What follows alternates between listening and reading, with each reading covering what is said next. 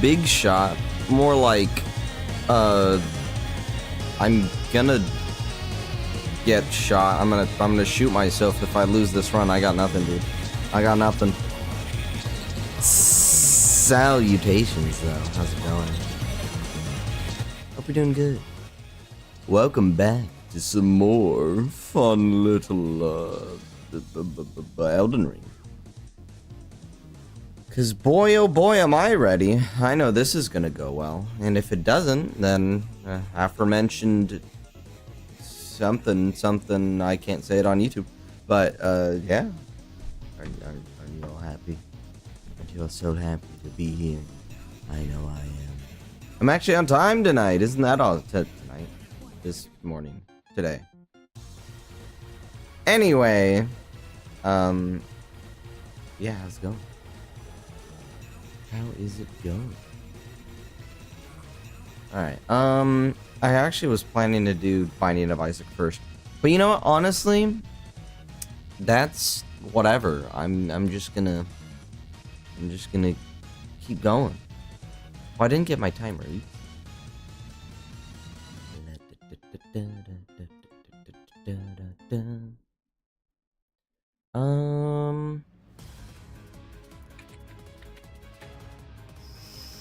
Sorry, what am I looking for? Oh yeah, life split. Actually stupid. God damn. I don't remember what we were...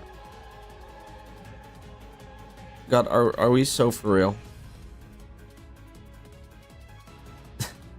Dude, every time I open like voice mod or freaking live split, what was the other one? Or OBS, it's always like, hey, you want to update real quick? I'm like, dude, no. I'm trying to do something in like an hour. Okay. So how about, wait, no, that'd be 1 minute. There we go. How about that? That's an hour.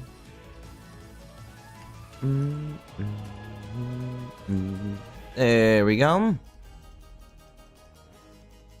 I don't actually remember what the time was because this was like literally a week ago, but it's fine. It don't matter, alright? Let's game some play. I mean, play some game.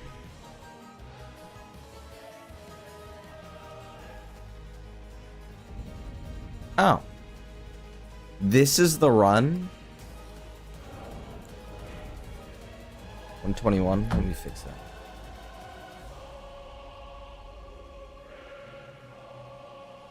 Let me fix that. It's probably like 125 then.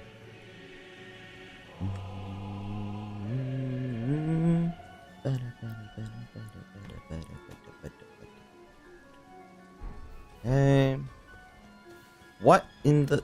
Oh, wow. I forgot that was happening. Alright. Sure, man. So what am I rocking here? I wanted to get Maddening Hand. And that's kind of it.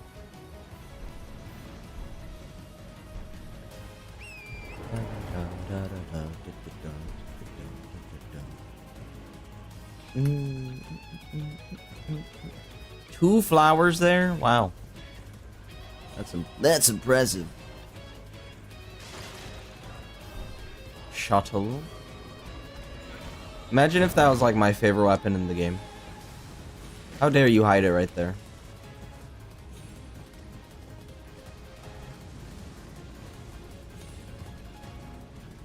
God, this friggin...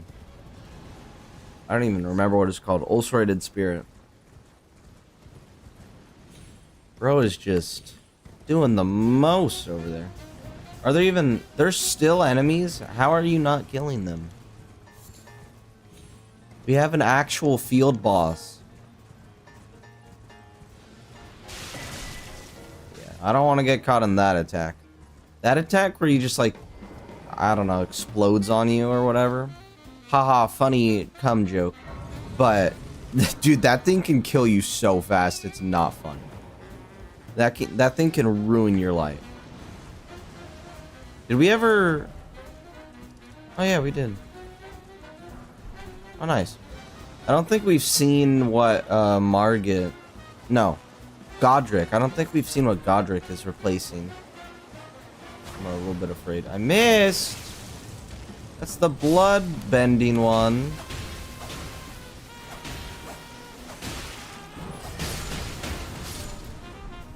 Oh. That's a choice. Alright, Buster, I'm just gonna... Good one. Suffer my wrath, lightning ram. Hiya, hiya. Yeah. Yeah, nice try, Buster.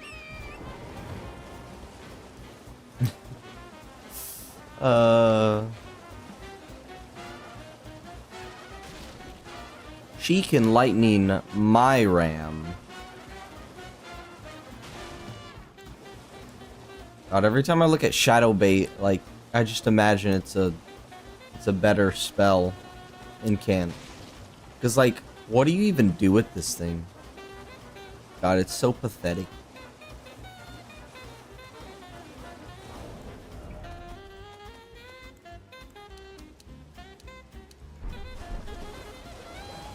Hiya!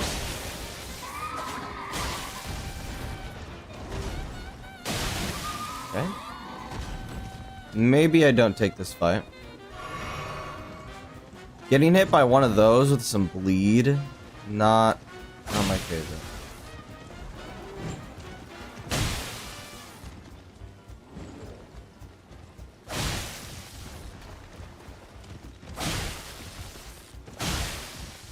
Okay, at least one of them's poisoned.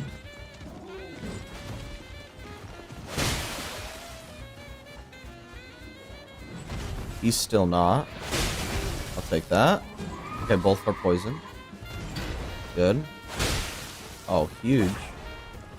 Okay, never mind. Just don't get hit too hard. Also, the day-night cycle is going amazing right now. Look how beautiful it is.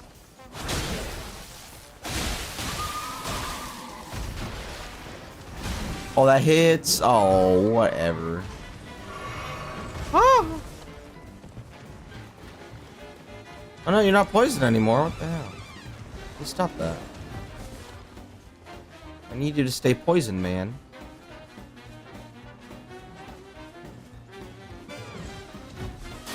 How about this? Hiya! Beautiful. I was gonna die before he even gets off the hook. Ow. Yeah, that with a bleed is gonna do a lot.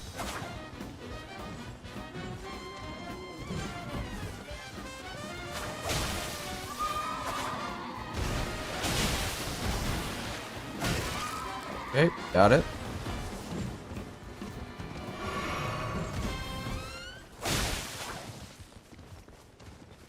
Oh, come on. Let's be sensible here.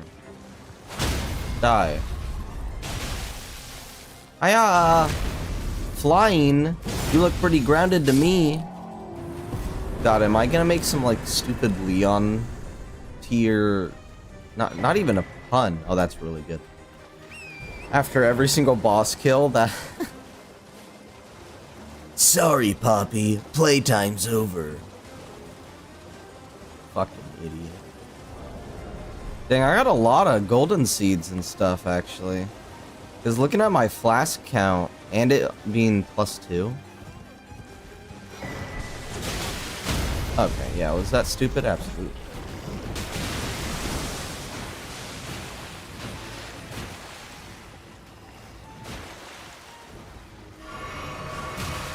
Fine.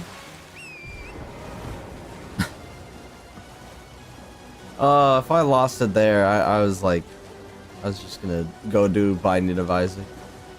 I'd have been sad. Yeah, maybe I don't throw away the run. That'd be cool, actually, now that I think about it. No, where's my double jump? I know I could tank some of those hits, but I don't know what convinced me that I'd be able to escape. Could fight whatever's in here. I don't know if I told Mr. Kenneth Height of his newly freed fort. Let's just go here, refresh, and then go fight patches and stuff. Oh, there's a dragon. That's pretty cool.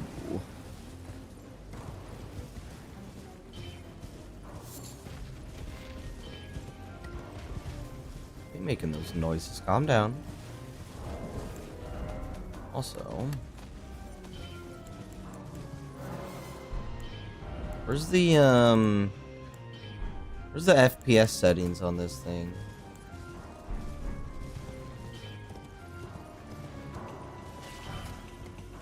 Well, yeah, don't get me wrong, I like me some 60 FPS, but I'd prefer like 90. Or even just like 70. 70's noticeable.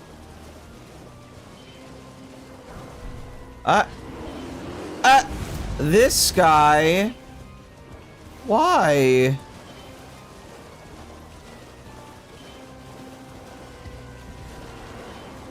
Oh my god, that has infinite range. Okay, good. He's still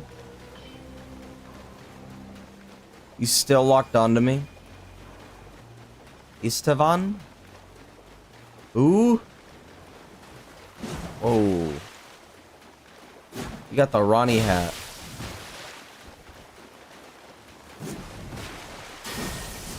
Man, shut up. Man, shut up. If it isn't Nereus, A bloody finger. the end is nigh. And your cesspit. Ow. I got this homeless man coming in with the freaking Nagakiba and a weird, I don't even know, glintstone head. Ow. Get out of here, old man. Oh, beast blood from the bloody finger? That's awesome. He returned to his world? That's a lie. He's right here. Ah! Hate these things.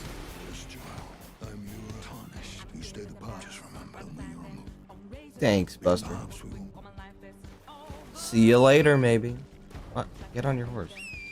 Oh my god. Lawrence on strike. Another tree spirit? Another ulcerated tree spirit? Are we for real? Are we for real, game? Is this necessary? So infuriating.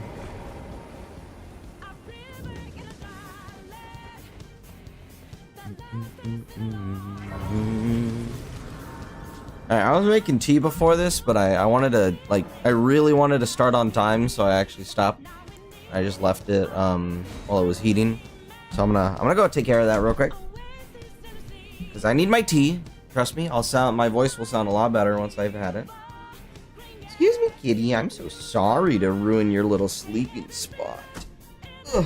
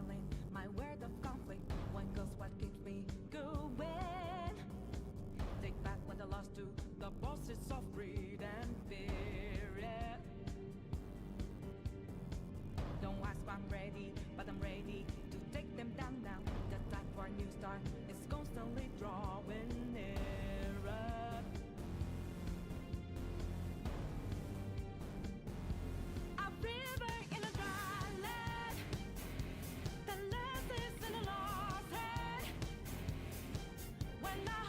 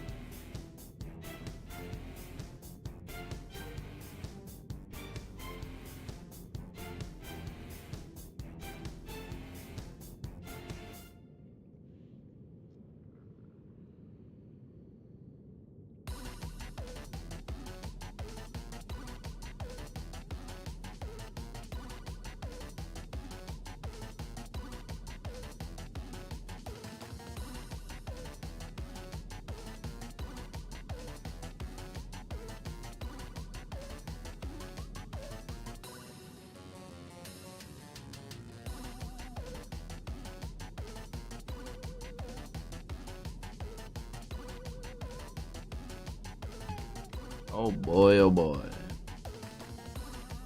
Oh yeah. It's time. Oh yeah, thanks, cat. Alright.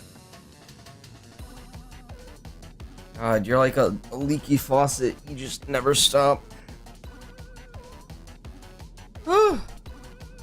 Yeah, my cat's here too. So that's cool.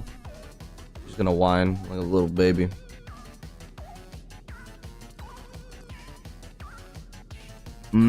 That's good. And I'm not even British. Whew. Yeah, I actually make the best tea ever. Okay.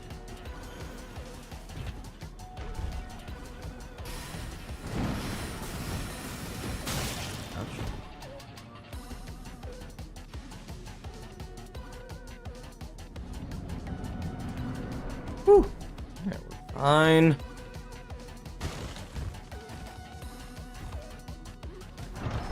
Oh, it's not bad.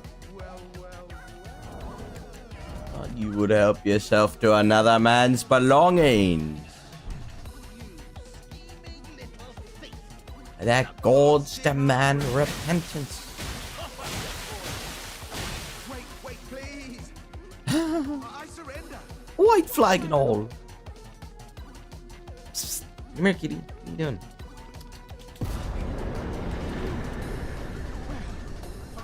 Dang. Yo, nice loincloth, dude. You're a man of reason. True and true.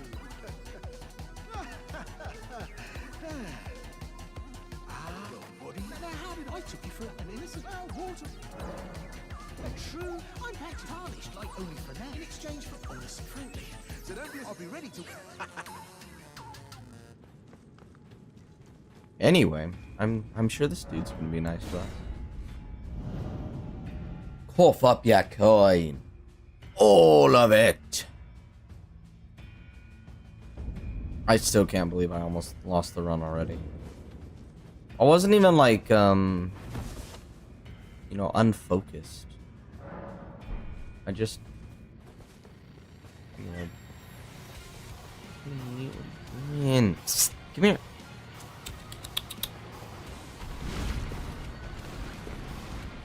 A freaking Tailu and, what is that dude's name? I don't know. The finger creature. Yeah, now they're all. I mean, put it hard. They're all foot salt work.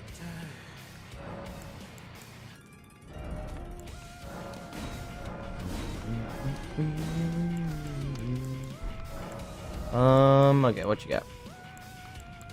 Oh, hey. Pretty good. Oh, hey, raise neck. That's a free ticket. Well, not free, but that's a nice ticket to Volcano Manor. Brain pots and raise stamina. Attack skills. Get boosted. Max stamina might be good. Cheers for that. Oh yeah, this is the run where I have all the amazing talismans and none of the slots to use them. That makes sense. Got it. So yeah, I don't want to do that chest right now.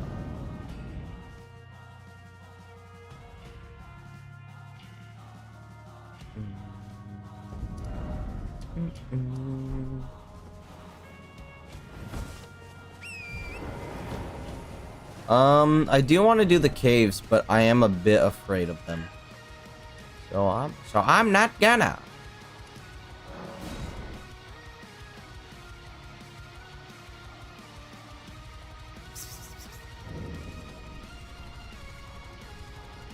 Yeah, what you doing? What are you doing? I don't know why she wants to leave so often. If like she wants to just like sit here and have my attention, then what's the problem? Huh? Why don't you just sit here, cat? Stop being a grumpy little puss. Dang, I got +3 and how many? 6 flasks? That's kinda good, dude. I like that. I need more golden seeds though. I really want to survive.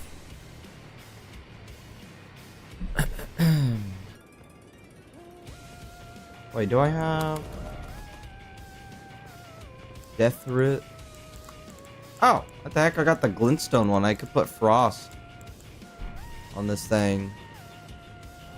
I mean, that being said, my stats wouldn't very well. Yeah, 7 int.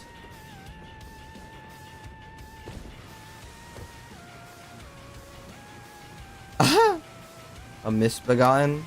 I actually just want to see the damage here. Ah! Black blade misbegotten.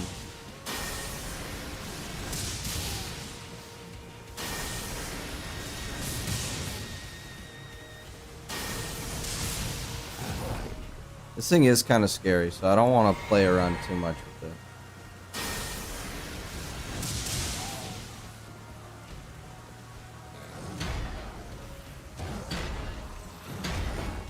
How about this?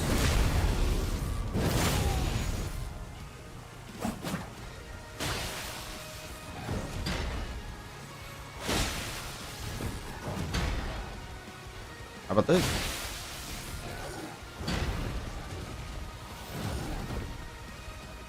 Aww. Ayo.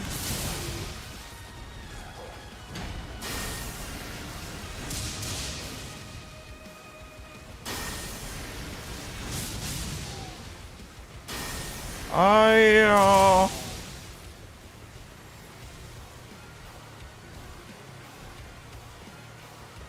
Honestly, give me a second. Let's just kill this dude. Planning on doing a faith build? Honestly, that would be really good. However, we'll see, you know what I mean? Maybe I get something insane that makes me want to change. But I did start out with this 17 faith. So I can't re-roll it. That's the biggest thing for me. I can't re-roll it even if I wanted to. Yeah, we're just gonna kill this guy with lightning alone. He's not gonna be able to get through this door, right?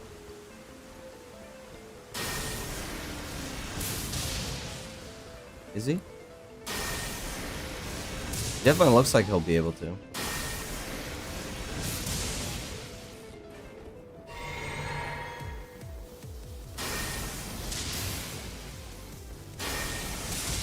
No. But you missed. He's right there. Yeah, look, he's stuck. He's stuck. You suck. You're stuck.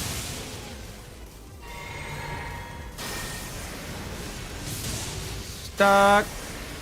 Stuck. Bear. Bear, please stop breaking my kayak. Yeah, I don't know what type of damage this guy does, and I don't want to find out, alright? Doesn't scale with lightning on weapons. Oh!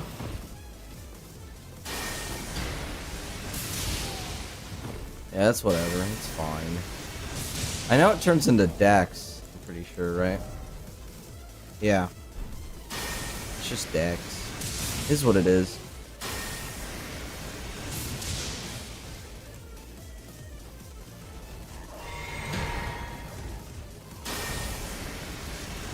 Yeah, we got way more than enough juice. The Ronnie juice, it flows within me.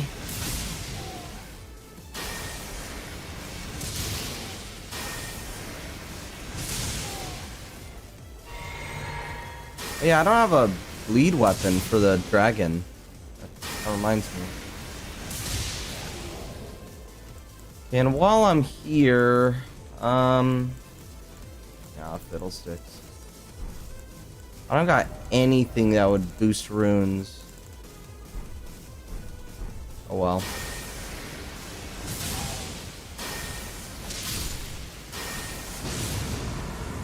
Ooh. I smite. How many are we looking at? Oh! Dang, okay. Yeah, I really wish I used my, what's it called? Yeah, look at that. Alright, 40 Vig. I feel good now. I feel safe, almost. I feel safe enough from most early game enemies, at the very least. That's huge. That is massive. That's what you love to see. What the heck? Beautiful. Oh, look, it's Bowls. Balls? I forgot his name. Larval tier. Oh, yippee.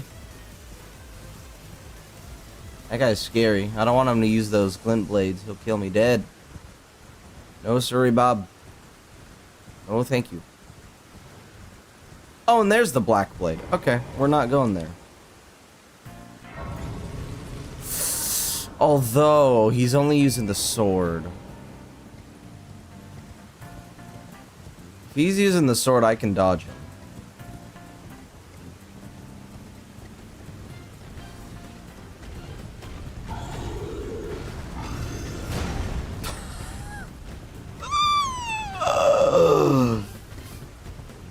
Yep.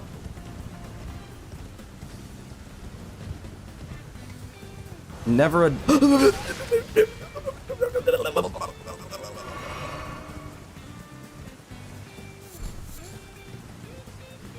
Never a doubt.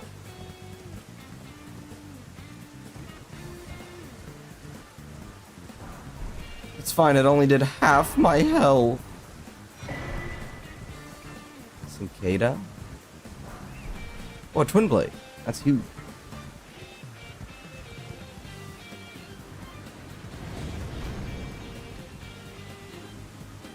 Hey. Alright, what's... Fire Giant? Hey there, Buster. What are you doing, champ? That's an annoying one. Wait, won't he just roll off and die? I don't want to chance it. Because that's Fire Giant. That dude sucks.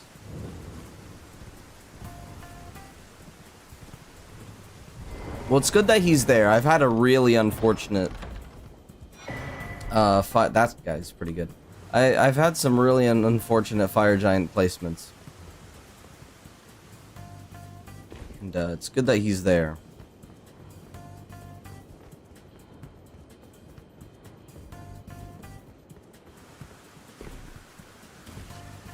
Anyway.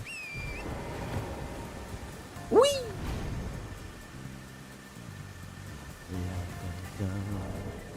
Getting that Midra spell. 41. I've actually never used it. I know which one it is. It's the one where it leaves that lingering frenzy on the floor.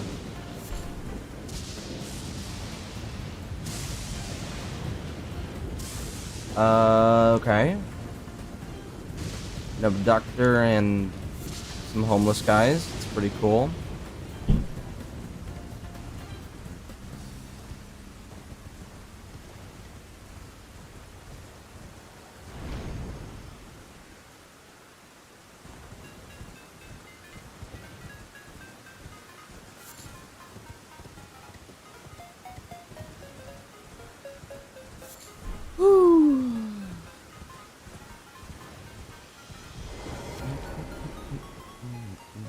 Something over there just died and gave me like 1,000 runes.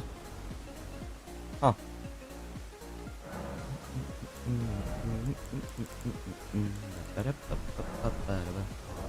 What am I looking for in terms of a weapon? Definitely don't have the strength.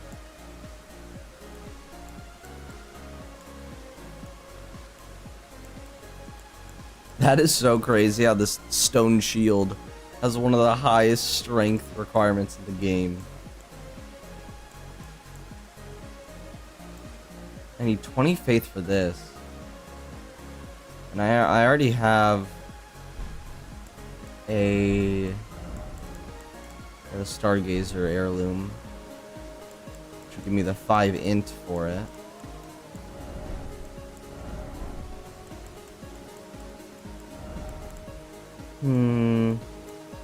Nothing I have does bleed. Other than blood fiends. I could do poison. Poison frost.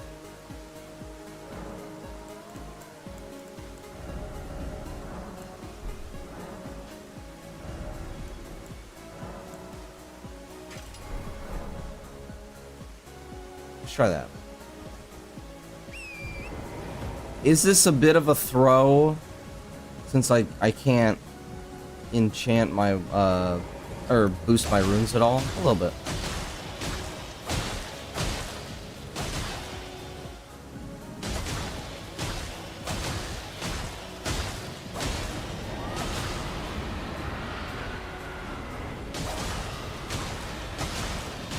Shouldn't take too long. In all honesty, I just need an offhand oh, hey.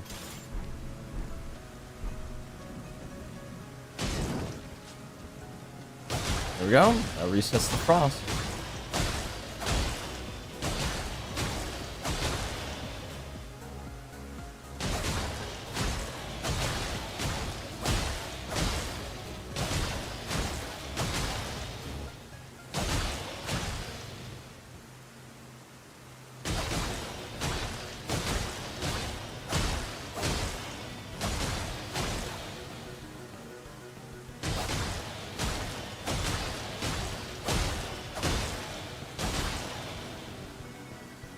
Ay, ay, ay.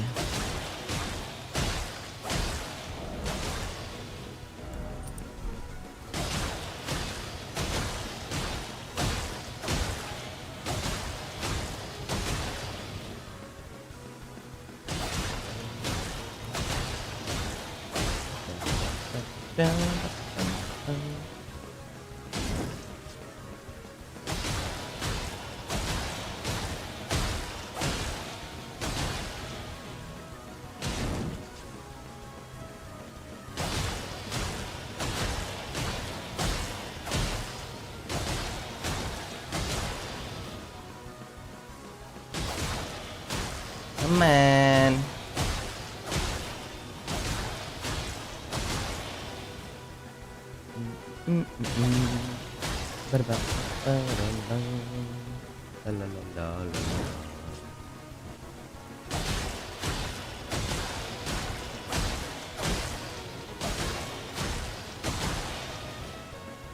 Honestly, this is taking just as much, if not less time than bleed.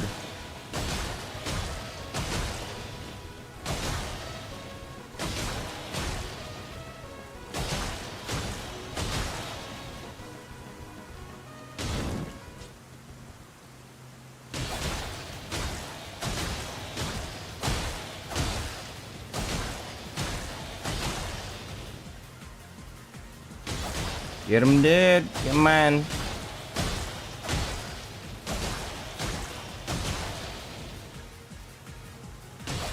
Dang, that poison is scaled so high, it's doing like hundreds per tick. That's awesome.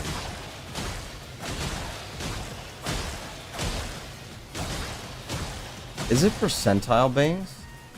I feel like it is. Gotta be.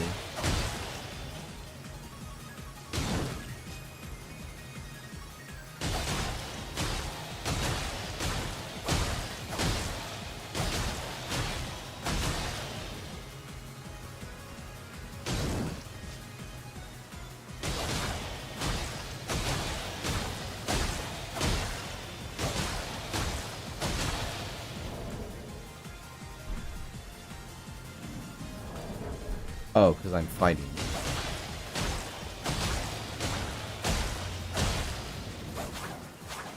Cool. I did it.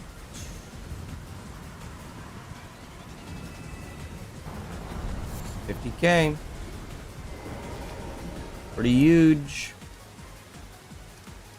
La la la la la la la la. Oh, what happened? Ah!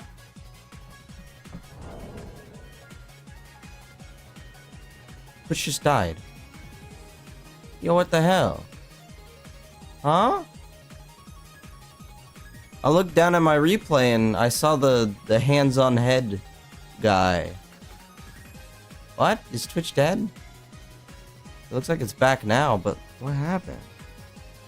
For like 3 seconds it was cooked.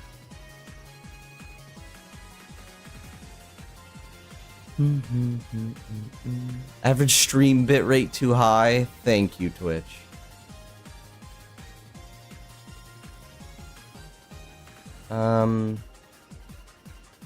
What? It's not even over 10,000. Isn't like 8,000 the max? God, that's so annoying. Anyway, we're back, so that's fine by me. That's just so annoying. Anyway, what am I doing? Ooh, that's like insanely good. That is like incredibly good. And I genuinely need to grab that, or I would be throwing purposely. Good to know.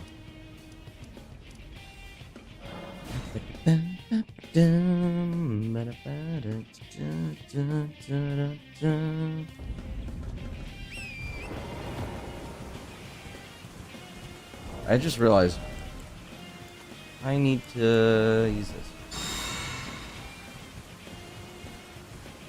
How much health am I sacrificing from her quote-unquote blessing at this point?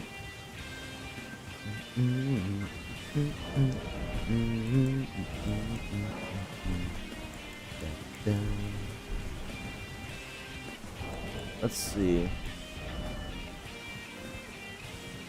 Like almost 100. It's not that much, but yeah, it's definitely scaled.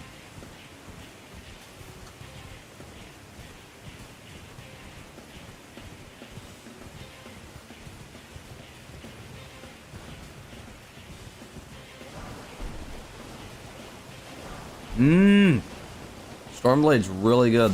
Wow.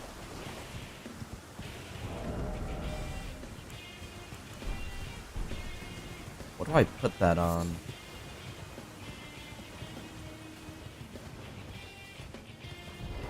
Oh my god, and I have Warrior Jar as well. Carrion Slicer's great. Watchdog Stab.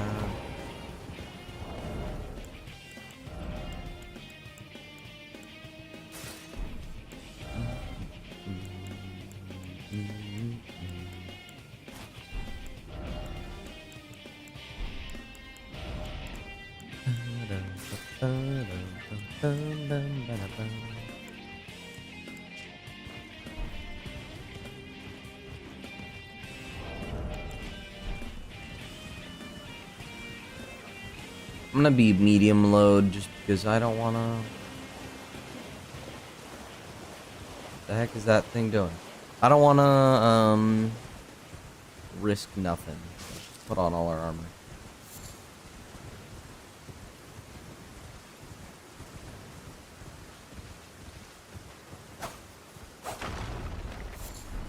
Yo, what died over there, huh? Also, dang, you see that thing fly? Oh my god. That's crazy. Jesus Christ. I don't know what I did to deserve that kind of arm strength, but wow. Send this guy to the Mets already.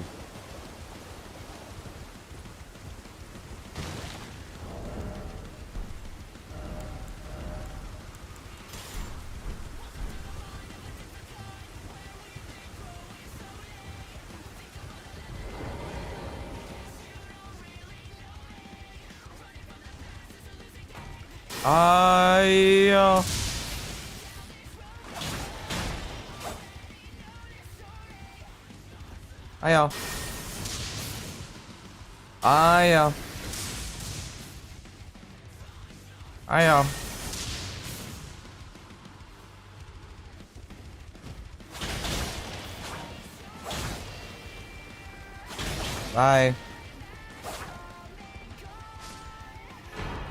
Godfrey. Pretty good. I like that. That's good. I like that.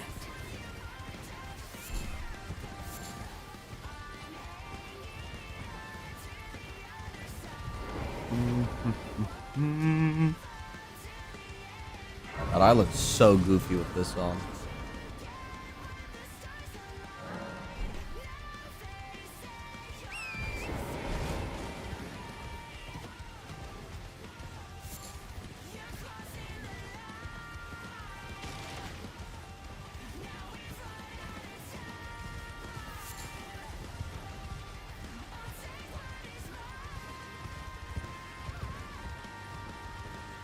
Okay.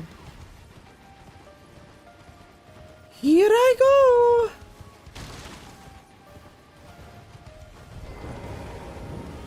Slave merchant.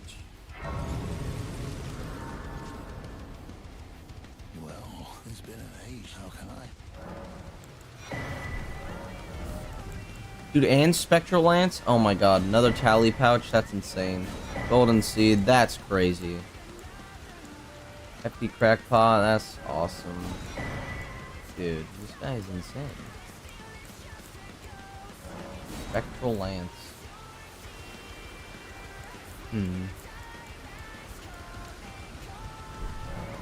Have a safe. Have a safe.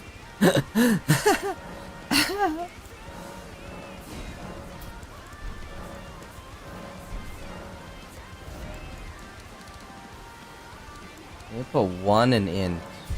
Because now I can use Mad Hand.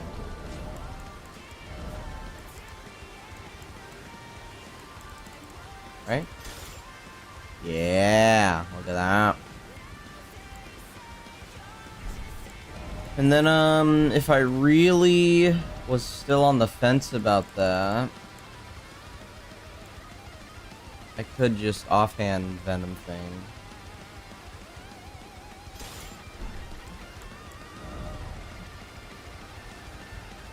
Oh god, my eyes are feeling so strained right now.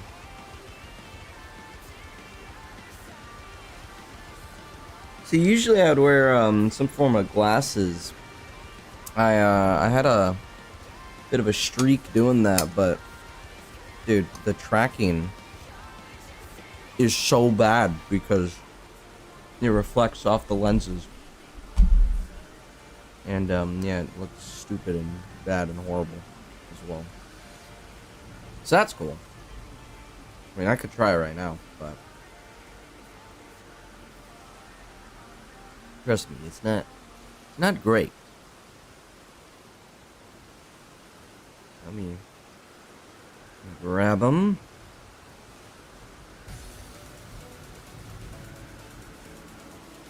Is this Spiral Seal? Is it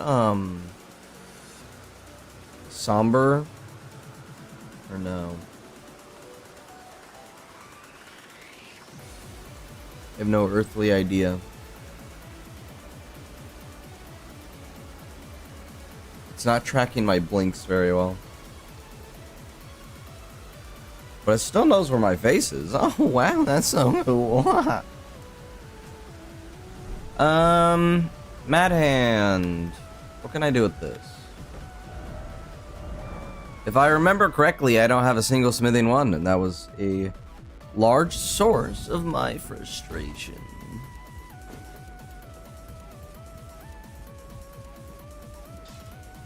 Hey, you buster.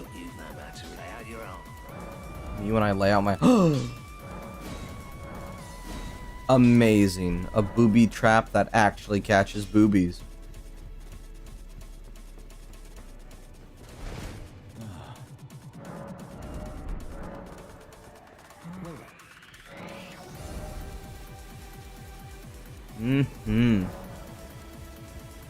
What an amazing little run we have here. Yes.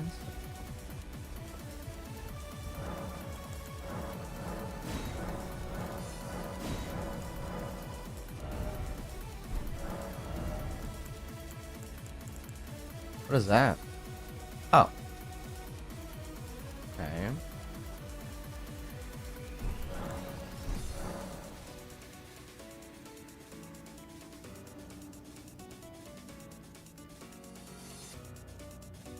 Is it tracking my eyes like at all?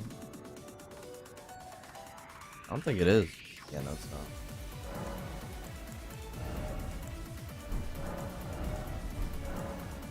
Imagine if these were like prescription lenses. This thing would suck ass.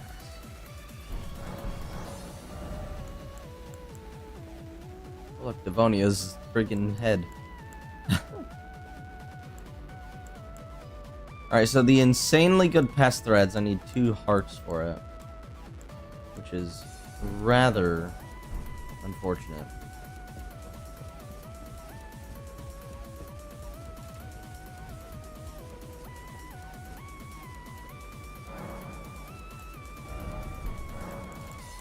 Okay, what do we got? No more magic bait. Oh. Would you look at that? It's a 2 slaughter.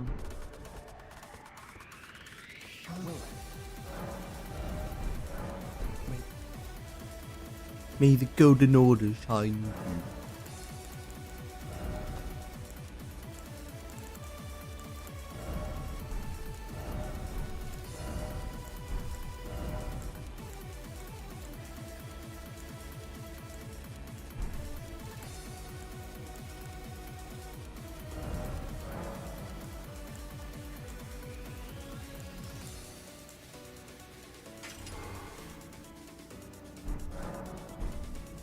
I really do want to see how much the Stormblade would do. If I'm being honest.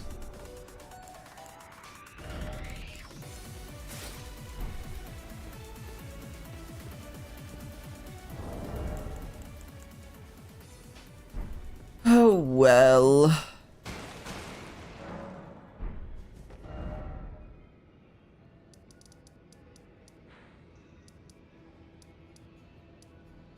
Yeah. Let us go off into the world.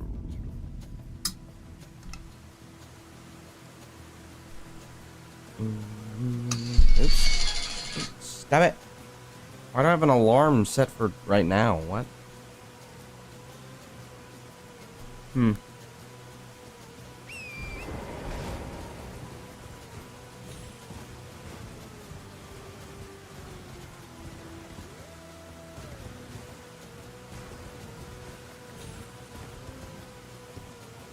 All right. So, Caleb. Oh, for a second I thought that was like an actual perfumer. Now that would have been scary. Ow. No damage. No bitches.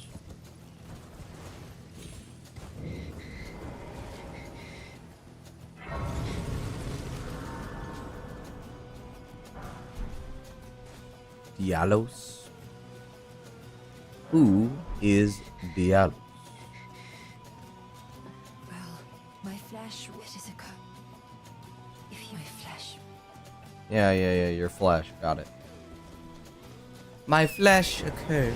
My flesh. Yeah, I heard you the first time.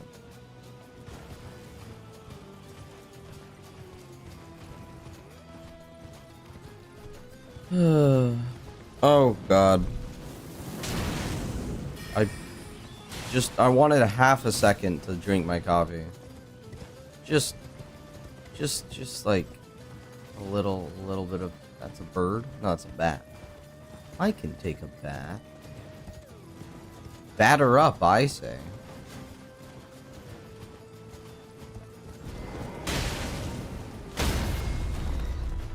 Good night. Fly mold. Why are the flies moldy?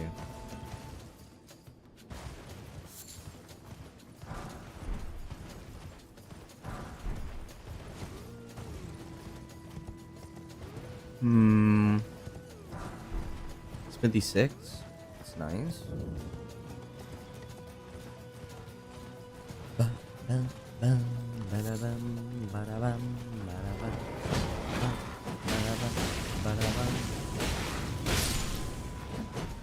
Yeah, I don't know how I feel about that damage right now. I'd hoped a strapping. Don't fret. Should you I would teach. I need your name resting.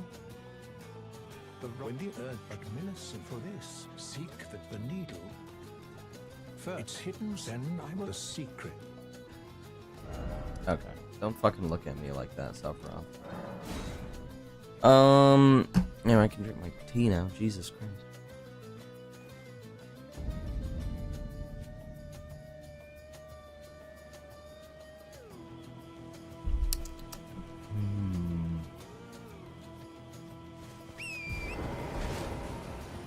I feel like I'm missing bell bearings. Oh, nice. Please, buy something, won't you? Yeah, whatever, dude. I want to see what replaces Mr. O'Neill.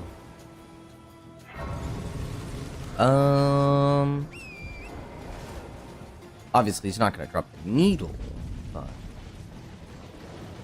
it could be something of import. You never know. Okay, that's going to drive me mad. You need to die, buddy. Hiya! That's you.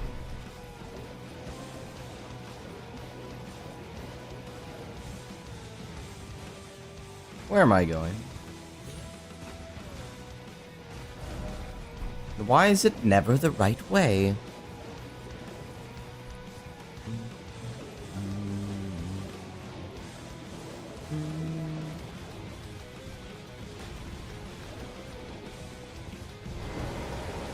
Oh, is that what that sounds like?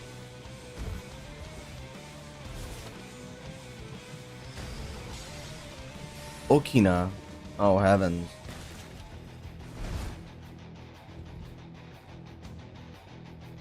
Oh, he's friggin' using seppuku. Oh, hell no. What was that?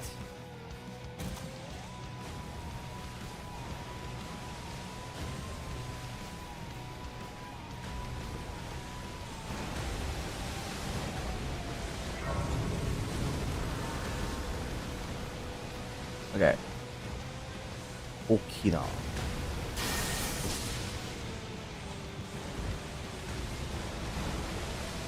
Where is he?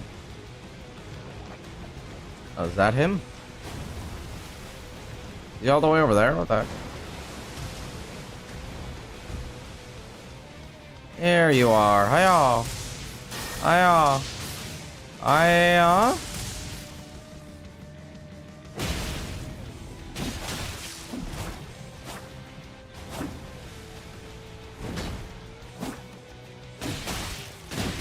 Okay, awesome.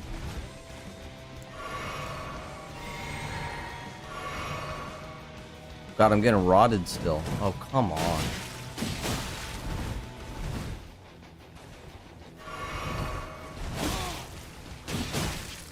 Dude. This is crazy.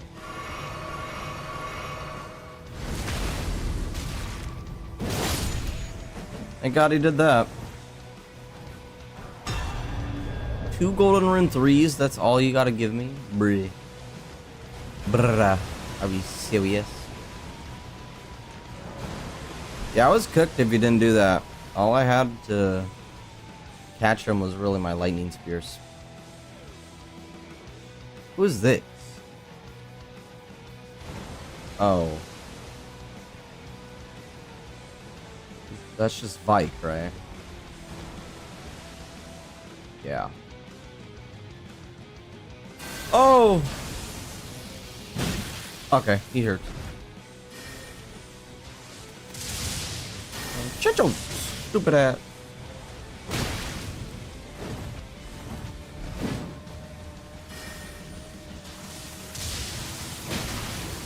Oh, that hurts so bad.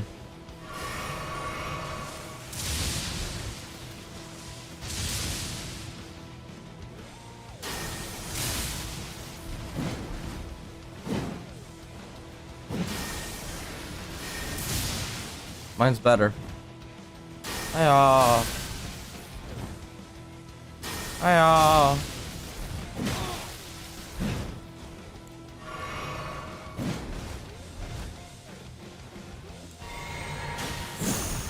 Fine. Or not. Okay. This is fun. A lot of fun, dude.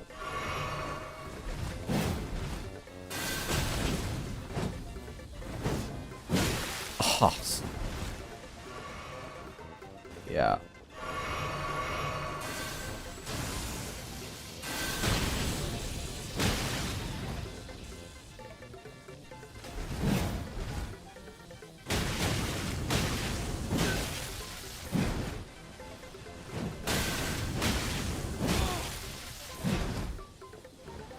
Okay, yeah. Okay, I'm leaving.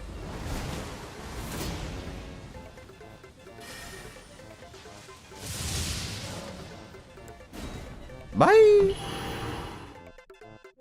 That was scary. Really scary. But, yeah, oh well.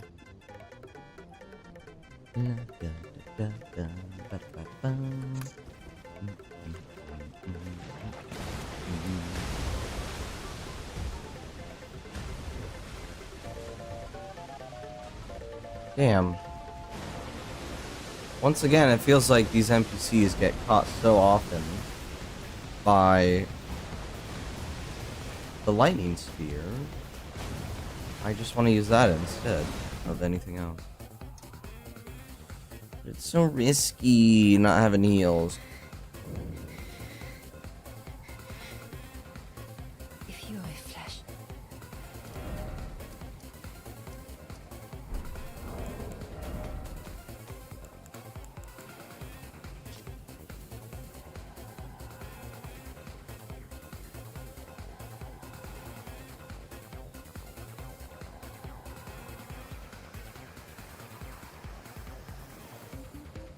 What?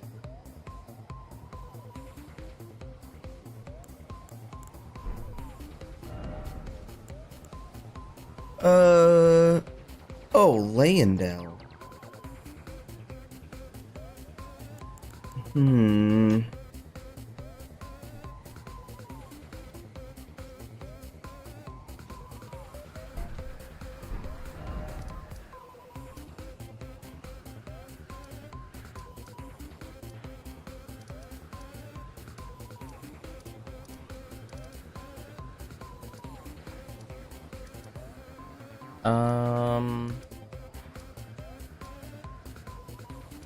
Oh yeah. The problem was that there was a twin blade, a curse blade or whatever. Not to mention, I don't have the key, oddly enough. Okay.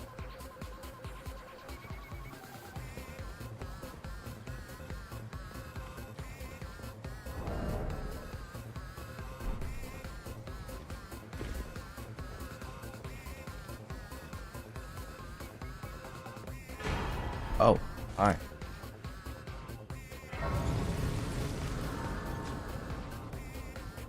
The gate. Open the gate.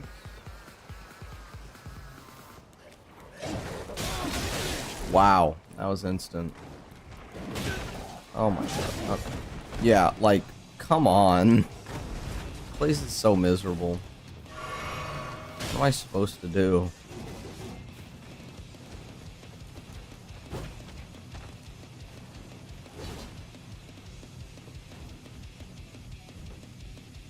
I don't have anything to, like, sneak either.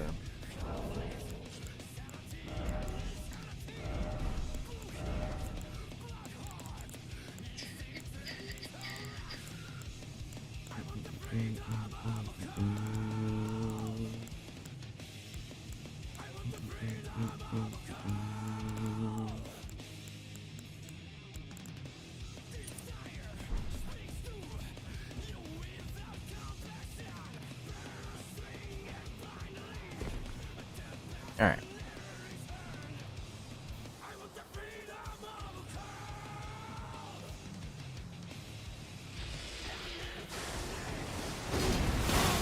That's so much worse.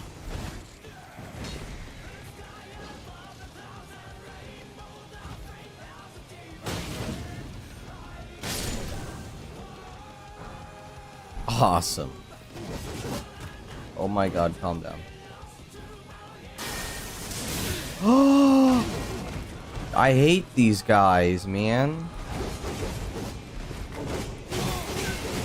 Wow. Yep. Fun.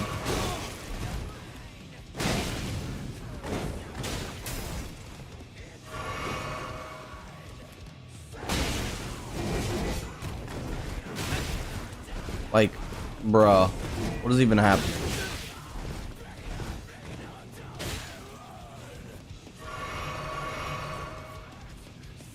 What a cancer enemy, dude. Who thought of this and was like, this is definitely a good idea? No one.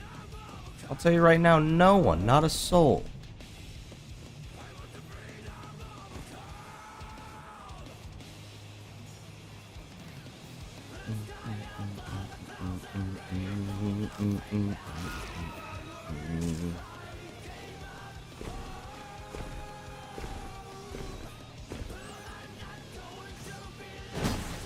Right? What the heck is that? Is it all red? Someone just like hemorrhoided right at my what's it called spot? What in the world?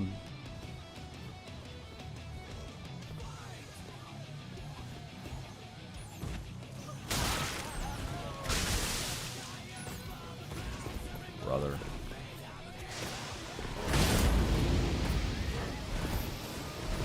Come on. Dude, are we for real?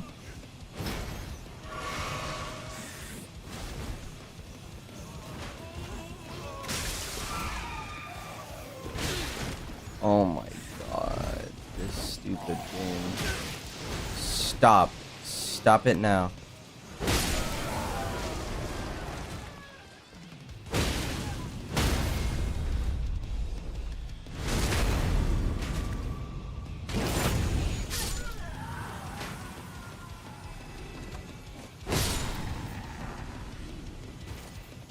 Holy, dude. Chill. Oh my god, amazing. This game is so well made and just perfectly executed. Game of the year, by the way. How about my jumps work? That'd be awesome.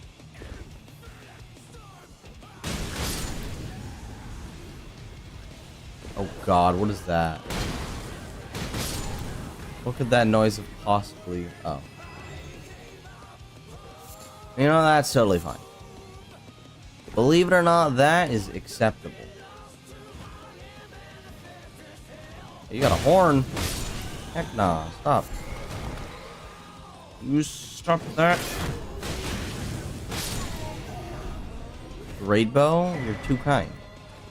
Haunter's tongue. Is it? Phil, is it?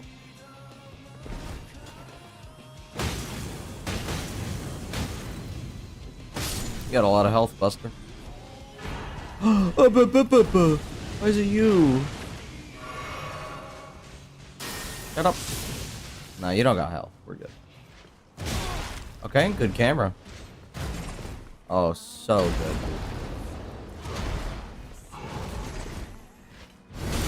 You're done, Ski.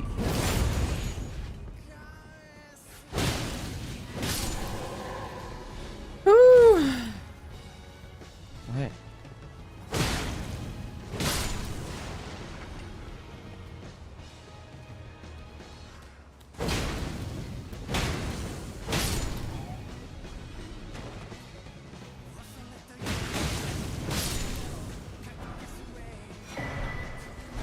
Borealis. That's good. Shoot. What I really want is Exeese.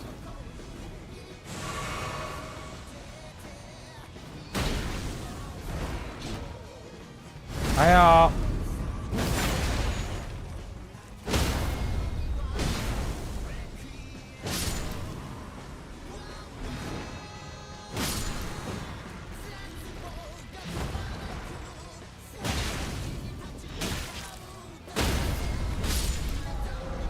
It's really annoying that I don't have, That's good.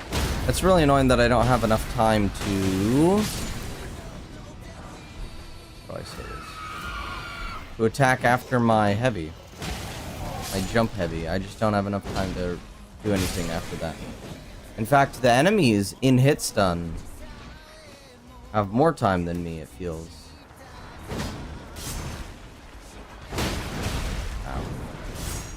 You're a problem. You gotta go. Goodbye.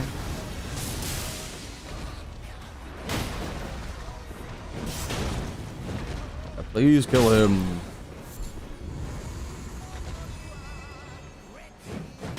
Okay. Sick. Thank God for poise.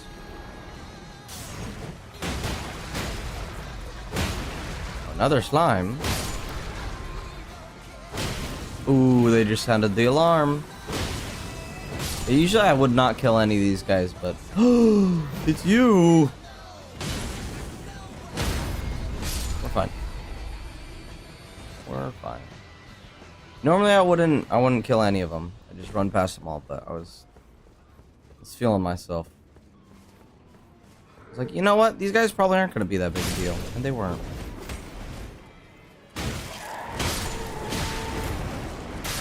Yeah, get them. Wait, what? So what is a bond stone? I've never seen that before.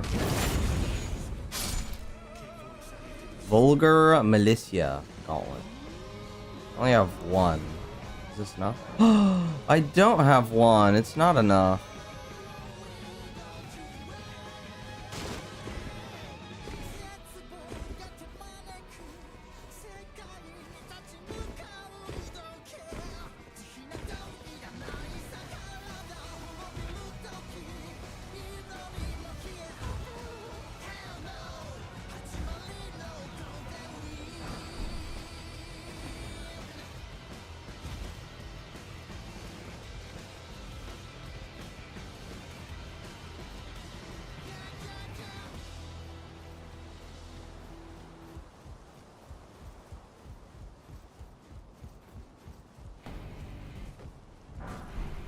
Hiya. Yeah, we got big scary dude and his dog.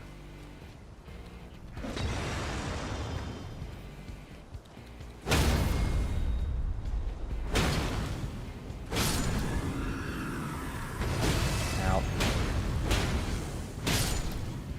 See ya. Nice. Oh, stone sword. Perfect. Just what I needed.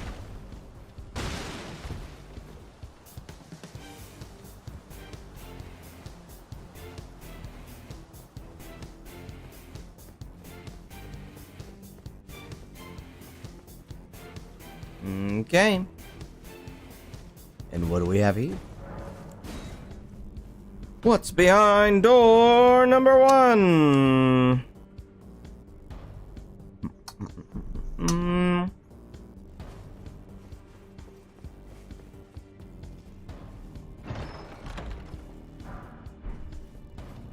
Okay.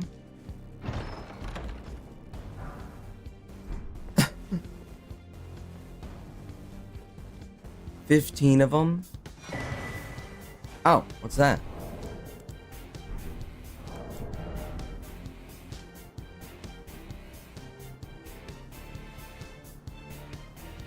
What?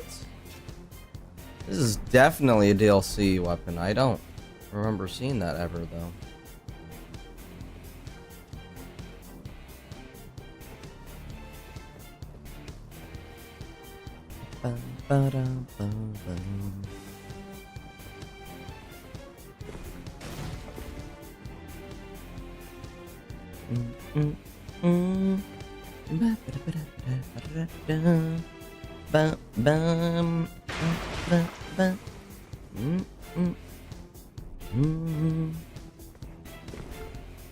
Let's just continue as normal then.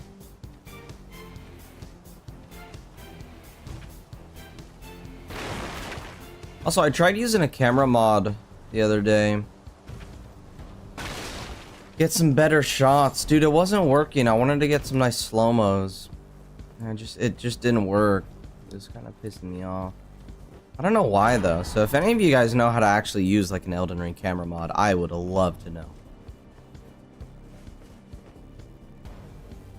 Dang, I'm covered in piss and shit.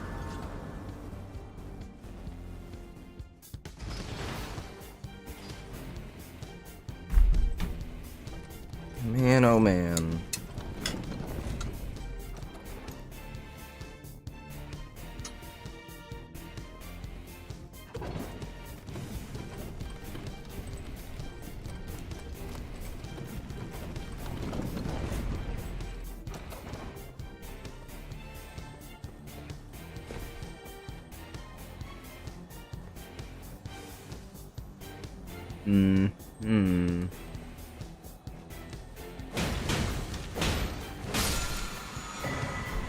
Ah.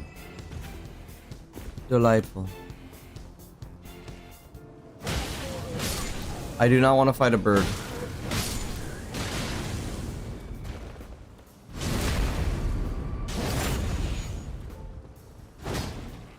Maddening hello, dog. Oh, that's insane.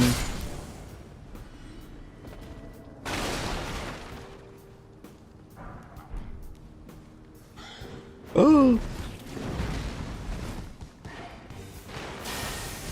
Hiya. Oh, got it. Leaving. Got it. Pillar.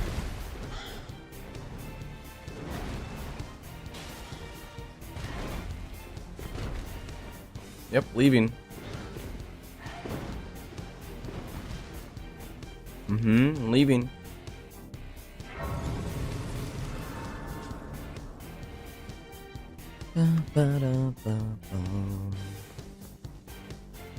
Oh, hey.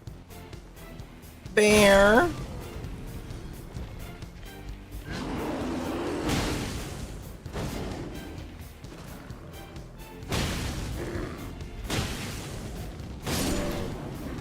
Hey, stop.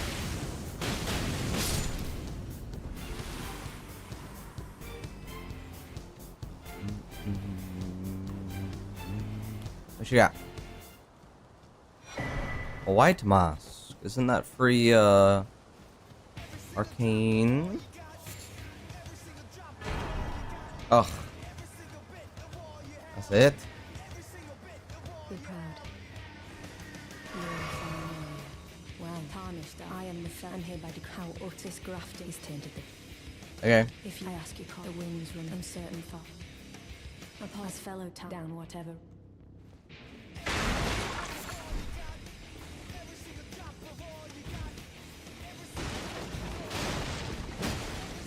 Oh, another mesmer, dude. Are we serious? Do they have to be everywhere? You would not believe how much damage they do if you just let them hit you. And you know, they got some moves that aren't the easiest to dodge either.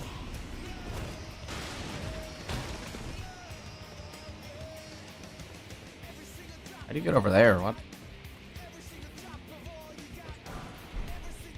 I am mighty confused.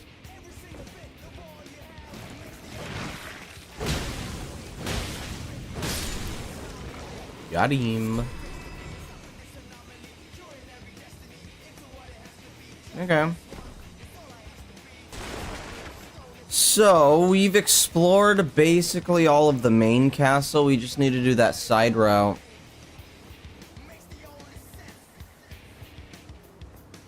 Both side routes, honestly. There's that whole section where all those pot dudes usually are right here. But that bird's kind of scary, man. I don't want to do it. Alright, anyway. We have a boss we could fight.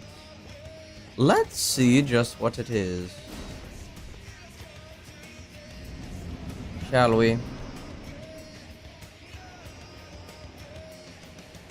Every single drop before you got Is it Bale? Oh, okay. I was about to freaking cry. I was gonna cry if it was like Bale. This is a horrible arena to be fighting this guy in. Oh my god. Can I please just fight you on flat ground?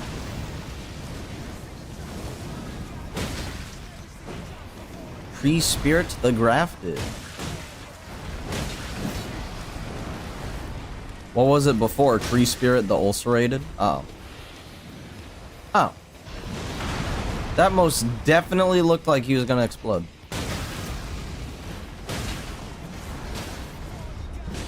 Oh wow, good shit, Nefeli. Maddening hand! It didn't work.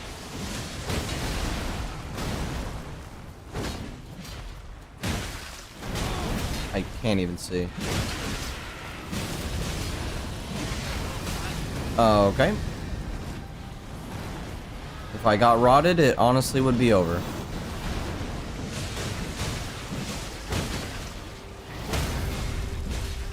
Good thing I didn't. Ah! Take this! Nice. Oh god. Yep.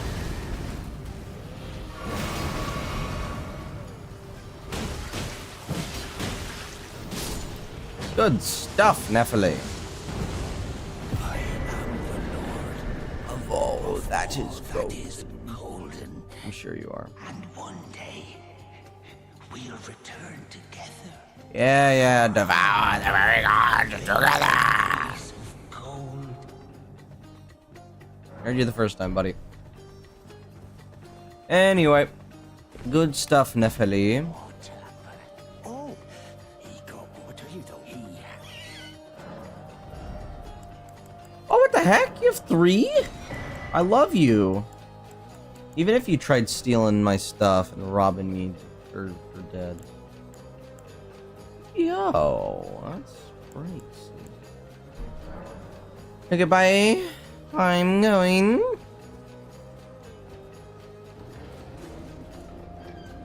My face when.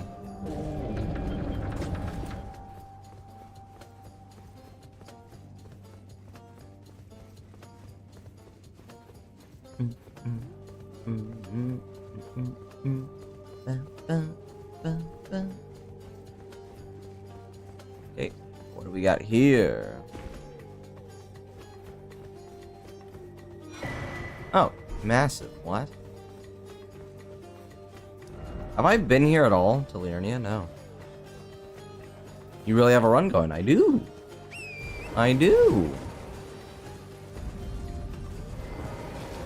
I mean, to be fair, if that boss was anything except for, you know, something simple like ulcerated, I was definitely in some trouble there.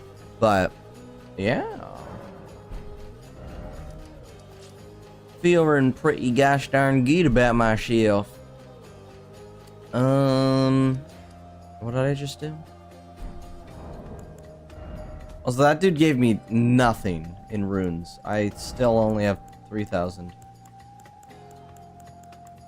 Oh wait, I mean, I just bought whatever. He gave me maybe like 20, 15k or something.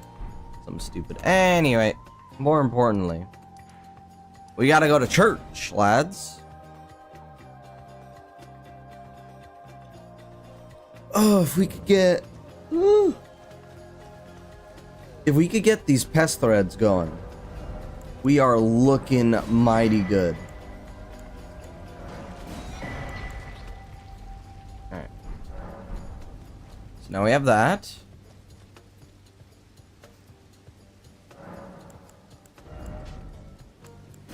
Is this a twofer? It isn't.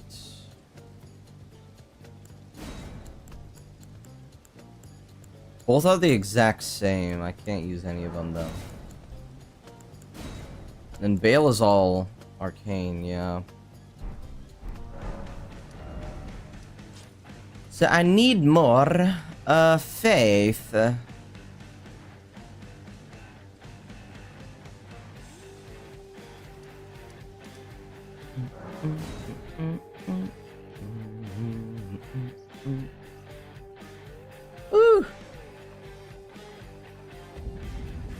Honestly, blind lady, I wonder what happened to her.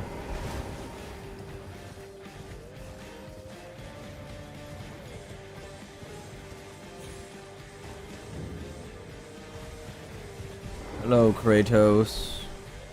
You ran the leave it on for while you're a trying in prison lonely. Another 6. That's pretty good.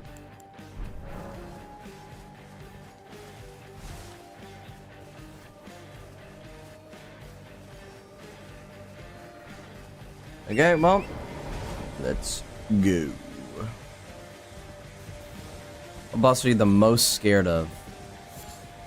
I don't like the thought of fire giant appearing in like a tiny room.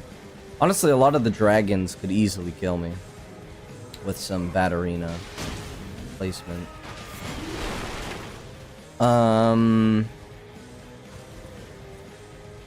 I'm reasonably scared of, you know, like Gaius. Rolana could cook me pretty good. Definitely haven't practiced any of those DLC dudes. Ooh. Yes, please.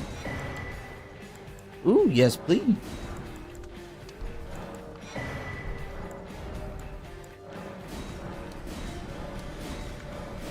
Yeah, those guys, could do some damage. I wouldn't be able to stop them. Oh, a great ghost. That's huge. I actually do need that lantern.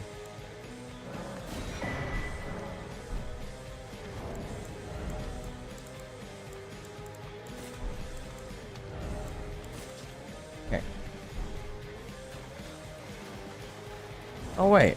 I don't have my flask equipped. Let's do that. Put this and there we go.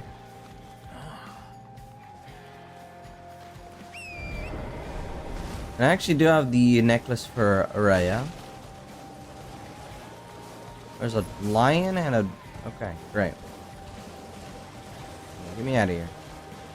I don't even want to talk to him.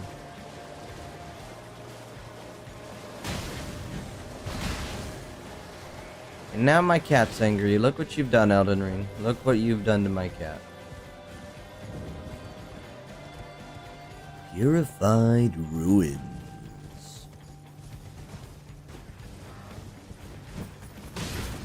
Hey, get away from me! Oh my god, that dude stanced up. He was poisoned through everything. Holy. Oh, get that man away from me. That dude went into the fighting stance, and I just knew. I knew that if I stayed any longer, I was gonna die horribly. Some Albinorics fighting over there with the forest fellows. That's pretty cool, I guess. Woo!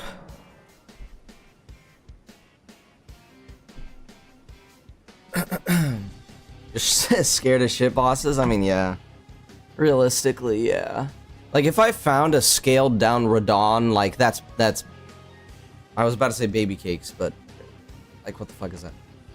They say Shady's crazy the way I'm shaking babies. You know what I mean? Like, he would not be very hard at all.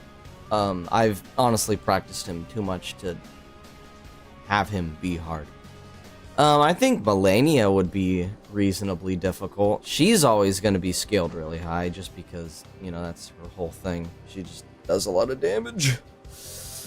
But if I had like a good stagger weapon, like she's cooked. She's pretty cooked. Oh, there's this one gimmick boss for the DLC. The dude who has like a freaking severed head as his weapon. Like, that dude has like an insta kill that like he'll summon a bunch of shadow clones. If you don't kill all of them, they'll add up above like your head as like some weird floating thing, and then they'll just like kill you. It's done. Okay, bye, cat. Bye. Definitely get pets, guys. They're super great and awesome, and I love her, and she's amazing, and I'm going to put her down next Saturday. Anyway. What are you waiting for? Fight! Fight! Fight each other then. What are you waiting for? Me! Me! Hey, Finland. Don't you do it. Don't you do it.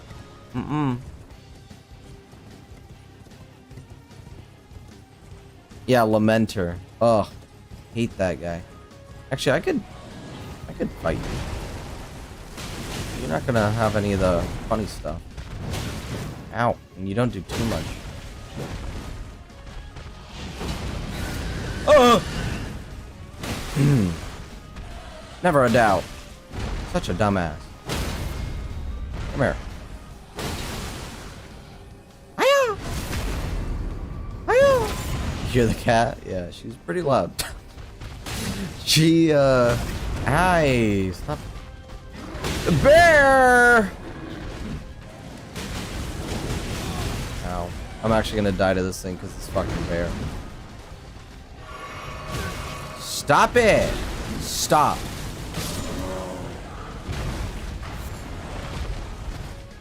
Ow.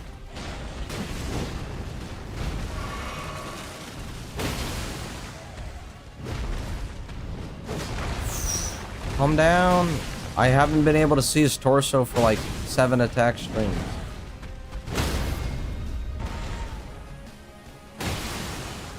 Come here. Hiya.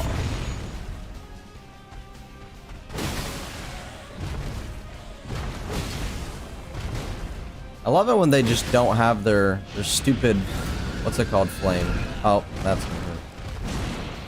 Ow! That would do so much more if he was actually scaled high.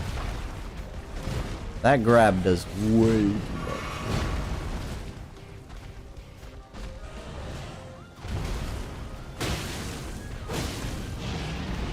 Stop!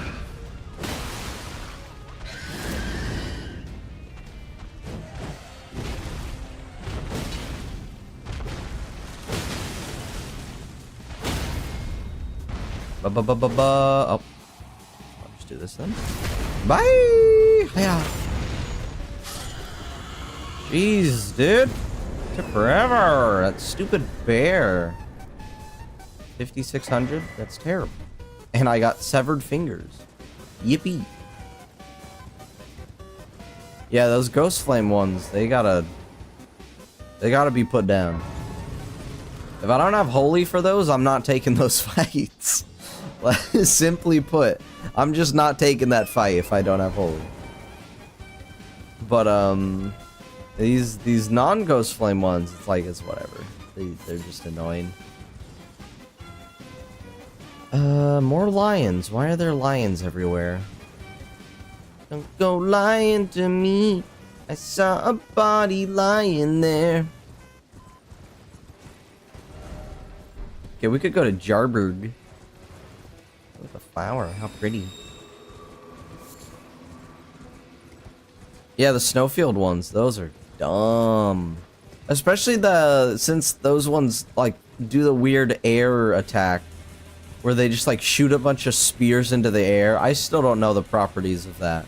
Like, I don't know why the hitbox is so wacky and wild with that one. What is happening in there? What the heck? What is that? It's like the Resident Evil 2 lighting again. Oh my god.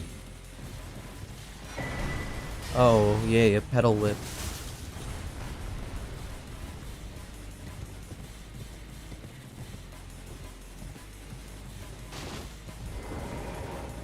Okay, what do we got? I see a bursting ant over there. Yes. Brave Glowport. Yippee. What am I rocking? 2. I still need a 3. And a 4, 5. Dude, I could make this thing go so high. What?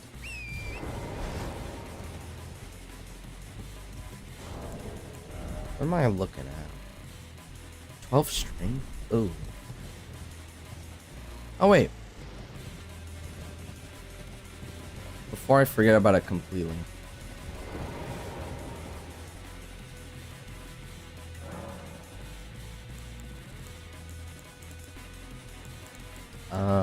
Oh, here it is.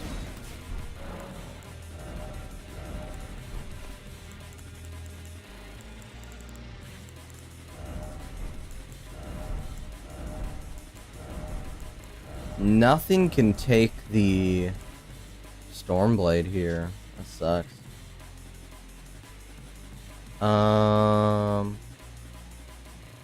Be fired in rapid succession.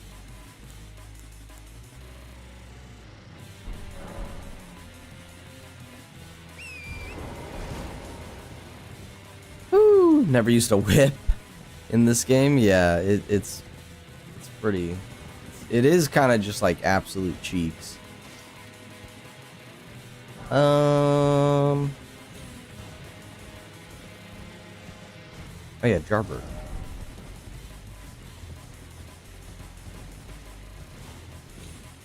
Alright, Jarberg.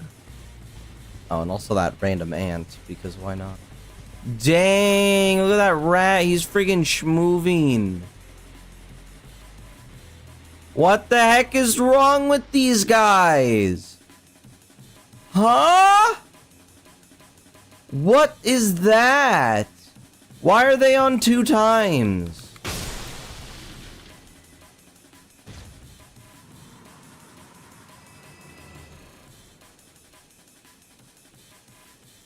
Okay.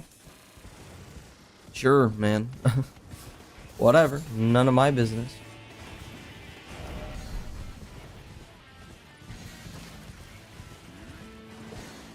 Ooh, that's Electo. But I do have a fist weapon. Ouch.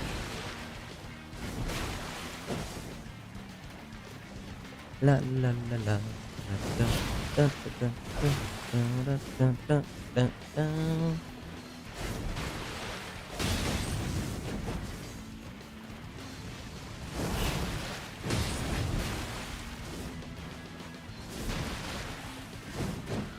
Definitely thought that was gonna be a backstab.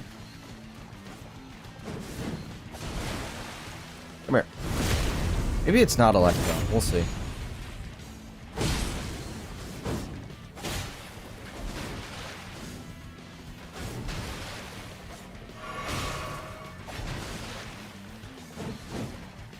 Okay, you're so cool. Man, fuck you. Yeah, you're in water. My domain. Man, fuck. Oh. Well, I regret my decision.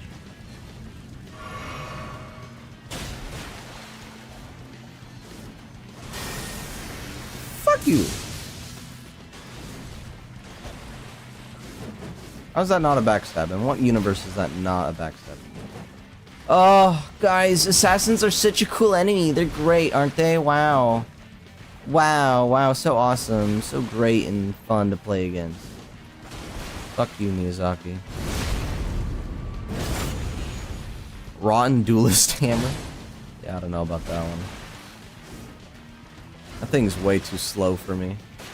Unlike the Great Hammers, why do Great Hammers have faster movesets than Hammer Hammers? Like, huh?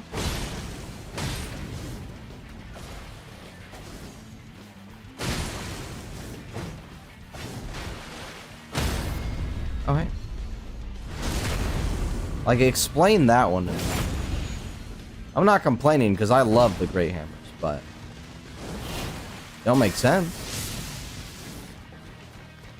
What if I did this?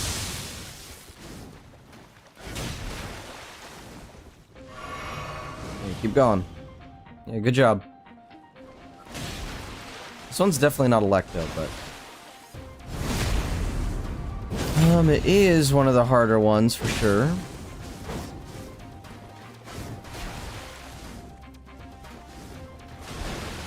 Come here. It's a great hammer? No, it's not. Swear to God. I can pull out a great hammer right now. Just, let me kill this homeless girl. Come here. Come here. Hiya, goodbye. Great hammer. This is a colossal? What? I guess I don't have great hammer. Damn it.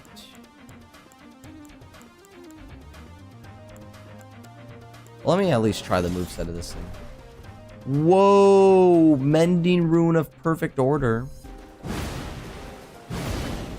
Yeah, that's not a bad moveset. I guess I don't really have the great hammer I was hoping for. If I had like great stars, ooh, it's like my favorite great hammer weapon.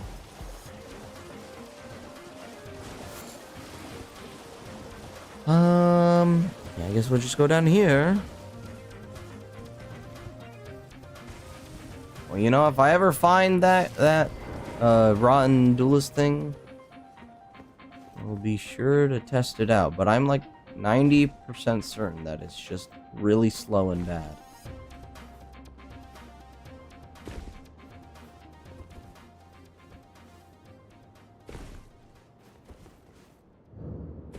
Jarberg.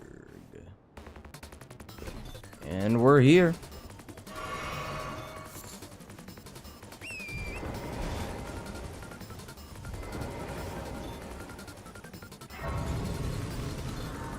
Okay. So, it's not allowed to spawn any other creatures here, right? Just the jar dudes.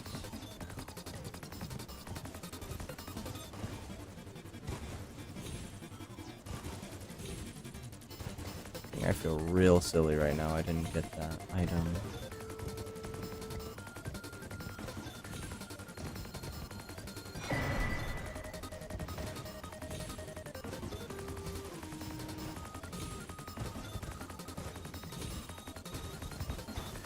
Oh, there's a free item up there, and I have to redo the stupid platforming for it.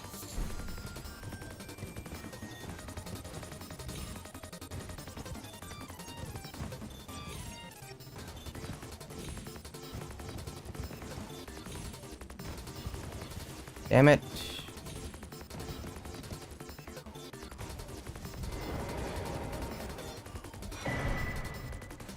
Faster than great stars. That's a very presumptuous claim. How dare you slander my favorite weapon like that? There is no weapon in the game that is faster than great stars. It's simply just untrue.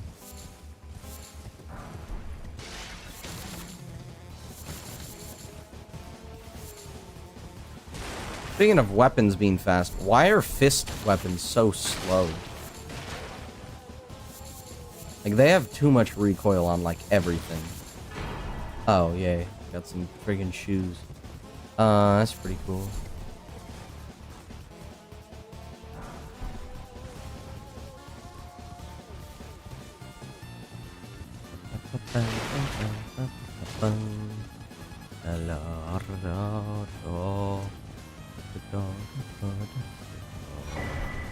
Oh, yay.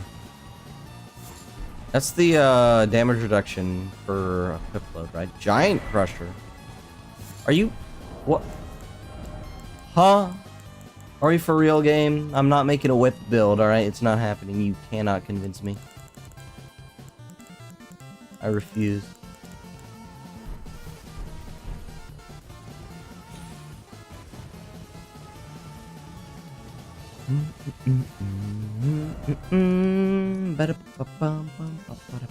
Where do I even go from here?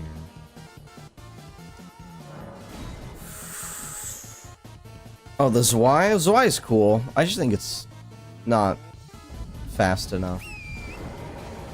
I'd rather use like a Flamberg.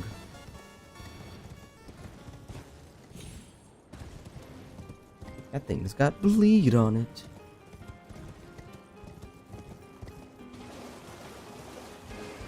What's happening over here?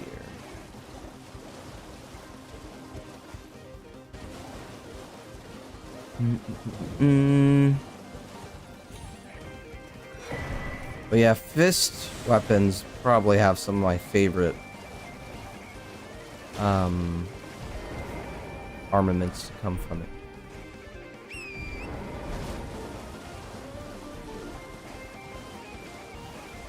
Sorry, where is this homeless girl?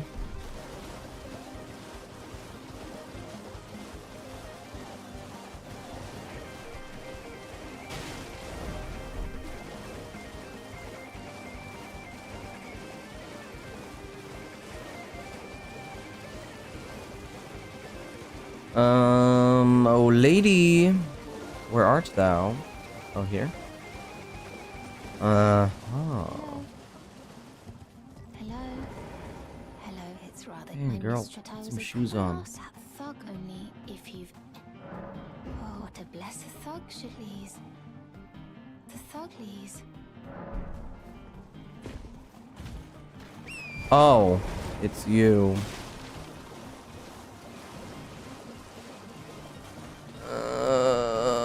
I hate those guys.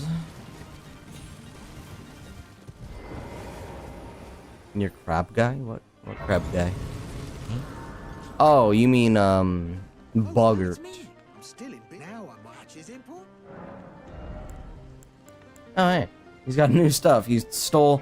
Yo, flaming strike! I love this skill. Is it like actually meta? No, but it's pretty good.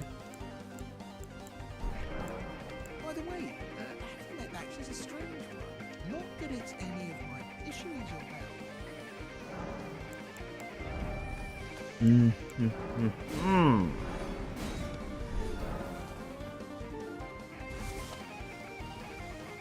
Would this guy be counted as a construct? Would I be able to use crystal darts against him?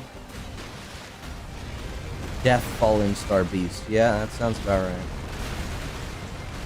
Ah, what the hell is that, Miyazaki?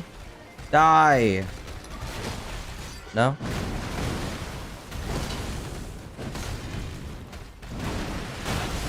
Oh, I tried.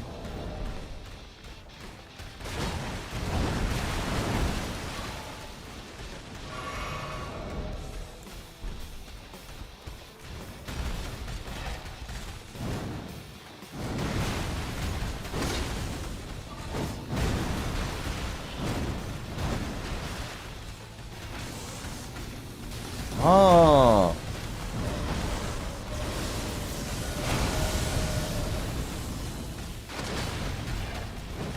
Can't get this double hit off.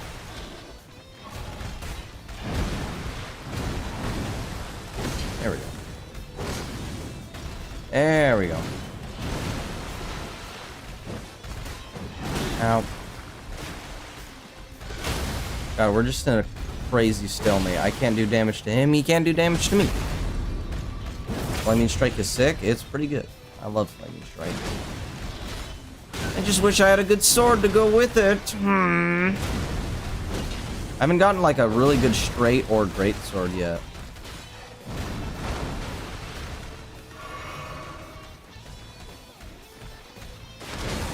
Definitely not using the short sword. You're not fully grown, right? Oh, good one, Miyazaki.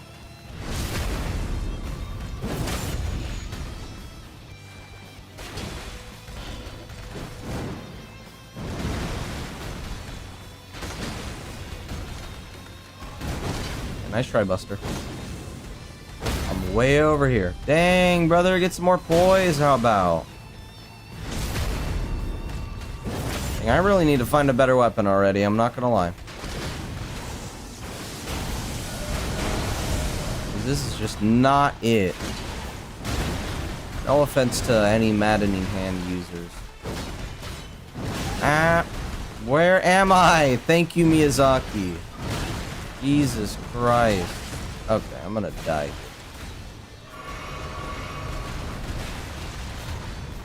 Oh, do not do the funny turnaround. I'll be so mad. Okay, we're good.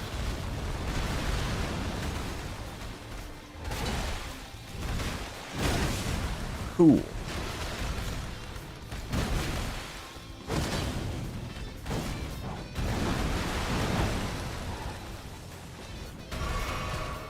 Hey, it's taking forever. So long that I can't even English good anymore. Ow. Oh wait, this guy's bad against Pierce. That's what it was.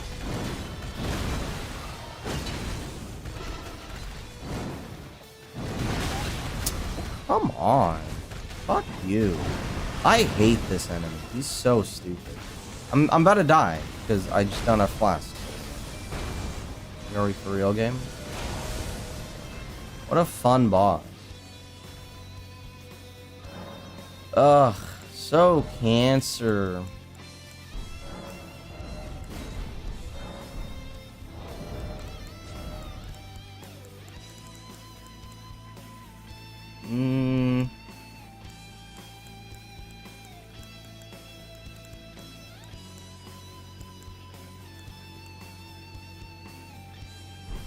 Yeah, I don't know, man. This maddening hand is kind of fucking booty cheeks right now. I don't know.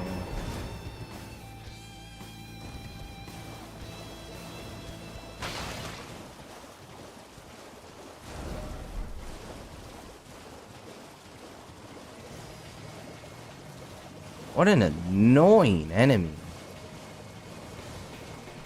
Just the worst hitboxes and all these different delays that don't make sense.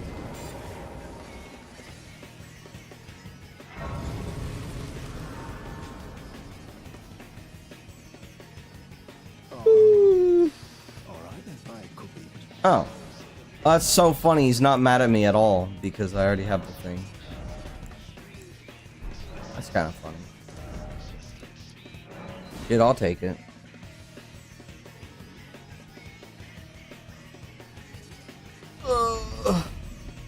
Once I get pest threads, that guy's cooked.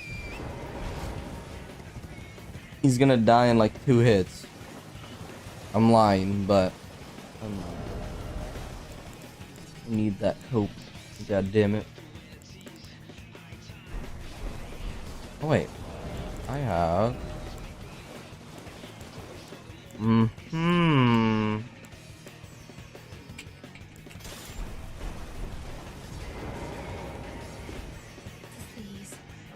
Oh yeah, thank you. Did I forget? I see you are very to study such space. alright. Brave most time you on a volcano. Give me a random sword. Pretty cool.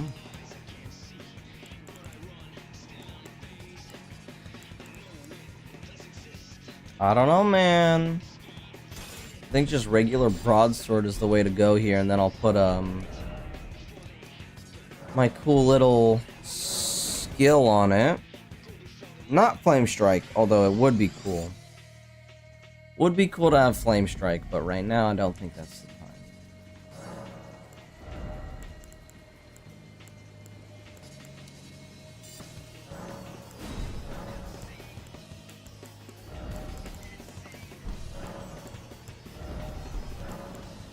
Woo.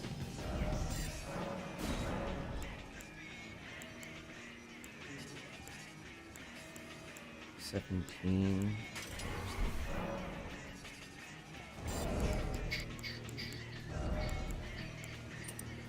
Let me see this. A test.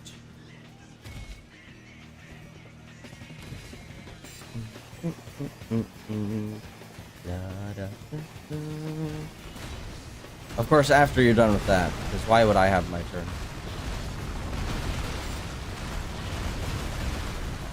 Hello?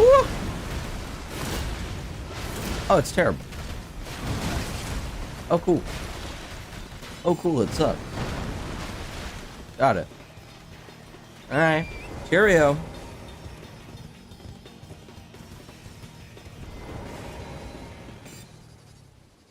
I was under the impression Flaming Strike was stupid good. Flaming Strike. Actually, let me test that one out too. Why not? Why not? I see no reason not to.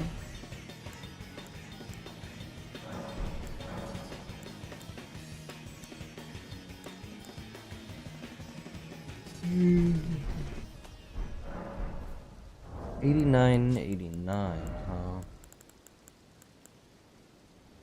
Yeah, realistically, the only thing that's on here is its insanely good poise.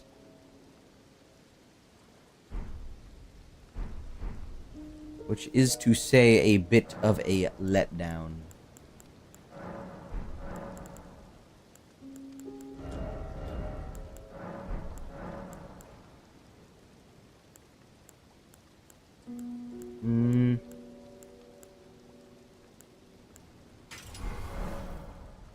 Let's try it. You and I fire. Oh wait, if I remember correctly, that the Dragon Communal Church had Fire Scorpion.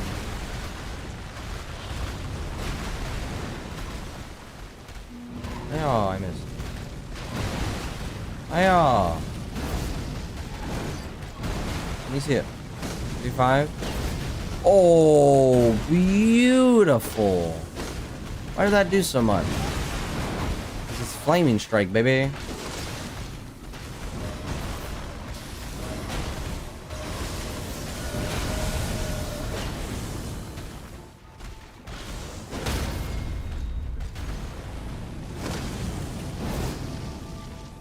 Come here.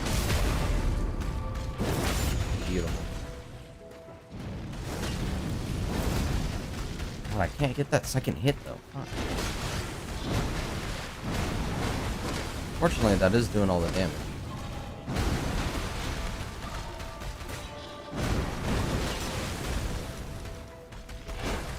Missed.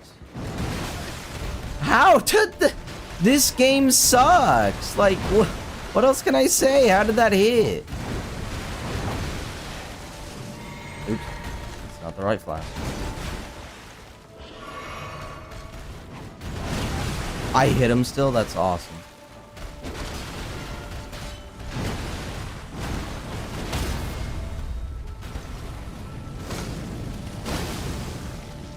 Beautiful.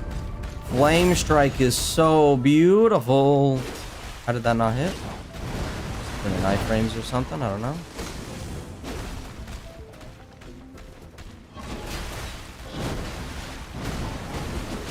How is... Like, honestly, how is that missing? Explain. Stupid game. Anyway, 6,000 for that. Pretty ass. Well, that's... whatever. I'll take. The only thing is, I just don't have regular smithing stones. You need 12 per.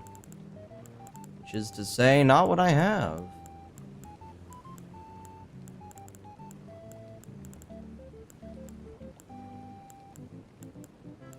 I could crazy upgrade a seal if I just got a smithy 3. Somber 3, because...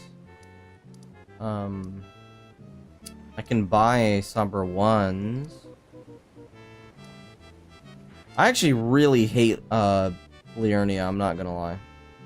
Liurnia is like so just forgettable. It's just there.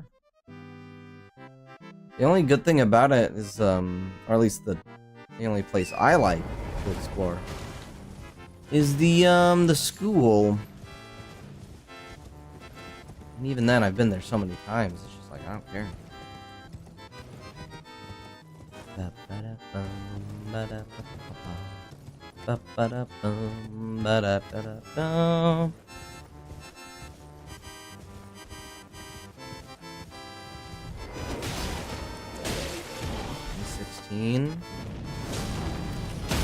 Oh, it doesn't do fire damage. That makes sense.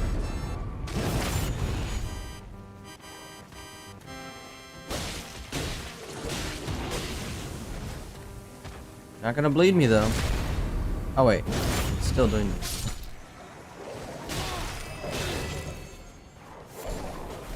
Okay, so with the flame on. 47? Does nothing here take fire? Is it because the enemies that are usually here are immune?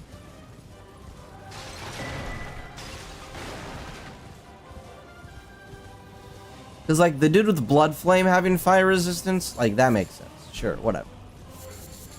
But random wolf? Nuh-uh. Nuh-uh. What do you mean? Are we for real? Okay. Okay, I got it. Yep, leaving.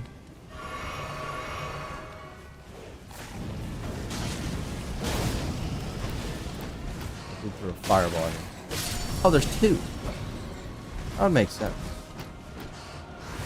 Yeah, I'm like extra leaving now. Let me out.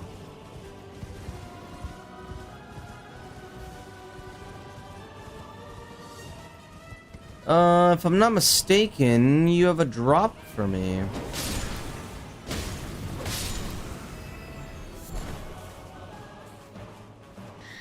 I am mistaken. Damn. Where? Oh, wait. Maybe it's like... Oh. No, I'm thinking of somewhere else. I don't know where it is. But... definitely just wrong. Hello! Teenage Mutant Ninja Turtles. Welcome. I am my opponent. Do you know how it came? Well, the shattering. It is here by the matter, and so the herb tree. Oh, you are free. I would so if you find it, unless in which case. You take this. Oh, very well. Heresy. All things. What do you got? You're selling me a prayer book? Okay, buddy. I'll take it. That's really good. For 2,000? Oh, very well. Heresy. All things.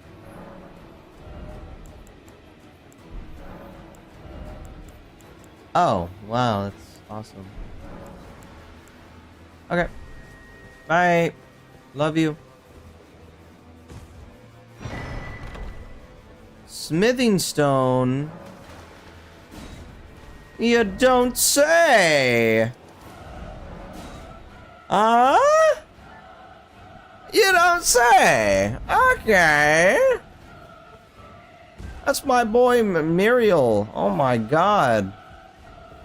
He's the GOAT! Take this. Take this. Look at that. I can just buy whatever I want now.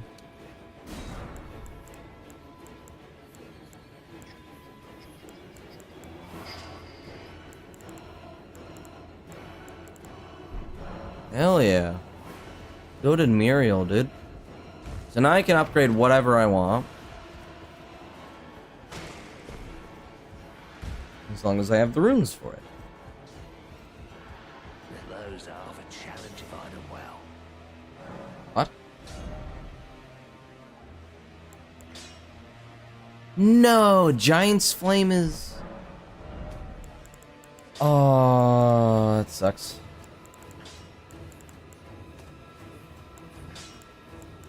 Okay, this one's somber.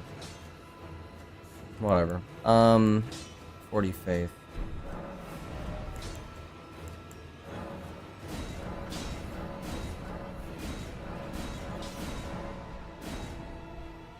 That's 7. It's like a third of the way there, almost. Being very generous. I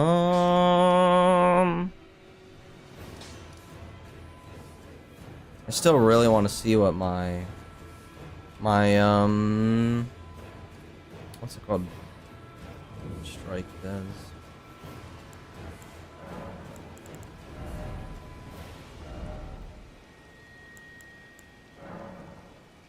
Yeah, look at that. It puts it both up to C's.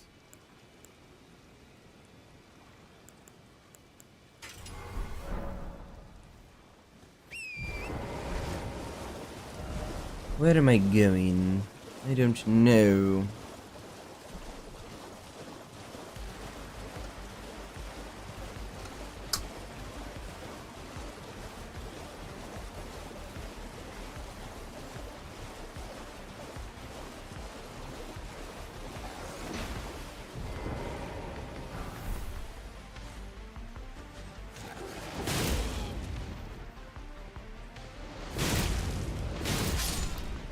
That's better.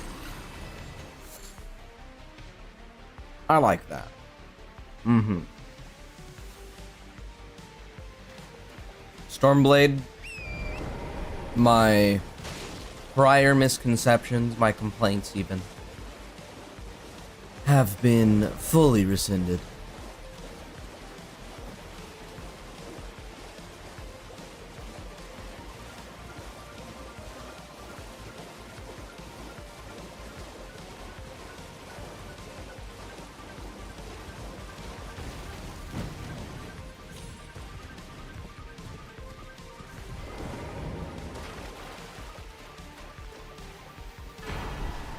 Highest is okay. Great.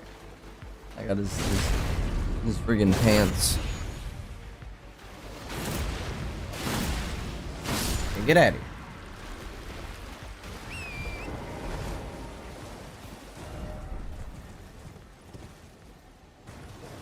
Woo! Come it. Hey! Hey, stop! God, I cannot believe I was about to lose that. Stop it. For 4 or Smithy 4. I need Smithy 3s to upgrade this. Temple Quarter.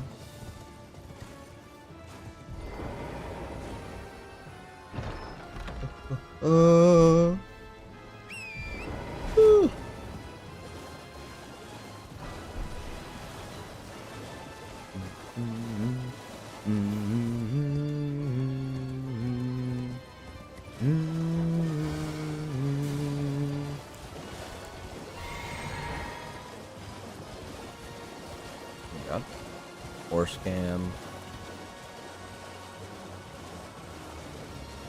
Oh, look! It's this guy! Right outside my house. That's awesome.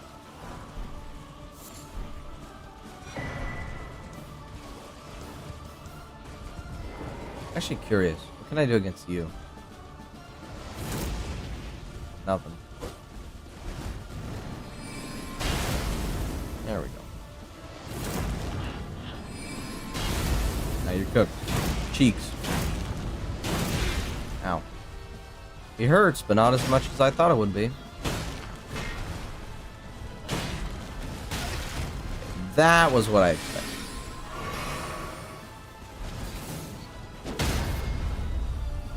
I don't know where that guy's going. Just abandoning his buddy friend.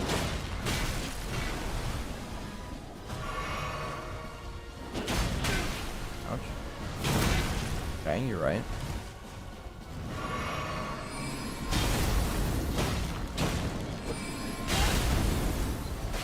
I don't know why. I thought that was going to be delayed. Obviously, I was wrong.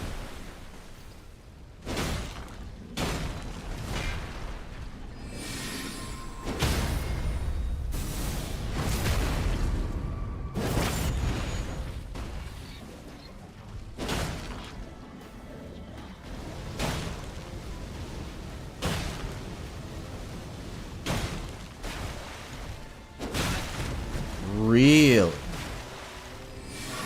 Okay.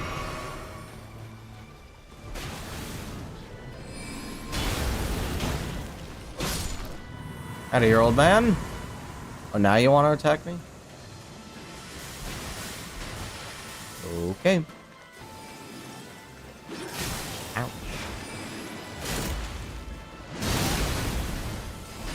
You know, fair enough. Okay. I'm not dying after stalling.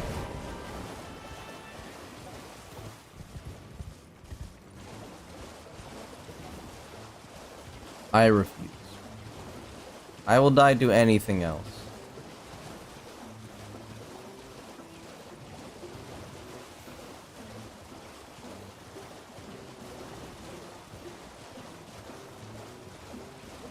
Well, that was cool. Yeah, Stormblade met its match. The poison meter.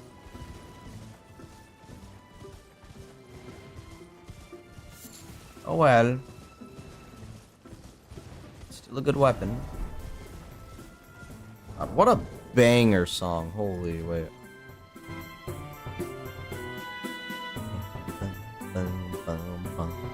Oof.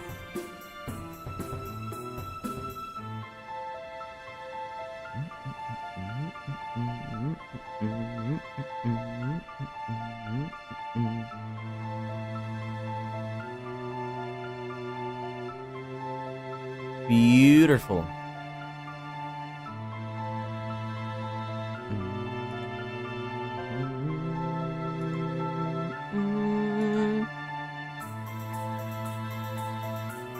That's cool. Wow. Someone sent me something. Anyway. No, I was actually just waiting for an enemy to like walk up and kill me. Oh, speaking of. Hey guys! 3 Smithy 7s. Okay, I'm not going there. That's just stupid. Am I some kind of genius? Nuh-uh. I'm not going there. Where's the Grace?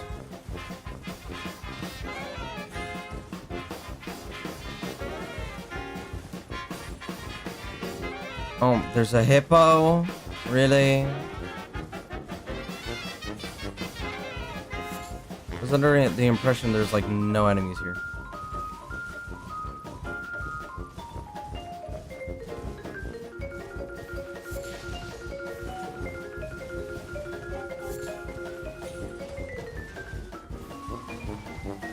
What the heck is... Okay.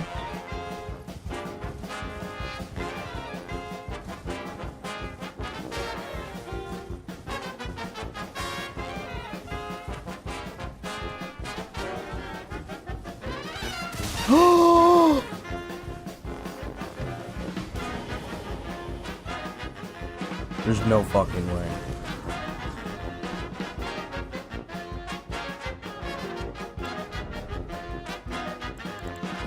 Oh my god. Okay. That was something. He's gotta die for that.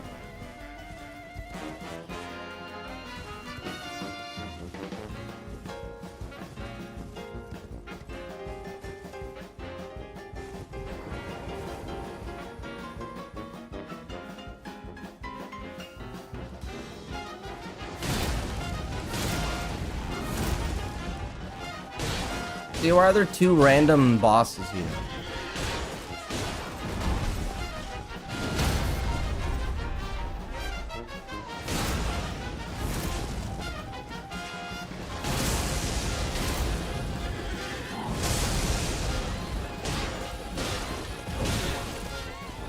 You cheat. You suck.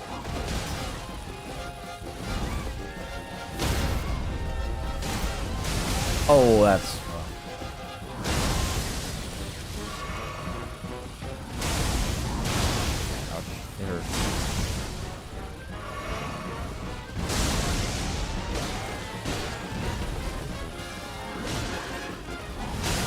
Okay.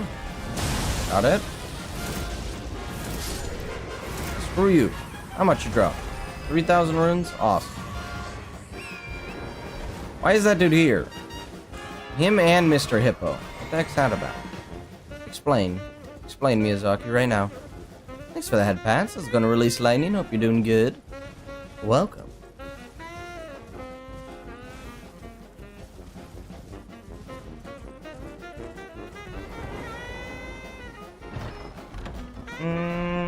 Oh, yay. So good.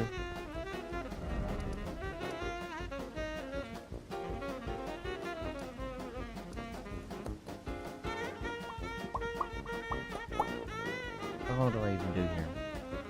See, I just hate Liurnia. I don't want to go there. Ugh.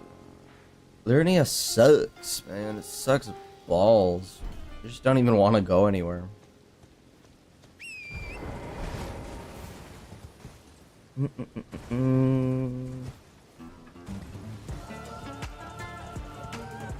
By the way, I need to make sure I do my Binding of Isaac daily run before the end of this. I don't even have to win. I just need to do it.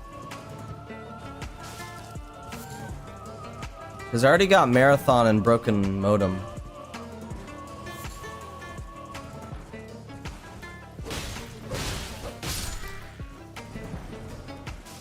Yippee.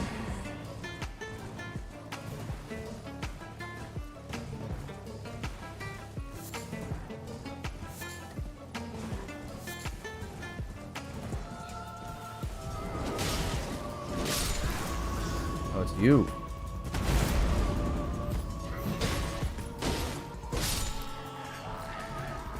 Smithy 8. Okay, so those guys drop Smithy 8. Good to know.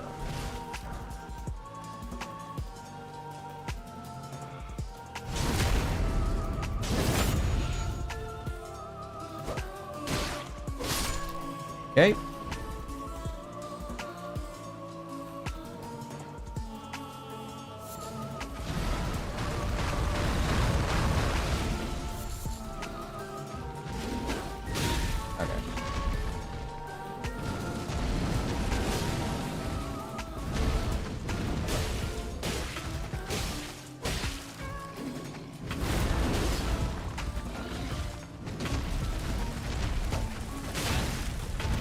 I'm having fun.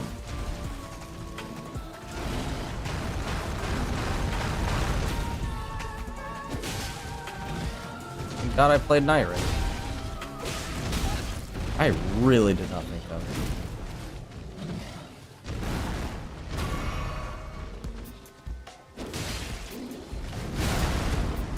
Fair enough, honestly.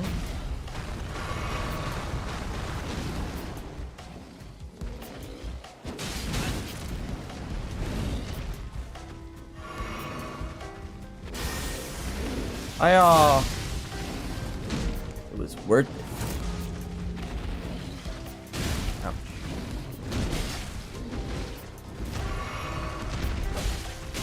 Dodge, what are you doing? Bruh. Okay. Thank fucking Christ for this enemy. So annoying. Oh my god. Why is he even here? Two bosses in like a 10-foot radius of each other, and none of them are replacing any actual bosses. What? What's that about? I almost died. I almost just killed myself there. Wow.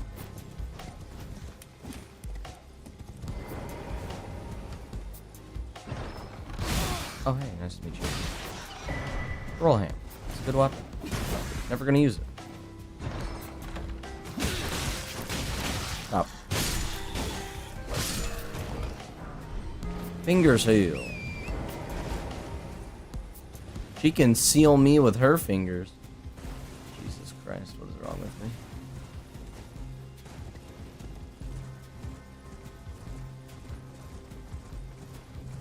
How's it going? It was going better before I went to Liurnia. Omen Killer. Awesome.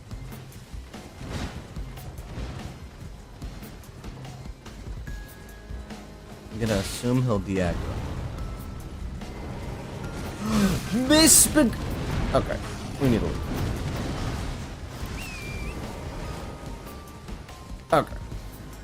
Misbegotten. Yeah. Why are there so many bosses just replacing regular enemies? Explain, Miyazaki.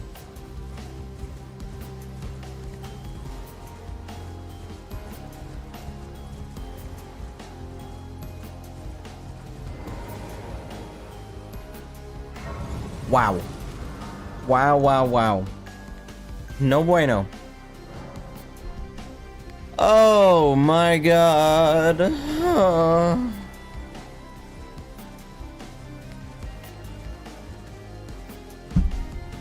Oh, I need my cold water. Oh, sorry, I meant tea. Didn't drink it fast enough. I was just in cold leaf water. Oh, hey, octopus. Oh, hey, flame monk. You guys thought I was gonna jump off the edge, and you're right. Is that Nuts hammer, fucking sword, from Berserk or whatever? His name's like Nuts or something. That's his thing right there.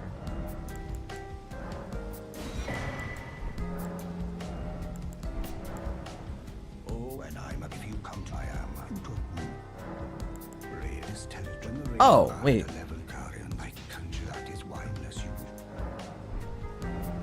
I never went to... Oh my god.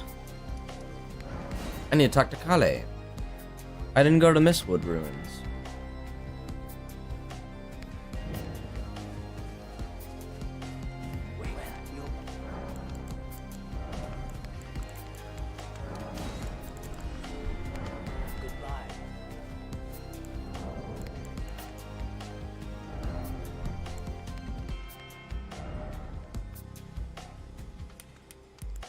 Damn. I think it's too late because I already killed Godric. Oops. Oh well. I really don't like Liurnia, and I also don't even have the key, so I couldn't go to the what's it called place even if I really wanted to, which I don't. So let's just do some fun stuff in what is this place called? I don't remember. Southern Peninsula.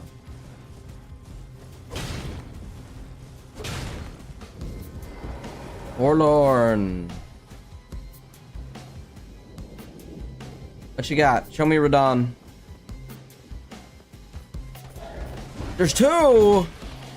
Yeah, that's not good. I do damage them, so just take him out quickly, we'll be fine. And he's rotted.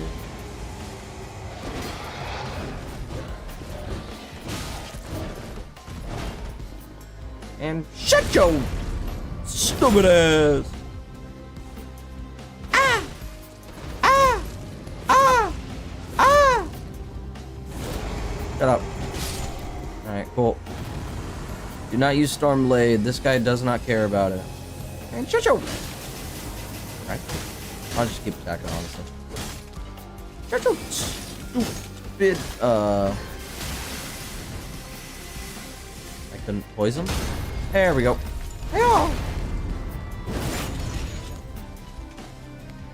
Out of here. Stormblade. Stormblade. Stormblade part 3. Stormblade the sequel. I guess I have it. Stormblade the remake. What? Oh, but he wasn't expecting. Uh-oh. Wait. Stormblade the remake the sequel. We're never ready for the remake the sequel, let me tell you. And for that I got a strip of white flesh. Beautiful.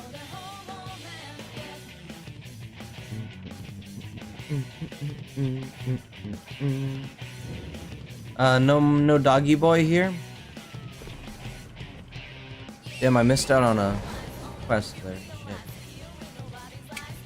Whatever. See, this is why I fucking hate Elden Ring quests. They're so stupid. Like, I gotta be constantly paying attention to who I'm talking to, when I'm talking to them. Like, I don't want to do any of that, dude. Dark Souls quest progression sucked.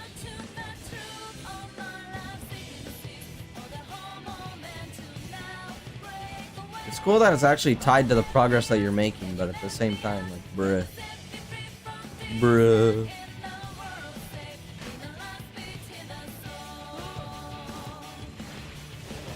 Did I already get this? Ah. Okay, okay, okay, okay, okay, okay, okay, I get it. Do not make me pull out the Stormblade. Oh my god. Can I switch targets to the dude attacking me? Holy shit.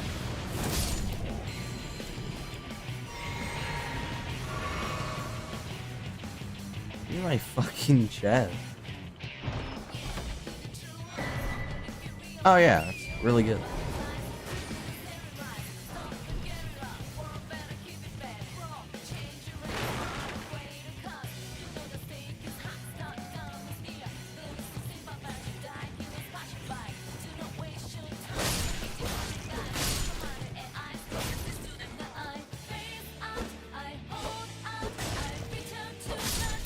Alright, the dog is dead. I got powder. Yippee.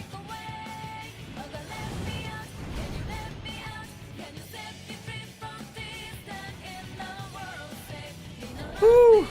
What do we got here? A rat. Okay.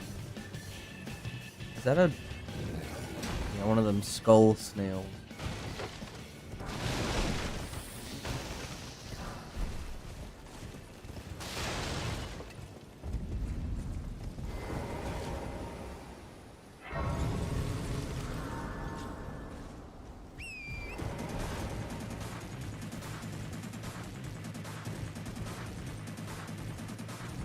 Hello, you're gonna be dead very soon.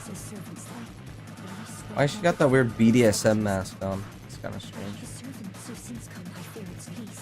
Would you mind if my soul release? Thank them, please. Oh, you're so kind. To my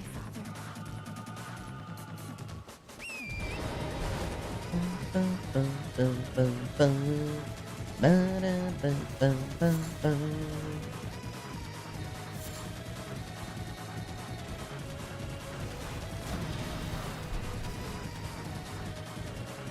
Hey, Revenant.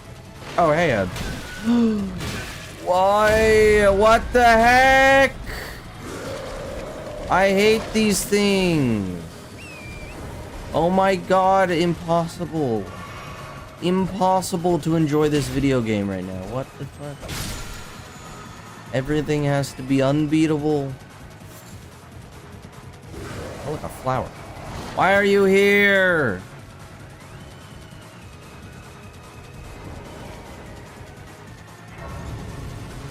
Don't you do it. Don't you do it. God, of course. Of course, dude. No hi, hello, just buying or selling. What a cool guy. 25.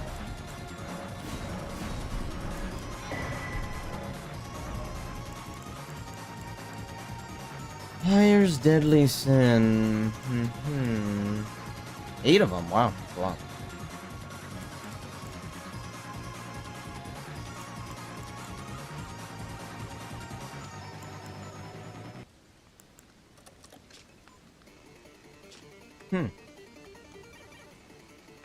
Maybe.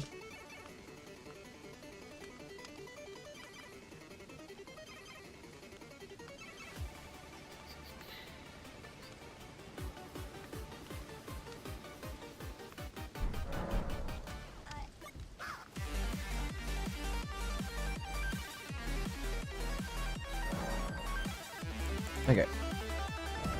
Oh yeah, for one, this is really good.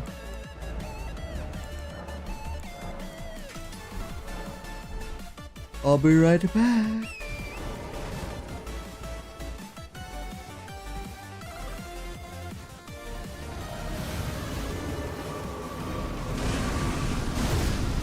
How did you get that off? What?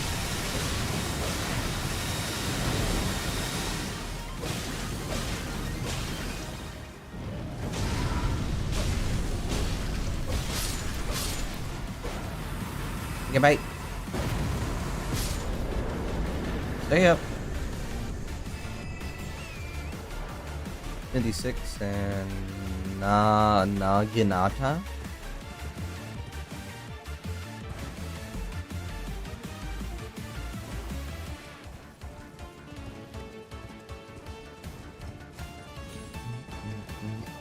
That's a dragon.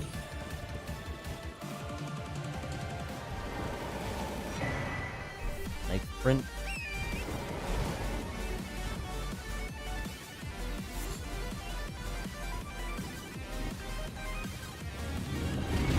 Oh, okay. Guess I won't be doing that. Death Drake. Did the judge of that. And he's leaving. Please fall and die.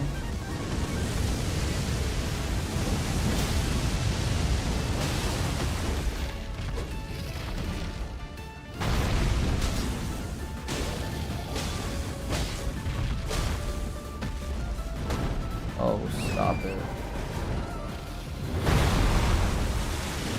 What are you aiming at? Oh, I hate this stupid lock-on.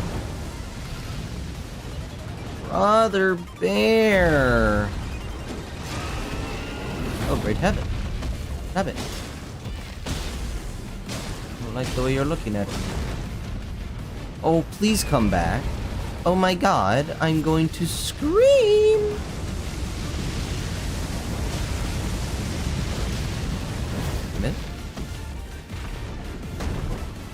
Come back. Oh no, you hit me. What am I gonna do? So much damage.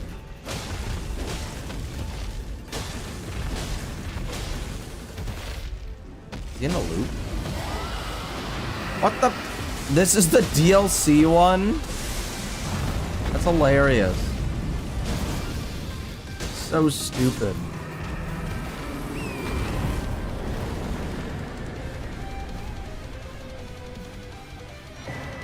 Oh yay. Can I stop getting spirit ashes and get, like, I don't know, the skadoo fragments? Because those actually are useful in a meaningful way.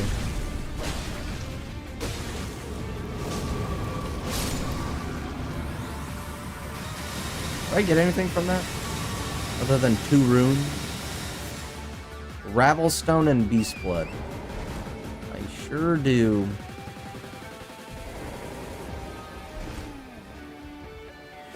Yeah, I don't know, man. Flame Strike's stupid in the most amazing way possible.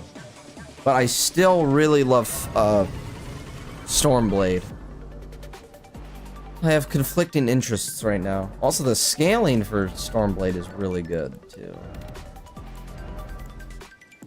Just look at that. 34, and then...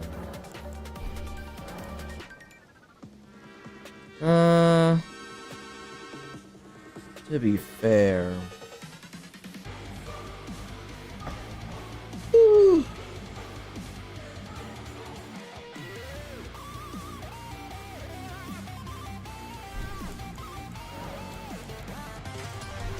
Yeah, we'll just keep it like this.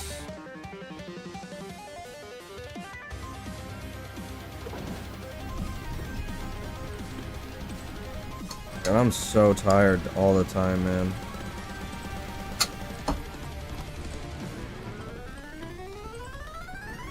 Just put me out of my misery.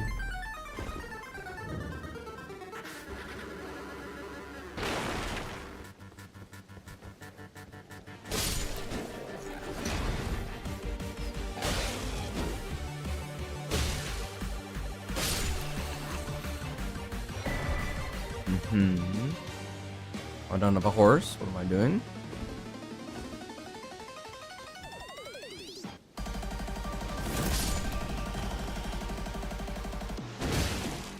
Oh, get down here, Buster.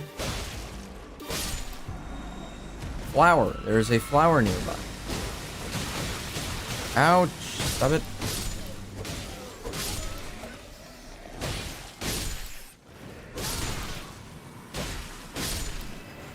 Ow.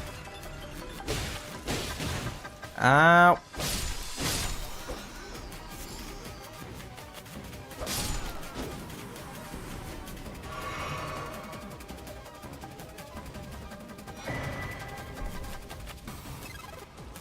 Black Knight Greaves.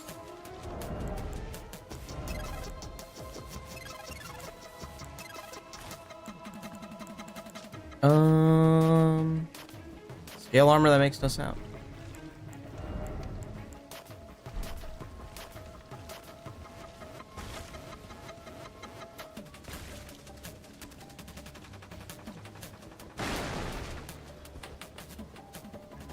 Where?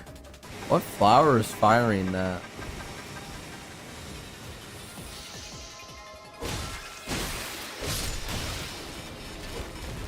I've been seeing a lot of these snake dudes.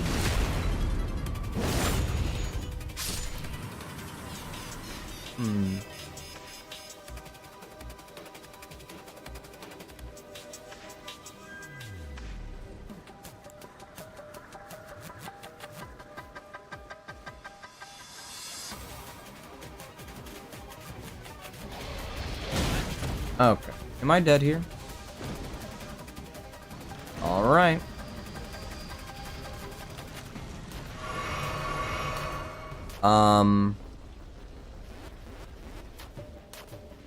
I really don't know how to... Oh, hi. Oh, hey, what's up, buddy? I really don't know how to fight that. If he just wants to guard the ladder and not let me get up, I kinda just lose.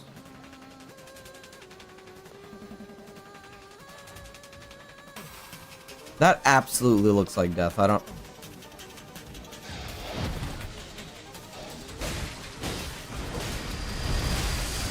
This is so bad. This is so much worse than I could have ever possibly thought.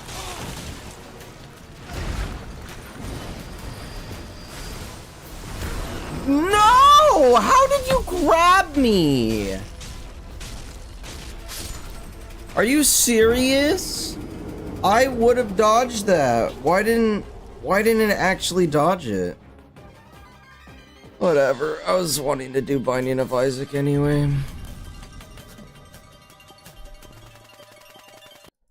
Oh, what a shit game.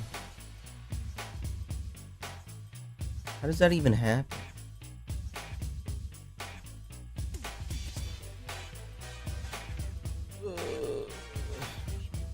So now that I've gotten...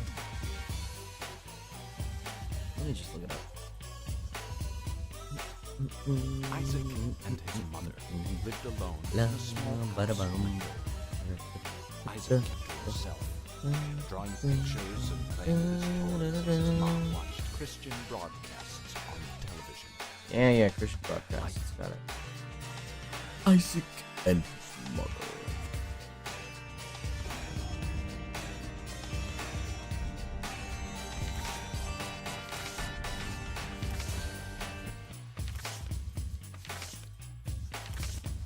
Oh, Lilith. That's awesome. Any of y'all want to do some online? Anyway, let me look it up.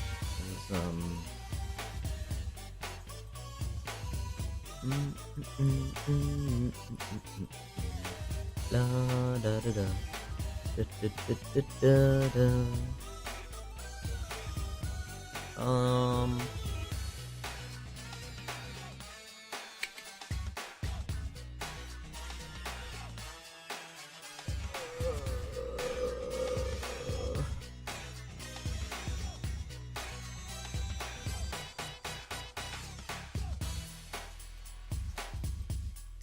Let me see this.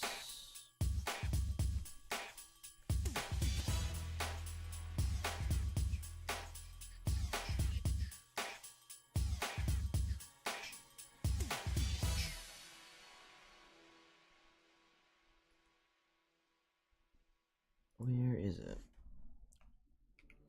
Toy daily run unlocks.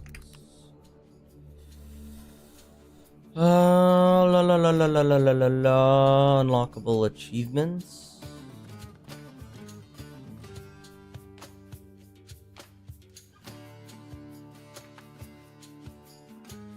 Okay, yeah, I've gotten everything except for the 31.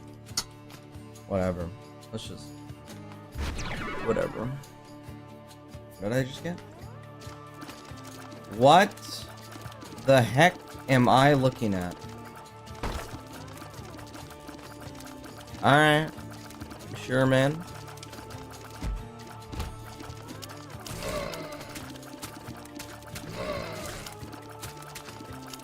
This is like most of the conjoined dudes in the game.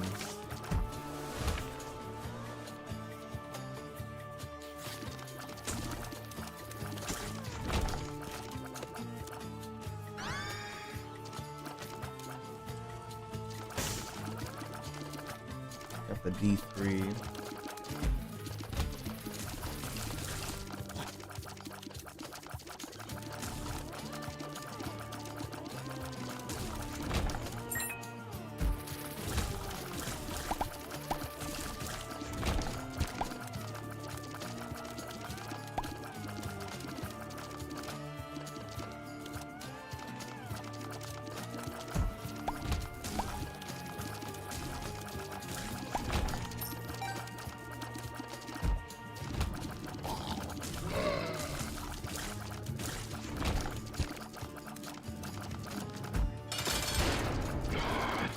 Get 'em, boys.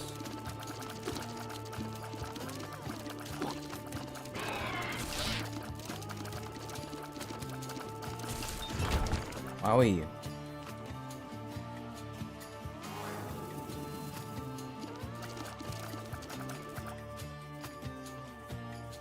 That's pretty silly. This looks like a free run to me.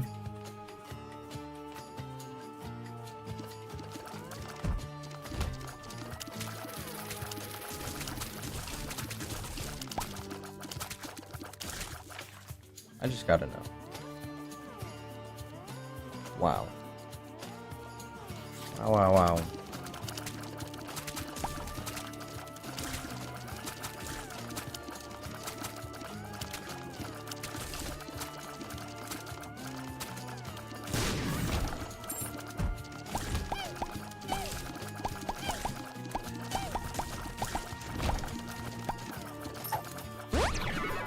Shot speed up.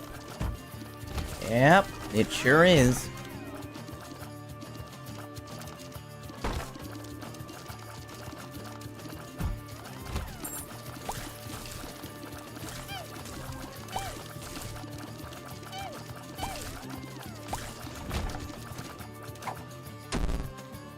Damn. Down.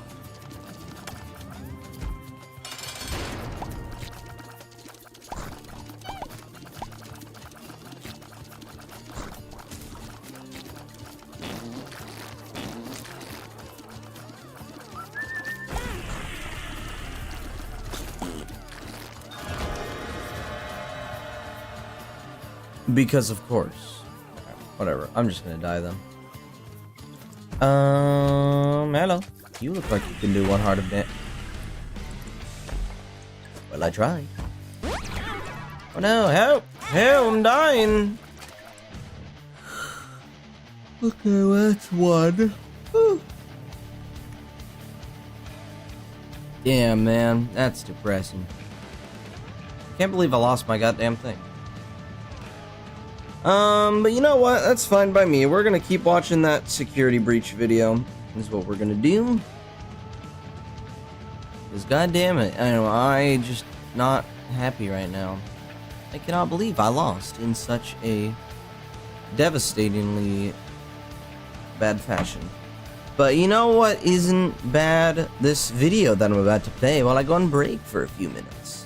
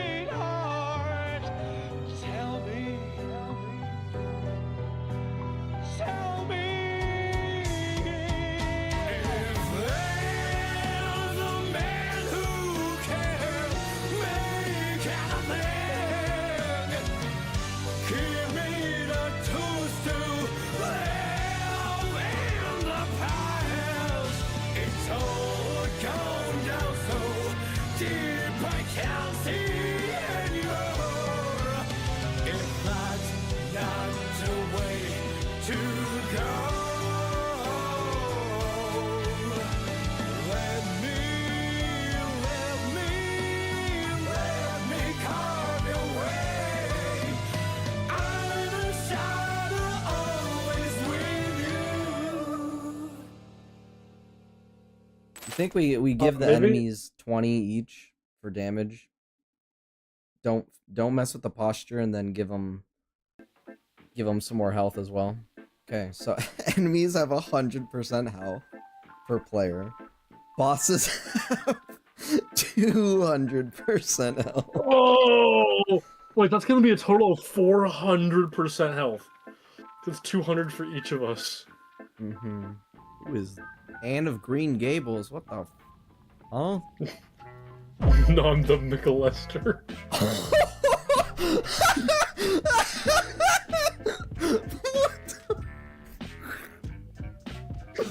Oh, having your fucking man titties out makes it so much worse.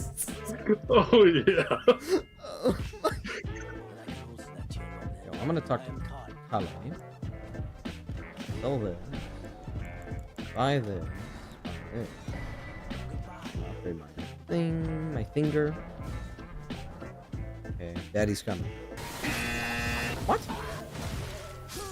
Knew it on the comeback. They always do. Oh my god, this fit goes crazy.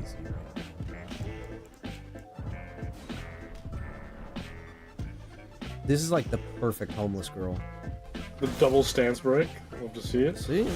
I'm sorry. Partisan plus 25. Partisan? What does that mean? Weapon plus 25. Oh. That regular guy drops a partisan plus 25. I mean, that's not the most irregular thing, but dang.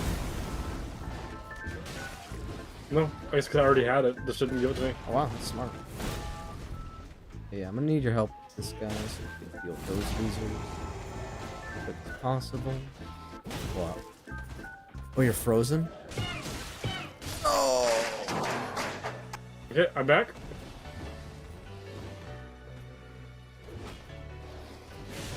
Oh, dude, imagine if we got the freaking what's it called? Not the Sentinel Spear, but you know. Golden halberd. No. The Ash of War. Spectral Spear. That's it. That's what it is. Imagine if we got that. Partisan. I forgot about that trip. Falcon punch! Beautiful. Do I get to live now? No. We gotta sit at a grace. Okay, we So if could you wanna- go to Third Church, teleport to what's it called? Get to Round Table. Mm-hmm.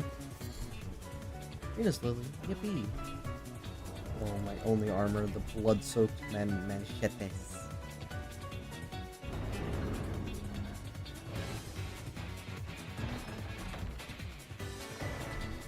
Okay, here's whetstone. Can't teleport? Why can't I teleport? I'm getting some terrible drops. I could literally go farm all of these enemies myself if I really wanted that. You know what I mean? It just happened to be a lucky drop. Yeah, I mean, I generally don't like making the game too easy. Foreshadowing is a narrative device. Dude, when we get to end game, it's gonna be scaled so high with triple health for bosses. Like, what are you talking about? Oh no, I believe it. Imagine if you got that Hoarfrost on there with some cold proc on it. Why didn't I do that at the Grace? Am I stupid? Yes. Wait, this is Oh wait, I can't That's a do it. pale- I can't do it Actually, because not. I have clawfoot. Oh, I didn't even realize this guy was randomized. I thought this was normal. I had to remind myself, like, hey, this is random. See, this guy's health bar feels normal for using this weapon. But at not least. for me, necessarily. It hurts. The damage I'm doing with this weapon feels normal. Uh-huh. Ooh, beautiful. Yeah, Spectral Lance on that would be insane. Oh wow, that's so good. I'm sorry, we got how many throwing daggers in this dungeon? Like 12. You wanna go fight, fuck-ass? Gideon? Oh yeah, sure. Yeah, I'll probably actually do fine damage now.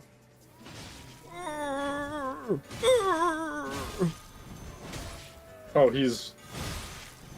Say your prayers, old man. He's about to drink. Oh, I thought you had the layup there. There we go. Wow. Thank God it was a thrusting weapon. That made that so much easier. Imagine if it was like a dagger. Yeah, the just the jumping attack on this thing is not all that great. Yeah, whatever. Let's see. Oh, something exploded. Everything. Was that a... Yeah. Stop it, Bear! Stop it! Flying worm face. Oh my god. Get me out of here. Oh my god, we have no death by resistance. Oh no. That bear. That bear inflicts cold. And he's Hell chasing no. me still. What, is that a big mouth imp? It is! Oh my god, it is. Oh, I hear. Oh, what? That's cool. That's a beautiful find. Oh my god. Did you reset the worm face as I was... That's because I got too far. Yeah. Also, there's yeah. There's a lobster and the big mouth imp right next to each other. He killed. Okay, so let's go down and let's go to the church after we loot this graveyard. Horrible decision right there. Toxic mushroom. Smithing 3, so fine. Stone sword, like that. Eleanor's pole blade. Okay. Okay. Pretty good. Can't use, but pretty good. Stone. Millennia's armor. I think I might use that. Why do you fight everything? I enjoyed playing the game. Hefty crackpot. That's huge, Okay. literally. Or That's hefty. yeah, it's a pretty hefty buff if we can get some materials for it. Oh, Ooh, Devonia's hammer. oh no. What?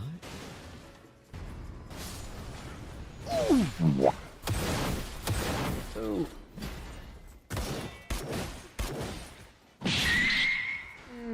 I'm out of juice. Did you see who we're fighting upstairs? I did not. Rot. Yep, this is our target. It's legendary. Oh wait, that's him. Oh, that was. Oh! Oh hey. Isn't that strength faith? Dex. Yep. But yeah, strength faith. What the heck? This is not hard. That's the Midra sword. No, yeah. I actually remember using that and then I died, but I remember using it. It was short-lived. It's a great sword, so it's by default a good weapon. That's a good find. Find. Now we just need some talismans. Oh, it's the Ymir. Is that Midra? Oh my god, it's Mini Midra.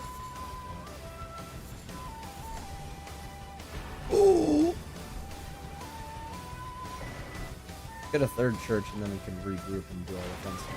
Dane's footwork? One of the worst fist items in the game. But almost. And yet, it is But still a fist almost. item. The random splatterings of blood that you get dynamically. I got Nanaya's torch.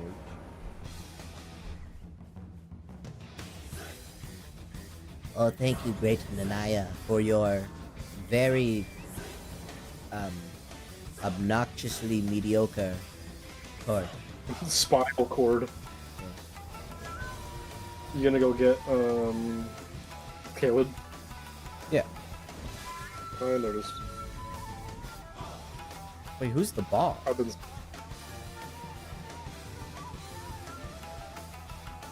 Dancer. Who's Dancer? oh from the Let me out of here! DLC. Let me out of here! I see them come up with 2 freaking curved swords. Nuh-uh. Let me out. I want to be free! Okay, don't take her hand just yet, please. I want to touch. I'm touching the woman. Touching the woman.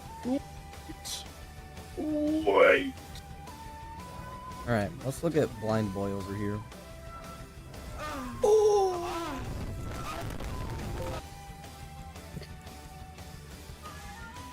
Oh. They're good. Oh my goodness. They're pretty good. I mean, start naked with ass man here. Start doing awesome fucking clothes. just Stone Up Garank and Flame Sling. Right? Those are insane starters. The only thing better would be obviously Catch Flame. catch. But I mean,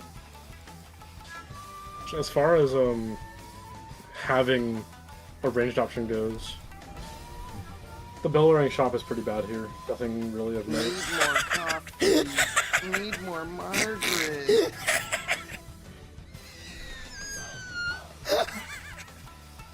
Look at this guy. Look at him.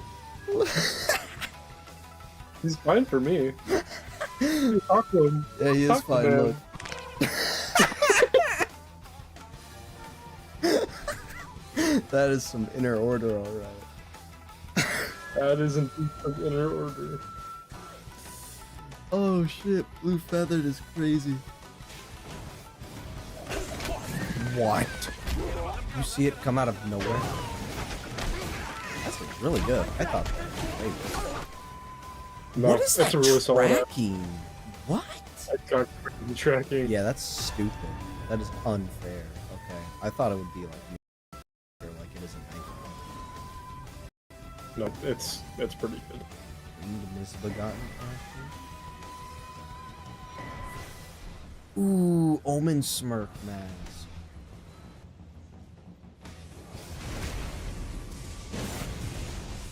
Oh, you're up there. That's fine. Wow! You got clowned on? Watch out, the guy up there once you two shot with a knife. Oh, with a knife? Hit- Okay, I don't think he's coming. No, he is. Yikes, that is scaling. Oh, owie. Oh no, there's one of the undead casters too. Oh god. No, he's lobotomized. Don't worry about him. I don't want to be here anymore. No. No. No. I fucking hate this guy.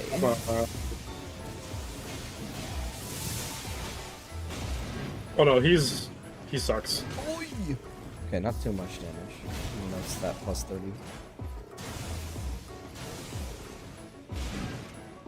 Come here. Darn. Beautiful. Oh. I forgot how good we have it in Night Rain, where it just announces the grab attempt. You need to dodge this. And again. Oh, beautiful. I probably should give that to you, huh? Yeah, whatever. I don't want to be here. Oh, I thought it was the spin, not that. Yeah, that's what I was expecting. The twofer, really?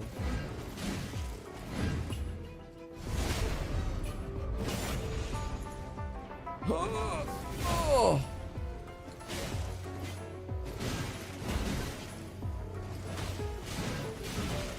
Look at my I damage! cannot. Look at my the dark. damage! He's not even Not dead. bad, Oh, good. never mind. Oh, my damage is ass. Hey, worth it.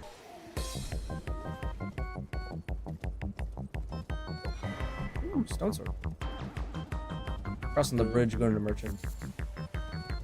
Ooh, he's purple. I like that. You That's a very was nice purple. Mikola's needle. Oh, and Hannah Millennium, of course. Do I want to be Dex? Maddening hand. It's Torch Fen. Oh, even better. Alright, well, give me a sec. No slam? No slamo kablamo? Dang. No. Just tell us. So his Just tell us it's best baby attack- seed already. yeah. Oh no, the torch attack. Oh my- god, it hurts.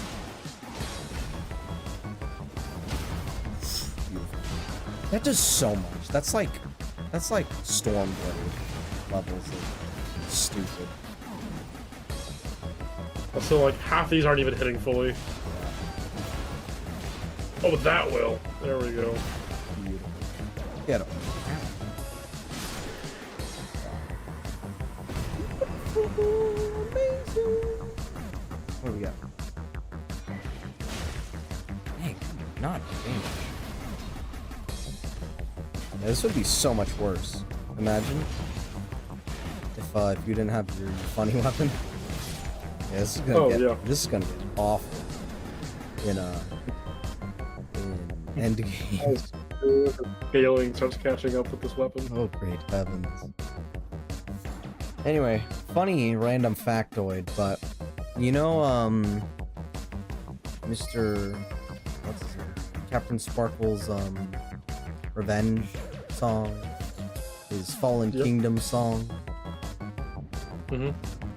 Who do you think sung those? I have no idea. Was it not Captain Sparkles? No, it's not. It's actually a very famous FNAF fan song artist by the name of Try Hard Ninja. Oh, seriously? I'm very seriously serious. Watch Watch out. Yep, I know. He's a little baby. Poor guy. Why is he white? I don't know. Wait, give me brace. He's like a spirit for me. He's what? It's like a spirit for me. Spirit? He's like one of the spirits. I think that's just how the mod works. I'm not even gonna lie. Ow. That's not even. Oh wow. Save my life, would you please? Nice. That's 6 bosses.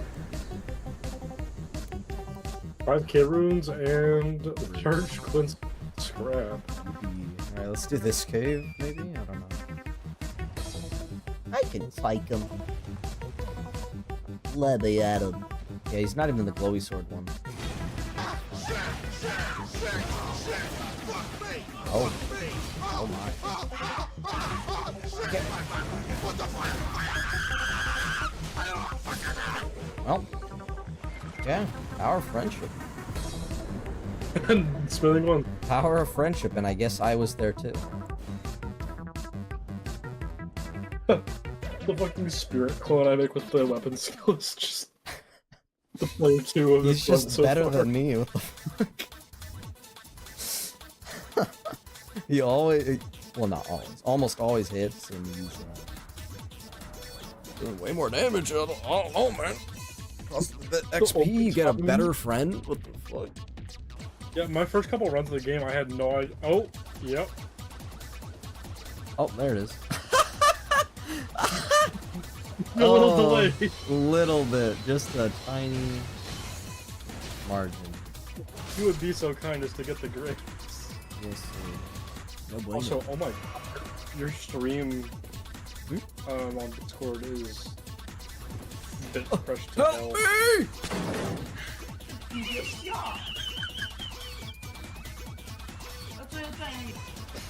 You need a running start, most likely. Yeah, running jump gives you more height. That's a minute.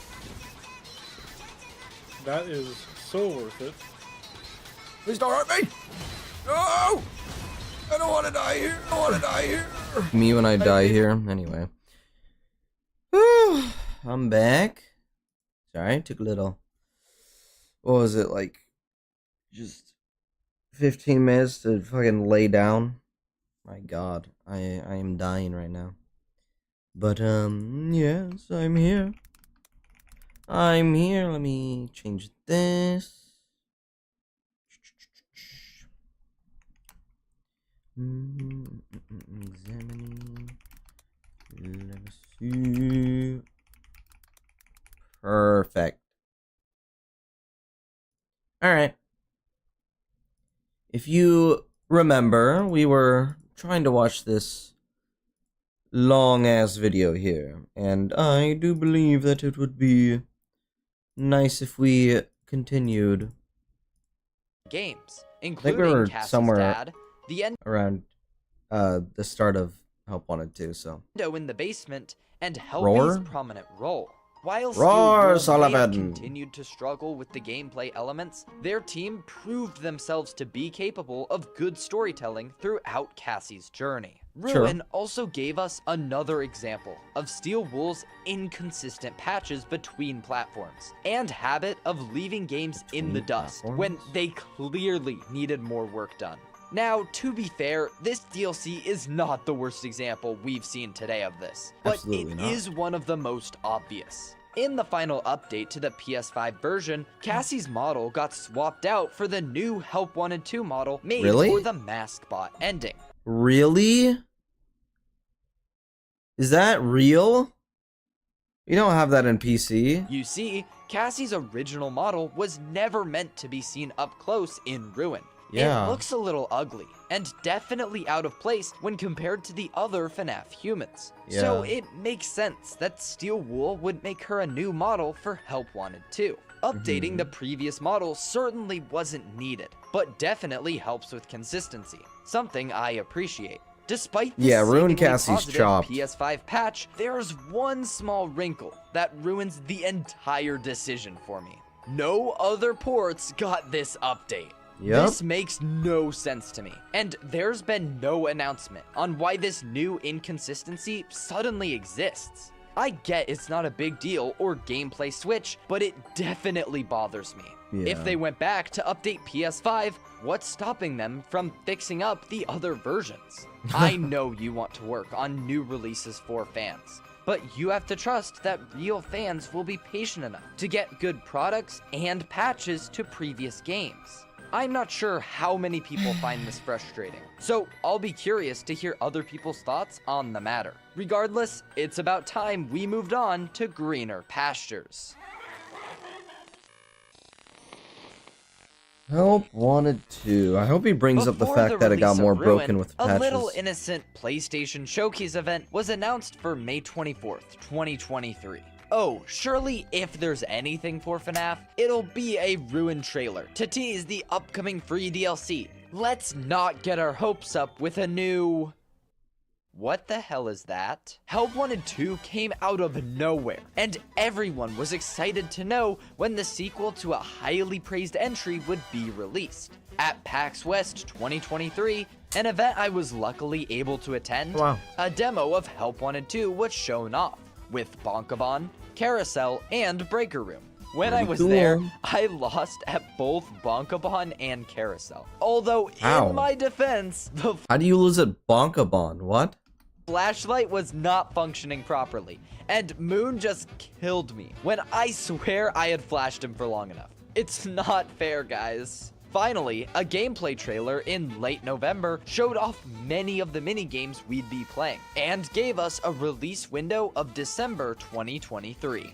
Not much regarding the lore or story was shown off, but that lined up with the marketing for the Best original Elden Ring Help Wanted boss? as well. Dancing Once Lion. again, it's important to note that almost no marketing went into Help Wanted 2. Only one teaser trailer and one gameplay trailer. As promised, on December 14th, 2023, Steel Wool would release As Help promised? That's crazy. They never do that. Wanted 2. And oh boy, was it a Ew. Why did they look so desaturated? Everything's gross. treat. Opening the game welcomes the player to Also, an interesting I'm sorry, but this is unacceptable. See, this is the type of issues that make VR unwatchable, alright? Look at this. Why is this so off-centered? starting menu, and a short monologue from Hand Unit. Immediately after hitting New Game, the player is transported in front of a computer. Yeah, and that's is presented definitely why with he's 6 using minigame PC footage instead. selections to choose from: Backstage, Food Prep, Staff Only, Fazcade, Ticket Booth, and Sister Location. Many of the levels are locked from the start, but as you complete more tasks around the different locations, more files or minigames unlock.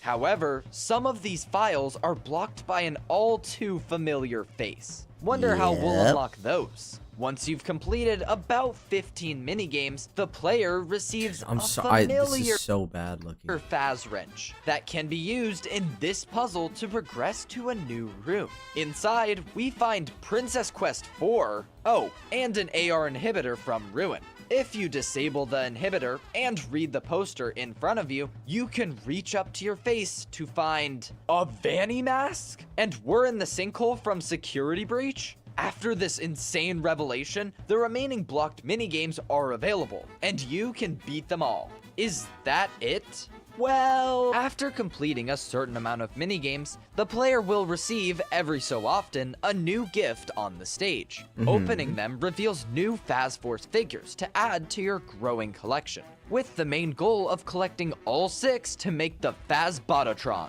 Beating all terminal minigames gives you the final Phase Force figure, the Phase Bototron, and an ending for your efforts. Glitchtrap reaches out of a charging pod on stage. Nightmare staff bots swarm the player, and you see the moment that Cassie received the Vanny mask from the mask bot's perspective. But we're not done yet. In some of the minigames, you can collect 6 hidden memory dolls using the graffiti in the hub as clues to perform certain actions. Once all memories are found, Mystic Hippo in the lobby gives you a purple glitchy coin, allowing you to finally play Princess Quest 4. Entering the minigame greets you with an arcade cabinet and a familiar princess ready to fight off the glitchy bunnies. At the end of the road stands yourself in the arcade cabinet, or the princess in real life. Regardless, you attack yourself to be consumed by the light and transported into the world of Princess Quest. Completing the rest of the minigame on foot and puzzling over a memory order, you reach the old man at the end of the hallway. He trades you the Help Wanted Glitchtrap plush for your Vanny mask and sends you on your way through the sister location elevator. Finally, you end up in a claw machine and give the plush to Vanny, who crushes Glitchtrap in the palm of her hands. The end. When approaching Help Wanted 2, I'm going to be talking about everything. I remember playing Help Wanted 2 for the first time. It was actually so fun. In one whole section. I'd love to do a It's video actually, breaking it's so down infuriating that I just do not like this game now. on every single minigame separately in Help Wanted 1 and 2, but that video all depends on the reception of this one. Part of the reason I don't think I need to speak as long on this product is because I genuinely think it's the product that I have the least problems with. I am not going to say here that Help Wanted 2 is the best Steel Wool product, but that's due to things out of its control. This entry was not meant to be a big release, a fact that can be seen through the story presented to us and the timeline of this game. Somehow, Steel Wool squeezed in 2 whole releases in 1 year, which is an interesting decision to say the least, since we wouldn't get a new game after this until mid-2025. Even the trailer was presented differently from all other Steel Wool trailers, less cinematic in nature, and more so just a gameplay showcase, with Andy Field as the voiceover. That's not to say it's a bad trailer, but it does give off the impression that the game was made in a quick time span. This would later get confirmed in FNAF's interview with Steel Wool, where J-Top said that the entire development process for Help Wanted 2 was completed within the year. Now, a lot of FNAF games do come out, but that is still a very short time frame to release an entire game. My suspicion as to why this was possible is a combination of things. First, it's another VR Help Wanted entry, something that Steel Wool is very familiar with as a studio. Second, it doesn't take too much time to make a minigame collection when compared to the amount of time required for a free roam game, or DLC. And third, they only included the bare minimum needed to get the game done. I don't mean that in a bad way either. Not going above and beyond what's necessary is fine, especially in what comes off as it feels like for once they actually they started punching at their weight limit instead of trying to go for the AAA game that they've always wanted to make. More of a filler game. We still got cool new extra stuff, like the regular Glamrock plushies and other interactables in the hub, but other things just feel rushed. The game over screen, for instance, took a massive hit in Help Wanted 2. While the original Help Wanted screen was also simple in design, the Curse of Dreadbear scene was perfectly done in my opinion, and showed improvement from Steel Wool. Help Wanted 2 undoubtedly has the worst of the 3 game over worlds. No randomized text or cupcake interactions to speak of. Things like that aren't necessary, but their absence adds to the feeling of incompletion. I mean, you know what they say, devil's in the details. What are the details saying to us? That nobody really cared. That comes with Help Wanted 2. Also, what is this thing at the bottom of the screen? That's not me. That's definitely just not me. That is part of the video. I don't know what this is. Another thing that isn't immediately obvious, but becomes much more noticeable later into the game, is the hub. In Help Wanted, there was a certain eerie feeling about the hub that is shared with the Help Wanted 2 pizza place, especially when you take the mask off and realize where you are. The issue is that Help Wanted acts on this fear with the slow and random approach of Glitch Trap, as well as the surprise appearance of Helpy. Additions like this make even the downtime between minigames feel unpredictable and off-putting. Do you dare turn around to see if Glitch Trap is one step closer, or revel in the mystery of if he's there at all? Help Wanted 2 sets up a couple different locations where Glitch Trap, or Glamrock Endos, or even staff bots could show up just to keep you on your toes. Like the Easter eggs from Click Team Games, or these random jump scares in The Joy of Creation, they make the experience feel much more alive, and the player feel more powerless. I mean, sure, but you don't want random jump scares. You want some sort of setup. If you're going for eerie, you don't go with jump scares. That's a fact. One of the things done very well in Help Wanted was Glitch Trap's presence outside of levels, and Help Wanted 2 severely lacks both that outside level horror and Glitch Trap presence in general. Speaking of which, why is Glitch Trap so underutilized in this game? There is a grand total of 1 time that his full model is used, and it doesn't exactly paint him in a creepy or powerful light. It's true that his hand is the one to give you the memories, and he does appear as a glitchy display in a couple areas, but his presence just doesn't feel like it is in Help Wanted. I think a lot of it has to stem from his disappearance in the fucking flat mode. Ugh. hub. Because without it, his appearance isn't the same. Getting to rarely see his hand, a doll, or a graphic just does not live up to actually seeing the mascot suit bunny himself. No, yeah, I know what he's talking about. He was comparing it to Joy of Creation, though, with like actual just random jump scares. Just much less horror, and I feel annoyed at Glitch Trap blocking my screen instead of feeling scared. The first time he appeared in a minigame, I was thinking, oh my gosh, Glitch Trap is infecting the levels and the screen. I can't wait to see what they do next. Oh, what a wasted character if he doesn't show up again. Because Glitch Trap design is actually so good. Even if I hope he never shows up again, because I'm tired of this garbage. It's been in the fandom for forever now, it deserves to be used in more creative and eerie ways. When directly comparing the graphics and models between Help Wanted and Help Wanted 2, it is unquestionable that Help Wanted 2 is clearly the more visually impressive project. Taking one character from both projects is enough comparison to see just how much Help Wanted 2 mogs on the quality look of Help Wanted.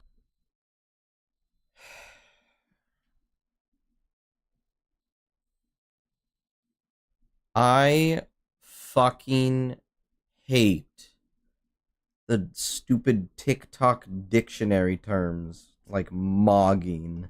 You sound like such a troglodyte when you say that. With that said, it needs to be noted that this title I mean, to be fair, this kid sounds like he could still be in middle school anyway, but screen is just not it. Similar to the first Help Wanted title screen, you are shown 3 animatronics in front of you, as well as 1 behind the player, with all 4 pairs of eyes following your every movement. Unlike the first entry, Help Wanted 2 If you're opens in with a VR. fun animation to show the animatronics creep closer to you and ominously display the shadow of Circus Baby. Don't get me wrong, I prefer this animation over the nothingness of Help Wanted, but a lot of the other changes make absolutely no sense. For a start, what is this lineup of characters? Every time I start up the game, the lack of cohesion in designs throws me off and just feels wrong to me. If they wanted to show off the range of minigames in Help Wanted 2, I hate to break it to you, Steelwool, but you didn't feel the need to do that in Help Wanted. So many of the minigames relate to the Pizzaplex, so the Glam Rock Gang would have worked perfect on here. Sister location was another major focus, and we could have recreated the shot from the original trailer in the bunker, a much creepier environment than the one that we got. That would have been insane, Speaking actually. of which, why are we in some nondescript void projector room? If there's not a story reason It's not a void projector room. This is actually more akin to the Fun Time Auditorium than anything. in a future game that connects to this environment, then Steelwool committed an atrocious blunder. Part of the charm of the intro screen in Help Wanted is that it feels like you're all alone, up close to the animatronic band at Freddy Fazbear's Pizzeria. Here, I feel taken out of the experience because I'm not at an actual location. I'm in the title screen for Help Wanted 2, where all the animatronics are proper. No, Monty's in the game because he was supposed to be in the... He was supposed to be a roaming animatronic in the bowling minigame, but for whatever reason, he was never, properly implemented. Lit and disjointed from the rest. But he's in the game. Comparing Circus Baby's direct position behind the player to Foxy's somewhat hidden running stance in the darkness also makes the downgrade quite clear, but I could see that opinion being a bit more divisive. I understand the fear of proximity to Circus Baby could work on some people playing this game, but for me, the Foxy one was always a more effective lurking threat than the... I actually heavily disagree. I think Circus Baby, the fact that she's just staring at you with such a towering presence is way better than that janky looking Foxy. Obvious Circus Baby. Even though there's Like no I said, cohesion in the actual I get that the animatronic. physical models and graphics of the game are smoother, but Help Wanted 2 just does not hit the same for these reasons. The gameplay of the minigames themselves blows Help Wanted out of the water. There's a reason I consider this my favorite Steelwool FNAF game, and it's all because of the gameplay. Gone are the boring recreations of the long nights, and here comes new tasks or things to do at the Pizzaplex, Pizza Place, or sister location. There are still some games, namely Fizzy Faz and Fazzer Blast, that borrow the Five Nights style loosely, but they're different enough and bring new elements to the table to make enjoyable experiences. I will say that once again, the difficulty scaling is a little off in my opinion. The first night of both of these experiences should have been a bit more difficult and not so boring. I know that every original FNAF game also had this issue, however, that doesn't excuse new releases that should know better than to repeat the same mistakes. The Daycare Loft I find to be more annoying and repetitive than fun, just because the difficulty or complexity of Moon is just not there, and the only real challenge is the darkness.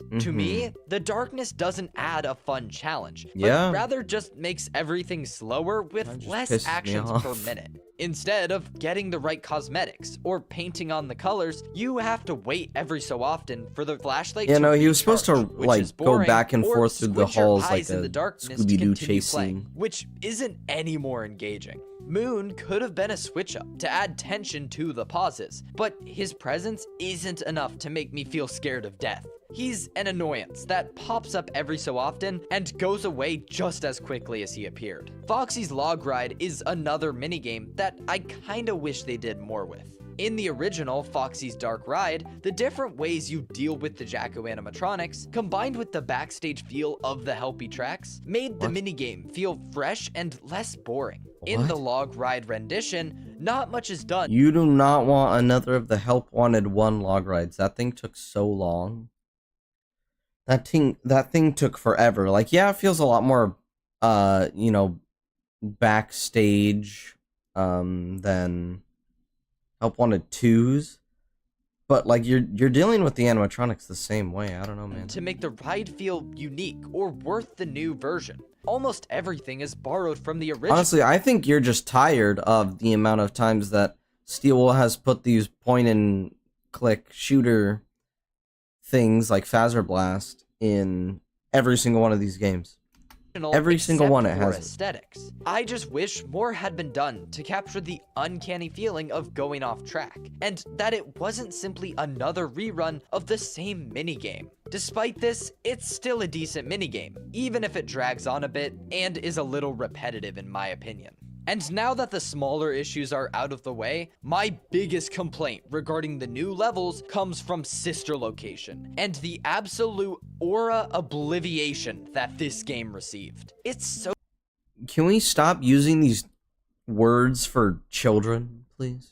Strange too. You're only flooding the fandom with more kids if you know, make all the third-party entertainment for the franchise just be absolutely caked with this garbage. The Funtime Foxy level from Help Wanted maintained the feel of Sister Location so well, but something is just off this time. Bellora's Gallery and Breaker Room are for the most part okay, and don't feel harmed significantly. I feel it is important to note though, that Bellora's is extremely unbalanced in flat mode. Oh, absolutely, it doesn't function. Sometimes she'll just randomly walk into your path in VR. I can't tell if that's intentional or not. And if it is, then I don't know why it's here, since it only serves to damage the gameplay. I wish that Gendo offered more of a challenge compared to Freddy as well. But beggars can't be choosers, and the gameplay itself is better than the original. One weird thing about this particular minigame is that the audio on the voice speaker is way too loud and pitchy whenever I play the level, but maybe that's just a skill or speaker issue on my part. The main reason that I call out Sister Location specifically as the biggest blunder is because of the private room, my favorite office from the original Click Team games. They're pretty ass. Of course, Steel Wool knew this fact and decided to make this the worst part of Help Wanted 2, hands down. For a start, why are the hallways not directly connected to the office? Like, what could possibly be worse than this? Got it. DLC was fucking atrocious. Instead of adding more tension by having the hallways feed into the office doors, like they do in Sister Unless your Location, standalone quest in the darkness just doesn't exist. Yeah, that's cause it doesn't properly like show anything the right way. Also, seriously, what is wrong with the framing in this video? Look at this. Why is there a white bar here? Wool added these awkward corners. I mean, it's gone now. Like they do in complete loud is that stinger YouTube doing alerts you to the new appearance of an animatronic and surprise the feeling of going off track. Why is it white? I think the fun time, but okay, for whatever. the most to note though, that if it is, I wish that Gendo offered more of a challenge compared to Freddy as well. But beggars can't be choosers. Okay, As the biggest from the original, make this hallways not directly connected to the office. Instead of adding more tension by having the hallways feed into the office doors, like they do in Sister Location, Steel Wool added these awkward corners to both sides that completely removes any tension that the characters had. And you're not gonna believe it. A loud stinger alerts you to the new appearance of an animatronic. And surprise, surprise, it removes a lot of the horror from these characters. Sure a does. slow walk towards the player and a stinger to immediately catch your attention leads to way less fear than the original private room segments. I'm not even gonna go deep into why. Just look at the difference in gameplay between the two copies. The office is also, in my opinion, a bad interpretation of the private room. It's pretty ugly. It's way brighter than the original, meaning the mystique and eeriness of the location is almost completely gone. I can't tell you how much the overlit office bothers me. We could have had a dim office with animatronics right outside the hallways, barely lit by the office, and their eyes cutting through the darkness. I'm sorry, but The Office is just an absolute failure in the horror of Circus Baby's entertainment and rental. And it genuinely has me fearful for if we're traveling through Circus Babies in a ruined sequel. Will they be able to accurately recapture the vibe in Sister Location, or will it lean more into the Help Wanted 2 brighter interpretation? It also doesn't help matters that the difficulty scaling issue hit the private room levels the hardest, particularly in the Ennard level. I get that Steel Wool needed an introductory level to the private room mechanics, but why did that have to come at the cost of removing all the creep factor and difficulty from Ennard? It would have made so much sense to choose an easier custom night mode instead of retrofitting Ennard's mechanics into a tutorial. Even if it wasn't specifically Ennard here, it would still be too easy. He barely attacks once per hour, and he's the only threat. You get like a solid 5 seconds of Ennard slowly walking towards you with clear sound effects and everything. It could only get easier if you removed the threats entirely. I don't understand why they chose to gut Ennard's Night, and it is genuinely the most baffling decision behind Help Wanted 2, in my opinion. There is one other issue with the game that I almost forgot to mention in this video. An innocent little setting called the animatronic indicator. If it's not obvious, this allows for the player to see exactly where the minigame threats are at any I mean, it doesn't moment, even work using the very glow well, shine. to be honest. Encounters where you need to find the threat become unsurprisingly easy, and the already meh horror is completely stripped away. My hatred is only tempered by the fact that at least it's a toggleable option, so you're not forced to use it. I am curious as to why it was Who added plays in with the first that? place. During the marathon, I played with that. I'm like, I don't want to try. I don't want to play a hard game. Get out of here.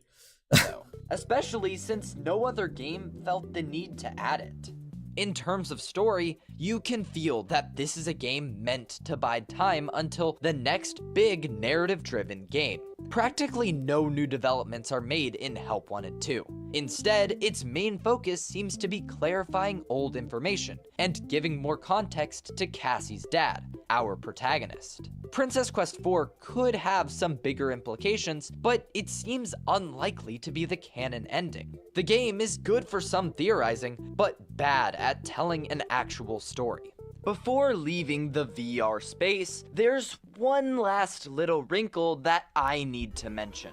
You see, DJ Sturf mentioned that a Help Wanted 2 update was planned to be released in June 2025. Oh, here it comes. In this supposed update, all we know is that DJ Sturf would properly be added to the credits, although more changes were likely. Over 9 months later, and we still don't have that update.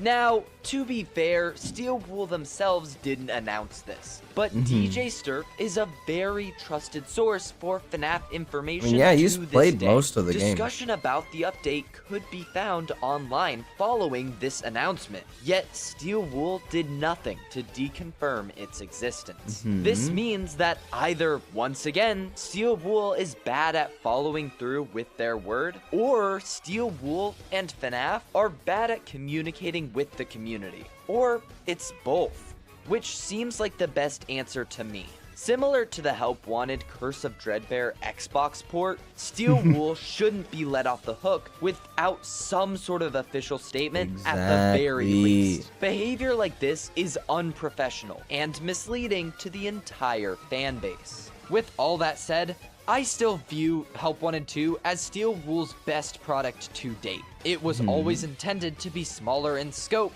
and it hit the points that it needed to, namely the gameplay. If Steel Wool could find a way to transfer these skills to a non-VR centric game, then it seems like the FNAF community would be in for a good time with their next release. Did they succeed? Well, to figure out, it's time to move on to...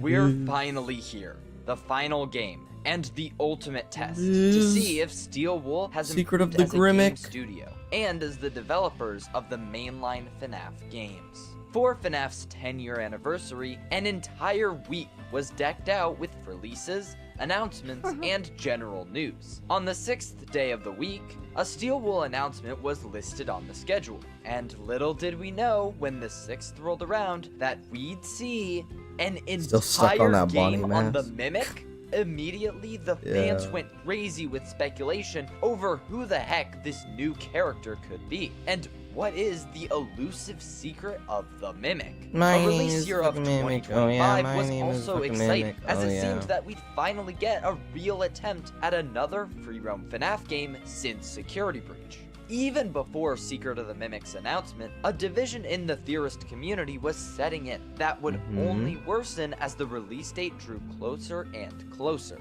The Tales from the Pizzaplex books, a successor to the Fazbear Frights Goosebumps-esque book series, had multiple ties to the game's timeline that led many people to believe in Tales games. The idea that these books were a part of the same story as the games. Thank God Others they aren't. disagreed, believing ideas or concepts could be borrowed, but the contradictions and errors in the stories were too much to be chalked up to simple writing mistakes. It also didn't help that the Help Wanted 2 and 5 Laps at Freddy's updates directly connected themselves to the short stories relating to the Mimic, specifically through David's Tiger plush and an advertisement for a Murray vacuum cleaner. From this point on, we knew that Tiger from the books directly existed in the games as well. So Tales Games believers and dissenters became more definitive in their stances. As a brief aside, I'd love to take the time to validate anyone who thought Tales Games was correct, because recently I've heard the opinion that Tales Games was slop from the start, and that it was blatantly false. This is simply not true, and rewriting history through a retrospective lens, now that we know for a fact that Tales Games is incorrect. While there were inconsistencies in the books, those inconsistencies also persisted between the books themselves. If the books aren't even coherent with their own timeline and math, then that lessens the chances that those discrepancies are intentional to separate these books from the games. At that point, it's way more likely to be author errors, like the infamous 5-word phrase, "The game is meant for two." You cannot chalk these up to game timeline differences. It's just a lack of quality control in the content of these stories. Scott and Steel Wool were also directly playing into the debate in the lead up to Secret of the Mimic. After all, they introduced elements from the books directly into the games, like Edwin, the Mimic, and Tiger.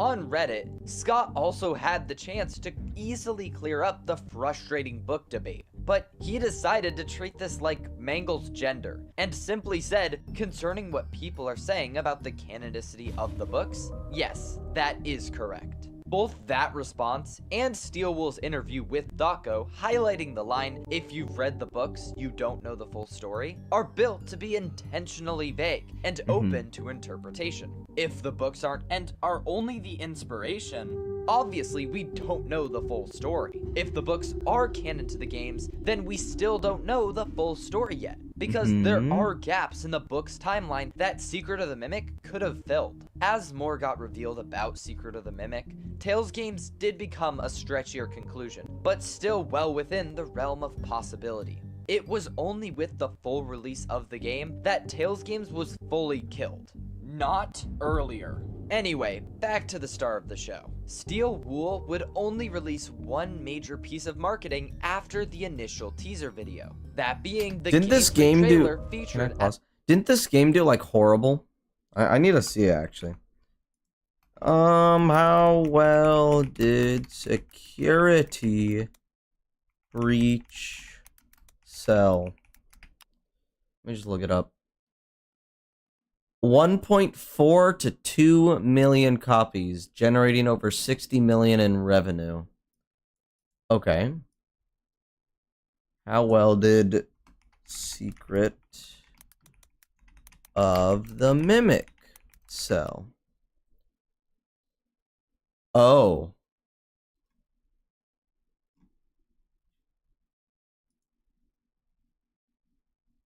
Oh.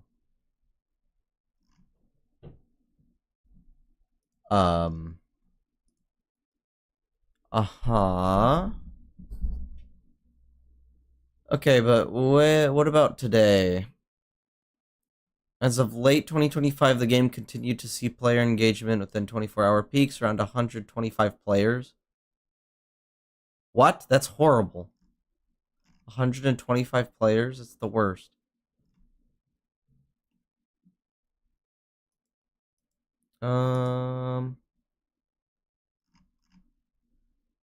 It's not telling me just how good the actual sales figures are looking for it. Secret of the Mimic sales numbers. Okay, yeah, within its first 10 days, 150,000. Which, you know, is good. I just don't know about actual, what's it called? Long-term security breach. 1.4 million as early as mid-2023. That's pretty crazy.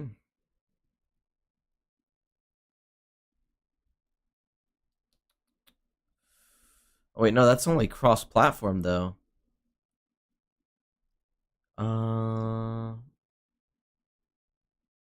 Okay, sold over 1 million copies within its first month.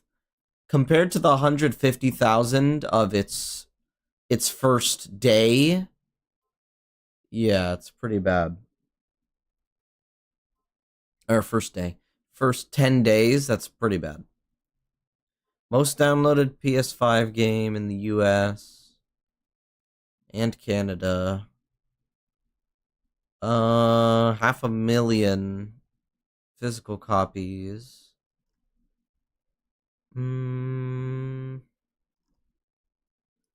Yeah. Anyway, as I'm saying, or at least as I'm trying to find out, Secret of the Mimic did not sell well. A PlayStation State of Play Like, it event. didn't bomb, This confirmed but Edwin's existence in the main timeline, introduced Murray's didn't sell costume manor as a nearly as well. location, and gave us our first look at the game itself. The only thing to note is that this trailer reinforced the belief that we'd be playing as a Fazbear technician going into MCM to retrieve the Mimic. Yes, the events of the game also seemed to take place after Edwin had abandoned the place, with the Alright, lads. Something really important is about to happen. Ugh. Alright, so back in the day when G Fuel was in its prime, right? I remember I actually tried it once or twice, but I haven't had it since, right? You know what I mean? Is that supposed to be the Mimic Shadow? Anyway, I drink Gamer Subs now because I think it's actually, you know, good, and it supports creators that I actually like. But my brother bought me a little G Fuel can. You see, it's a funny little Mega Man guy. It's blue flavored, whatever that means. And it has 300 milligrams of caffeine. Now, you see, my family has heart problems. So, that sprayed everywhere. I'm gonna die on stream tonight. Mimic Endo relentlessly hunting our player. Besides that, the most important... Oh, what is this trailer? Mimic Endo relentlessly hunting our player. Is that a real... That's not a real trailer. None of the trailers actually show him. At least none of the pre-release ones, right? Well, I've never seen this before. Besides that, the most important thing to note regarding this time period, That's gotta be a and post-release honestly trailer, to this for very sure. day, is Maybe the you don't? community's cries for more marketing. It's fine. I mean, joking aside, the maximum amount of caffeine in a day you're supposed to take is 400, so I'll live. Much of the Secret of the Mimic marketing was very underground and geared towards the FNAF fanbase. Not even. It didn't hint at anything. None of them hinted at anything except for the godforsaken, what were they? The tapes? The film. It's already going to buy or watch the game regardless. Yeah. Security Breach definitely had a larger marketing push over a long time that led to way more discussion outside of just the FNAF community. Rather than That's a advertising flavor. Secret of the Mimic as FNAF's return to form and reattempt at a free roam FNAF game, Steel Wool seemed almost scared to market their game and show more than the bare minimum. Yep. Mimic Mondays were introduced on Twitter, but general audiences aren't searching for Steel Wool's posts on Twitter. Yeah, dude, it had the stupidest. It was showing us freaking documents. Who cares? FNAF fans. Small video Murray advertisements were posted to Steel Wool's YouTube page. But yeah, and once how again, why would incredibly someone unaware of FNAF so fun to watch they were. You know, I'm literally I'm gonna play FNAF for 100 hours straight. And you know what I did? I ignored these. They were so boring. after Security Breach? Check in on Steel Wool's posts. Don't get me wrong, these were really cool for FNAF lore heads and the community as a whole. It was fun for me to theorize over the new advert every week, but for everyone else, the game might as well not exist. This marketing theory was proven real when Markiplier only learned about Secret of the Mimic's existence 3 days before the game came out. All that marketing amounted to nearly nothing for the general audience, and Markiplier was already adjacent to the community anyways. Yeah, Jackie's he doesn't even box like was FNAF. the biggest piece of marketing the game received, which sucks because Steel Wool had no involvement with the song, and it's a And it was a fucking joke of a song. that probably killed the impact of the actual story for some of the general audience. The tragic story of the Murrays and the Mimic being introduced in a goofy, extremely non-serious light is a bad foot to start off on. But even that could have been fixed if wider audiences had foot to start off on. But even that could have been fixed if wider audiences had been given a reason to care for the project. I have nothing against meme songs at all. But if it's people's first introduction to the material, and that song is honestly more popular than the actual product, then that's a severe misstep from Scott. I mean, who introduces the next primary antagonist in a book series first anyways? Exactly! Instead of an extreme wave of hype and mystery growing from the games, we got endless book debates and... Imagine how awesome it would have been if they somehow kept...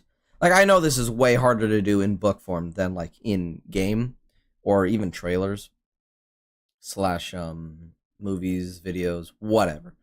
Imagine they somehow kept the Mimic in the shadows with, like, the books, right? It was just hinting at this animatronic that could do all of this stuff.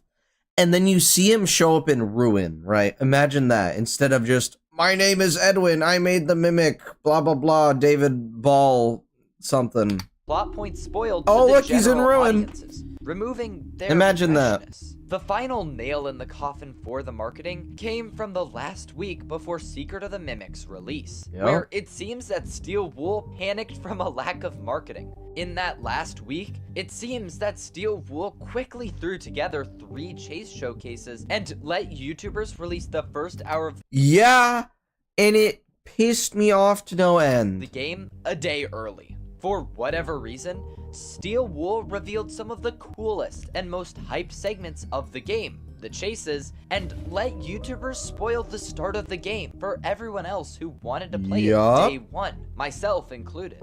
This is not healthy marketing to push at the last second, and I doubt casual viewers cared whether or not they got to see the first hour of the Also, game. the movement of whoever recorded this. Turn around. early. The chases themselves are hidden behind cryptic Twitter teasers, so it really only served to bring more attention to the game from hardcore fans. From an outsider perspective, it looks like Steel Wool completely forgot how to market, showing not enough to interest general audiences, but revealing too much to the core FNAF community. All the same, Secret of the Mimic released on June 13th, 2025, and the rest is history.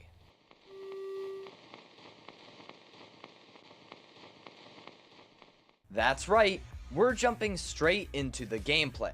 We'll get into the story of the game later. Similar to previous games, let's start with the fundamental mechanics presented and work our way from there. To begin, as with any free roam game, you can move around with WASD. Shocking, I know. In an interesting, yet positive change to the player's moveset, Steel Wool decided to remove jumping from the game entirely. Thank God. Well, at times, it feels a little goofy that Arnold can't simply hop over certain obstacles. Oh, absolutely. This is definitely an improvement. We've seen the kind of glitches that Steel Wool... Yeah, the suspended disbelief of not having a jump for this human character is definitely, not great, but... creates when jumping and leaving the ground is an option. So it was probably for the best, considering they also couldn't come up with a good way to use jumping in Security Breach. It's not like the Click Team games were known for their jumping mechanics, so this gets a big thumbs up from me. Secret of the Mimic also brought back crouching, something that is quite commonplace in many indie and mainstream horror games, especially when stealth is concerned. Steel Wool decided to focus a lot on they think there's stealth in Poppy Playtime.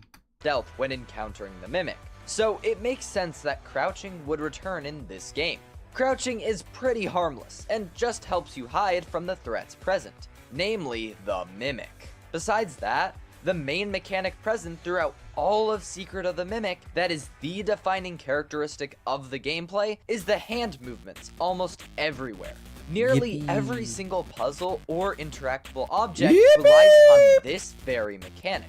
When the player goes up to interact with something at the manor, Arnold's hand appears on the side of the screen, and you're able to physically interact with the object by holding down left click. Instead of an E to interact option, you are given complete control of how you move it with your mouse. This includes, but is not limited to, generators, levers, hand cranks, and gift boxes. The hand mechanic is what drives forward all of the player's actions as Arnold. It is very important that the hand movements feel good to interact with and use on a regular basis. Lucky for us, Steel Wool seems to have finally hit the nail on the head. Moving any of the objects works great most of the time, especially if you're on PC. You are incorrect. You are incorrect. The movement, it is very janky. Yes, it's a lot more interesting than the stupid Steel Wool hold E. Security Breach hold E for 7 years. And all of the puzzles are built around this one mechanic. They all feel connected through the hand and build off of each other in different ways. But it feels so just wrong because anyone who knows that it was supposed to be VR and flat mode on release, they know that it just feels off because you're like, oh wow, this is just a VR game that has been turned into a flat mode, but there is no port for the VR currently. It's also definitely an improvement from using the E to... No. We know for a fact. We know for a fact from PAX that it is not going to be a point-and-click teleport. We know that for a fact. You do move around. I don't know what the locomotion is called, but it is a smooth move rather than a snap. You know what I mean? Interact system. Rather than simply pressing E once or waiting for a meter to fill when you've pressed E for long enough, you are in complete control of whenever the action is done. This allows for the player to feel more physically... I would be willing to bet that there is a snap movement that like in the settings for, you know, motion sickness or what have you. Actually, no, wouldn't it be the opposite? I don't know. I'll stop talking. Connected to the world that they're in. It's usually it feels reserved like for you're cameras. actually there in the manner, interacting with these objects, rather than simply pressing prompts in a game. With that all said, however, the gameplay mechanic of the hand turning does not feel unique enough for the game. It isn't like something akin to the Vanny Mask, Glamrock Freddy's hiding spot, or the grab pack, where the mechanic is distinctive to that You know game. what would be FNAF fun? A well-functioning Poppy Playtime VR. games, despite how successful you think they are at doing this, always try to bring something new to the table. The first 4 FNAF games were all released within the span of a year, and built off of a similar gameplay loop that was unique at the time, that being sit and survive. You are trapped in one place, and have to use the limited resources around you. Oh, guys, to don't worry. manage multiple This may be... different threats Can you with pause? different What? mechanics. This may be 300 milligrams of caffeine, but it's 0 sugar, so I'll live. After I also have this, diabetes Scott running in decided the to family, change so up that's the great. gameplay for Yeah, my bloodline is actually very weak and just destined to die out, so, you know, that's great. If you want to carry on my bloodline, make sure to leave a like down below and comment. Thanks. formula from the same old gameplay loop. In the next mainline installment, Sister Location has you walking between multiple different rooms and doing many different tasks rather than staying in one office. Now, I personally don't enjoy Sister Location's gameplay, but I can admit that it is very unique. Wait, why are there why are they on the ceiling? What happened? I'm sorry, did I never notice this before? What the fuck? And fresh for the FNAF series as Yeah, the last VR Poppy thing that I did was fan made and it didn't function. I couldn't even get to the Poppy chase. It just didn't work. well as just in general. Sure, it was closer to a free roam system that a lot of other games use, but it was still very distinct due to ClickTeam's limitations and the implementation of Ben FNAF can go elements. VR, so The trend can of Poppy. mixing up Yeah. the gameplay was continued into Freddy Fazbear's I still need to get Pizzeria that working, Simulator. don't I? This felt like an attempt to mesh the new Sister Location gameplay style that we just saw with the night formula that most people wanted. You both had the Tycoon minigames to change things up, as well as the salvage minigames. But you also had that original night gameplay to really ground everything and bring it all together. Sure, I it understand sucked. that not everybody agrees on how successful FFPS's gameplay truly is, but I believe that once you really understand how Oh, it the works, formula, sure, that the entry actual, has some of the best gameplay like, playing of the the night 6 sections, original no. games. If we're being totally honest, I don't think any other gameplay Beam XR, check it out. has yet to surpass FFPS in terms of engagement or fun. Help Wanted and Help Wanted 2 were very much so supported by the gimmick of VR, made for virtual MetaQuest. reality, and the distinct UGC minigames that for meant MetaQuest. everything still felt fresh and distinct from the other. What? No, but this is what pisses me off about Meta, though. Like, I have to get all of these stupid third-party softwares because Meta can't develop it themselves. It's so infuriating. Like, why can't they be first-party and just well-made?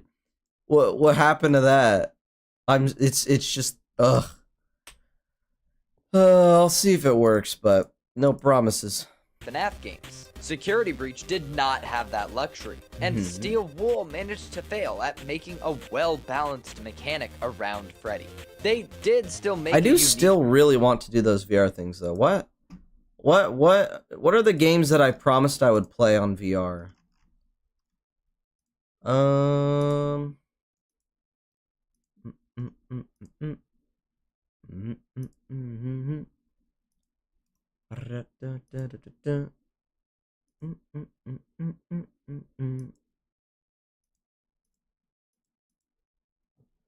Okay, let me do this.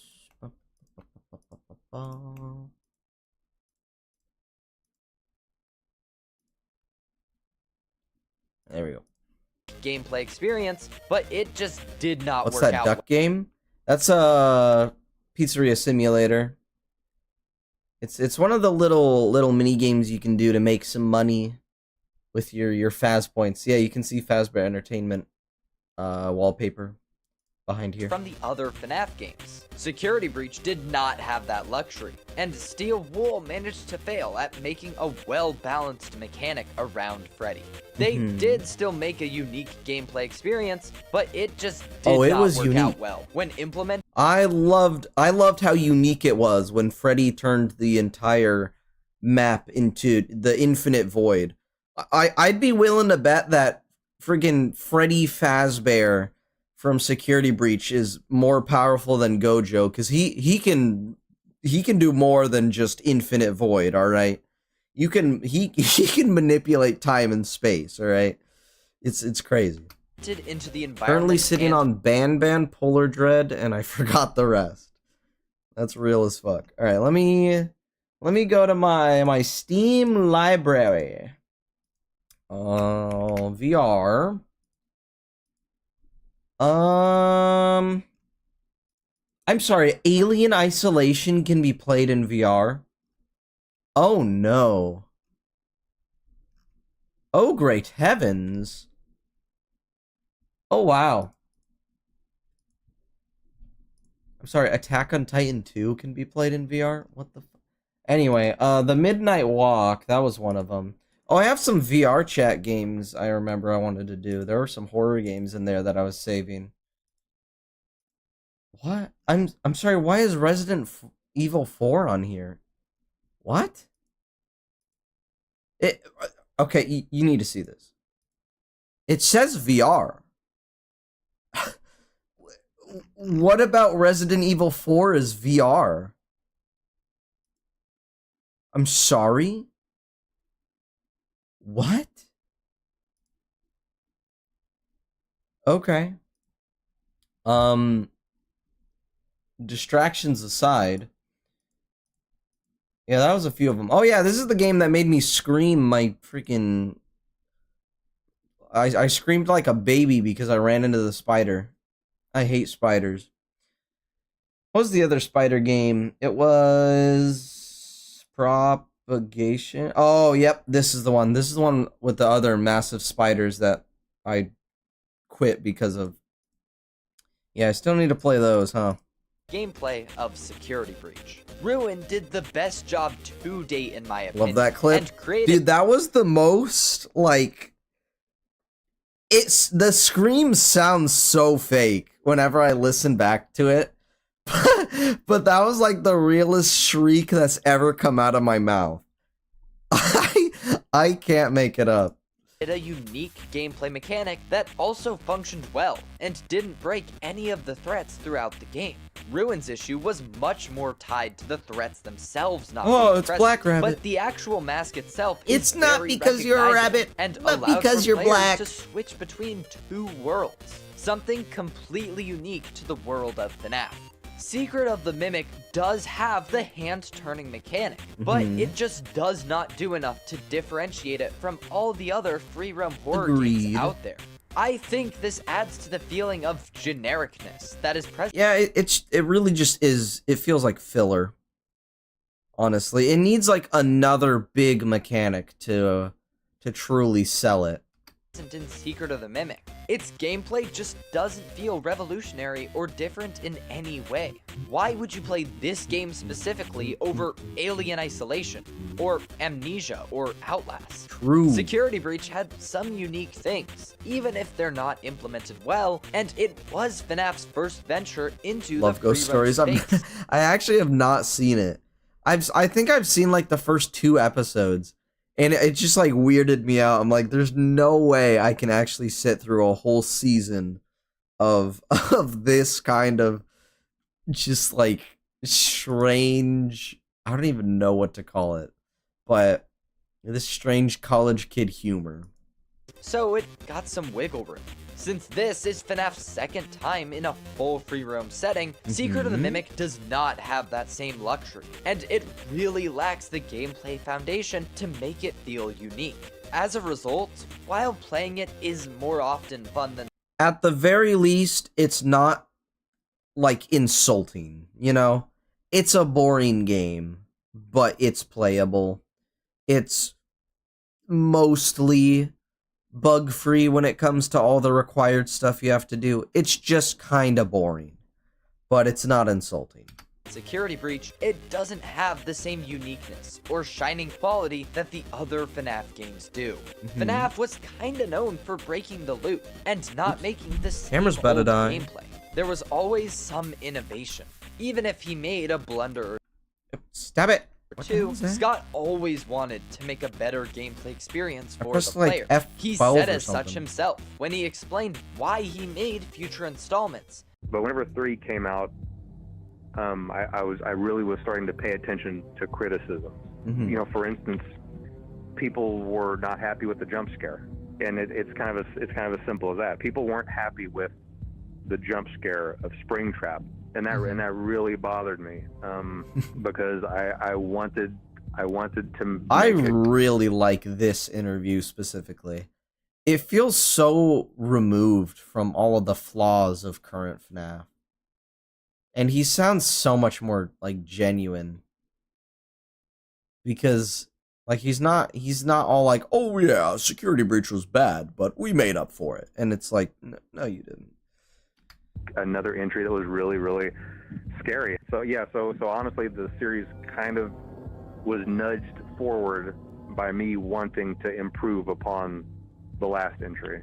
He had a drive to improve on the previous games through taking what was good and reworking what didn't. Secret of the Mimic is an improvement from Security Breach, but it doesn't do anything to make it feel unique. Can I just from say everything? what? I fucking hate YouTube. Oh my god, and their stupid updates. What was I trying to say before I got pissed off? Oh yeah.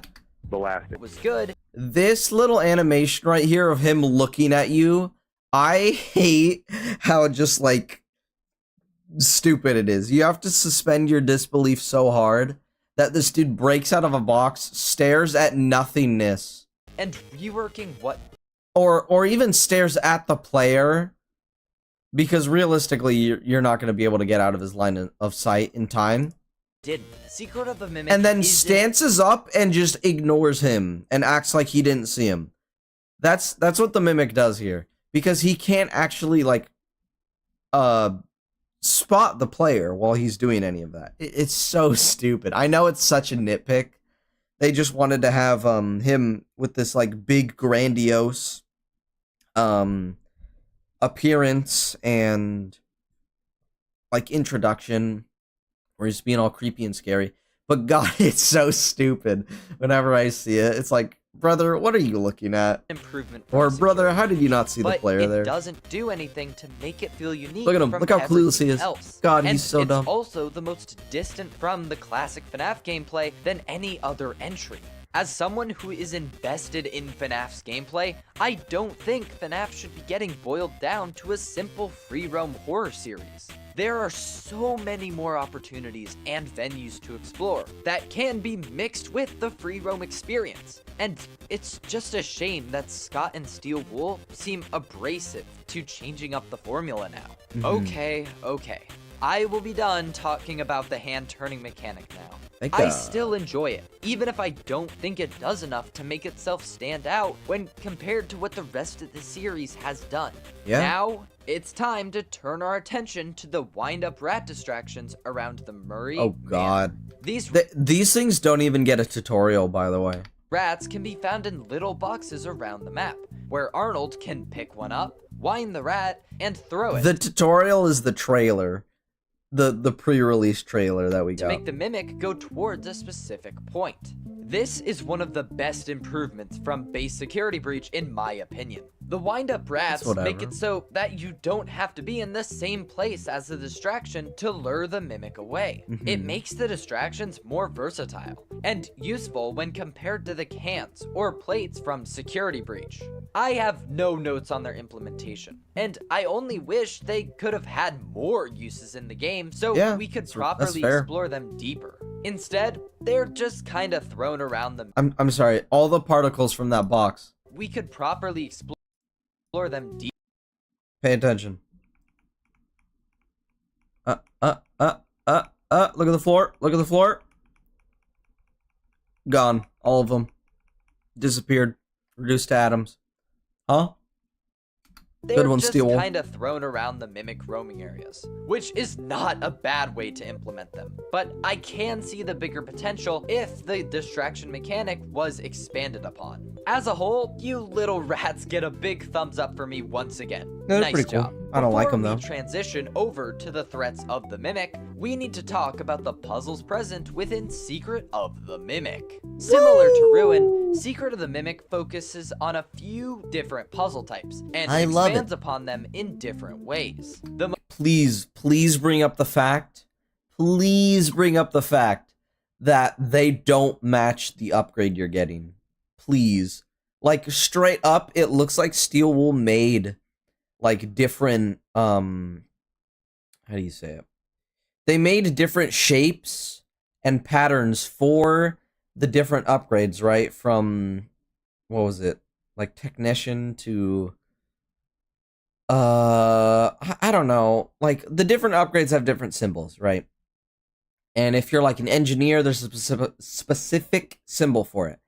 They made puzzles here to actually match, you know, the shape of it, but they don't follow the upgrade stations, and it is infuriating to no end as soon as you realize it. Most prevalent of these gameplay segments is the Remnant-esque molten metal pipe puzzles. It's Using definitely the hand mechanic, Remnant. You can turn the How in the world does it power the factory if it's not just straight up Remnant? Like, please. Please, why are there like no theory videos on this thing yet? I don't get it. separate segments of the pipes to make a path from the liquid power source to the output. Simply turn the lever to flow the liquid through your path. It's quite simple, and doesn't get much more complicated in the later areas, except for the addition of missing pieces. I kind of liked the missing piece thing. It was alright. You know what I mean? In fetch quests. Now, I could be nitpicky and talk about how it doesn't scale too much in gameplay and isn't fleshed out very much, but since there is more puzzle like variety in this game, it isn't as big of a concern this time. Ruin was really reliant on a couple puzzles, but Secret of the Mimic certainly improved on that aspect. Seems like we're power source for a building. Puzzle occurrence is the upgrade machines for your data diver, required to progress through especially doors when you with go higher underground and mission it's just levels. pure I molten personally metal. think these puzzles were executed the best of any in this game. Simple in premise at the start, but evolved to decent small challenges by the end. Complexity is added through corrupted bits and initially confusing paths that require knowledge of how to utilize the path shifting correctly. No notes from me. Keep up the great improvements. Another puzzle that I genuinely enjoyed, even from all the way back in the VR PAX demo, is the generators. Grab onto the cord handle and pull the generator repeatedly to spring it to life. I think there's some jank with them, but yeah, it's relatively fun, especially when you get the clips of, you know, your favorite YouTuber just gyrating with a rather interesting face plastered onto them, you know what I mean? Anyway. Akin to real generators. I love how this naturally fits into the hand mechanic, and that it's not overdone or confusing. It's simple, and used sparsely enough that it doesn't need an expansion of new skills. Oh, you failed it. You failed the skip. You failed the skip. You suck. I hate you. Serve their purpose, and I imagine they'll feel even more at home in VR this spring. The However, Wankinator. the worst mimic game puzzle Behold, is the here to even out that Wankinator. compliment. Allow me to introduce the Crane Slogfest. Oh, great heavens. The best puzzle in the game. And by that, I mean, please end me now. Please end it all. This feeds into a larger issue I'll discuss shortly, but the animations are pacing killers for every instance of this minigame. It's so bad. To move one piece to the correct location, you have to move the crane square by square. Grab the piece. And you have to listen to this just noise the whole time. Move the crane square by square to the next location. Thank God there's only like 3 of these. And drop the piece. And that's all without mentioning the annoying control over the moving joystick. Oh, it's so bad. Or player mistake of simply misplacing the piece or grabbing the wrong piece. A bit of a it's time so waster? Yeah, I'd say so. By completion, I feel less satisfied, and more relieved that I don't have to deal with that again for a while. Steel Wool is so lucky that the player only has to deal with this 3 times in-game. Otherwise, you guys would never hear the end of it. Oh, it's and so don't bad. even get me started on Big Top's Carnival game set. I'm sorry, but Steel Wool, I don't know if it's a lack of creativity or time, but why do we have to play the same game twice in a row? Yeah, it's actually 3 times in a row, by the way. It's because all of them are just point and click. Like, you just throw whatever or shoot at the target. It's all just funny shoot game. And you have to do it 3 times, bro. It's There's so nothing to justify this in-game. The Western and space minigames do not deserve to share the same space, especially when a harder version of Vazer Blast was already implemented for a collectible later in the warehouse. And wait, I already know that Steel Wool was not missing creativity when developing Big Top's area, because oh, what do we see in this concept art? Mystic Hippo in Secret of the Mimic? Yeah, we were supposed to see Mystic Hippo with our This own guy's voice cracks are pretty bad. He sounds like me. What the fuck? 2 eyes once again. But instead, all she gets is a poster? She Why? sure does. Time constraints do exist. I get that. But that is no excuse for post-launch updates or simply prioritizing gameplay experience over bonus flair. As much as I like Big Top's whole section, the actual games leave much to be desired, and I find myself dreading them more than anticipating them. And hey, I'll eat my words if the VR mode actually comes with an update to these minigames, or even... Dude, imagine I don't even know what to, like, say, but imagine they do something, like, completely ridiculous and stupid. Like, what if randomly just one of them was, like, Fruit Ninja or something like that? It just starts shooting things at you, and you had, like, a Phaz Saber, and you had to just, like, cut them all up, and that was your point system. Or like, I don't know, it added, like, a way better Bonkabon where there's, like, some new mechanic. Oh, dude, they could do so much. They could do so much with the VR. I just don't see that happening. One complaint that is probably more individually dependent than anything else is the wait times present throughout the whole game. I prefer snappier reactions. Oh, you know how I just hate Princess Quest 4 controls on VR? I am gonna despise this claw machine. I just know it. Actions over artistic flair. And Secret of the Mimic just did not go the direction I'd hoped. I get the potential lore implications and just general time setting that this decision allows for, but why are we missing any settings to remove these small pauses? Especially on repeat playthroughs, it gets a little boring to wait for an artificially extended time. Yes. Thank you, Steel Wool, for once again randomizing the code in the Murray's house. So players have to watch all 5 David tapes every single playthrough. God, it's I'm so sure bad. that won't get extremely grating. And as a side note, even if you wanted the players to collect the tapes every time, you really could have just had the numbers in the corner of every tape, rather than only appearing at the very end. It's not that tough, guys. Most of the time, it's not a big issue. I'm just saying it wouldn't kill Steel Wool to save the players some time on future ventures into the manor. Instead, we're supposed to go, yes, of course I'll happily sit through all these slow animations for the 50th time, to simply navigate the main menu your sweet and bippy to you click will. through the terminals. Specifically, moon.exe. Oh my goodness gracious. I haven't talked about the gameplay of moon.exe yet because there is almost no gameplay to speak of. While on a first playthrough, reactions can vary from stunned or shocked VR to joysticks mildly are no bored. fun. Yeah, Future you could say that moon.exe again. adventures are the exact same as the first. Similar to the crane puzzles, there's just so much downtime between actions, and many of the options don't progress you forward. It is genuinely, wow, I can't speak. It is genuinely like 2 full seconds of waiting per little text box, right? It's terrible. And are there simply for storytelling. More options isn't even necessarily an issue, but it just adds an unnecessary consequence to accidentally clicking the wrong option. It's cool for a first experience or lore head, but as a man of gameplay, I am once again... Wait. Only built for the first playthrough. That is a lie. You wanna know why?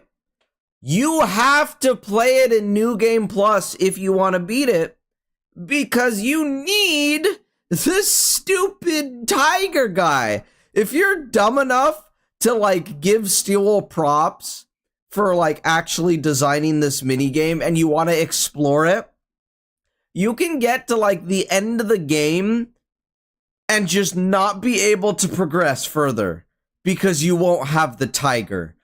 It'll be like 20 minutes of just purely wasted time just so you can play through the whole game and not not have your progress saved. You'll have to do it all the way over again.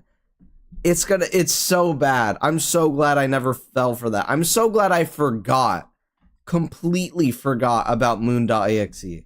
Oh my goodness. Anyway. How's Moon gonna work in VR? You're probably just gonna like crouch down at the terminal like you're Smeagol or something.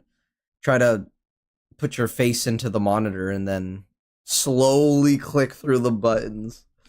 I'd be willing to bet. Maybe it's touchscreen or something. Who knows? Option. It's cool for a first experience or lore head, but as a man of gameplay, I am once again a man of gameplay. That is so raw. As to why there's just no skip feature. I get New Game Plus saves your glitched permission level, but what if I want to see us? It doesn't matter. You only get the tiger in New Game Plus. You can't forget about that. You cannot forget about the fact that Steelwool requires you to restart the game for every single ending that matters, which is only 2, to be fair. But it doesn't. It's no excuse. You have to play through the entire game. Specific part of moon.exe or recollect the collectibles as well. These games come out with the bare minimum in terms of quality of life and bonus features. Yeah. And I don't know why. If I've already... But that's actually true. Like, I've gotten so used to just FNAF games never having, like, any extras. That's completed it in a that's save insane. Before, just give me a simple skip prompt past the dialogue. I promise no one will be offended. Probably. This is one of the worst examples in any Steelwool game of an anti-replayability feature. If you want to return back to the good bedroom ending, you either have to play the entirety of moon.exe again, save one of your 3 save slots for the ending, or find someone else's save online. Steelwool, we are regressing backwards. How is there no chapter select like there was in Ruin?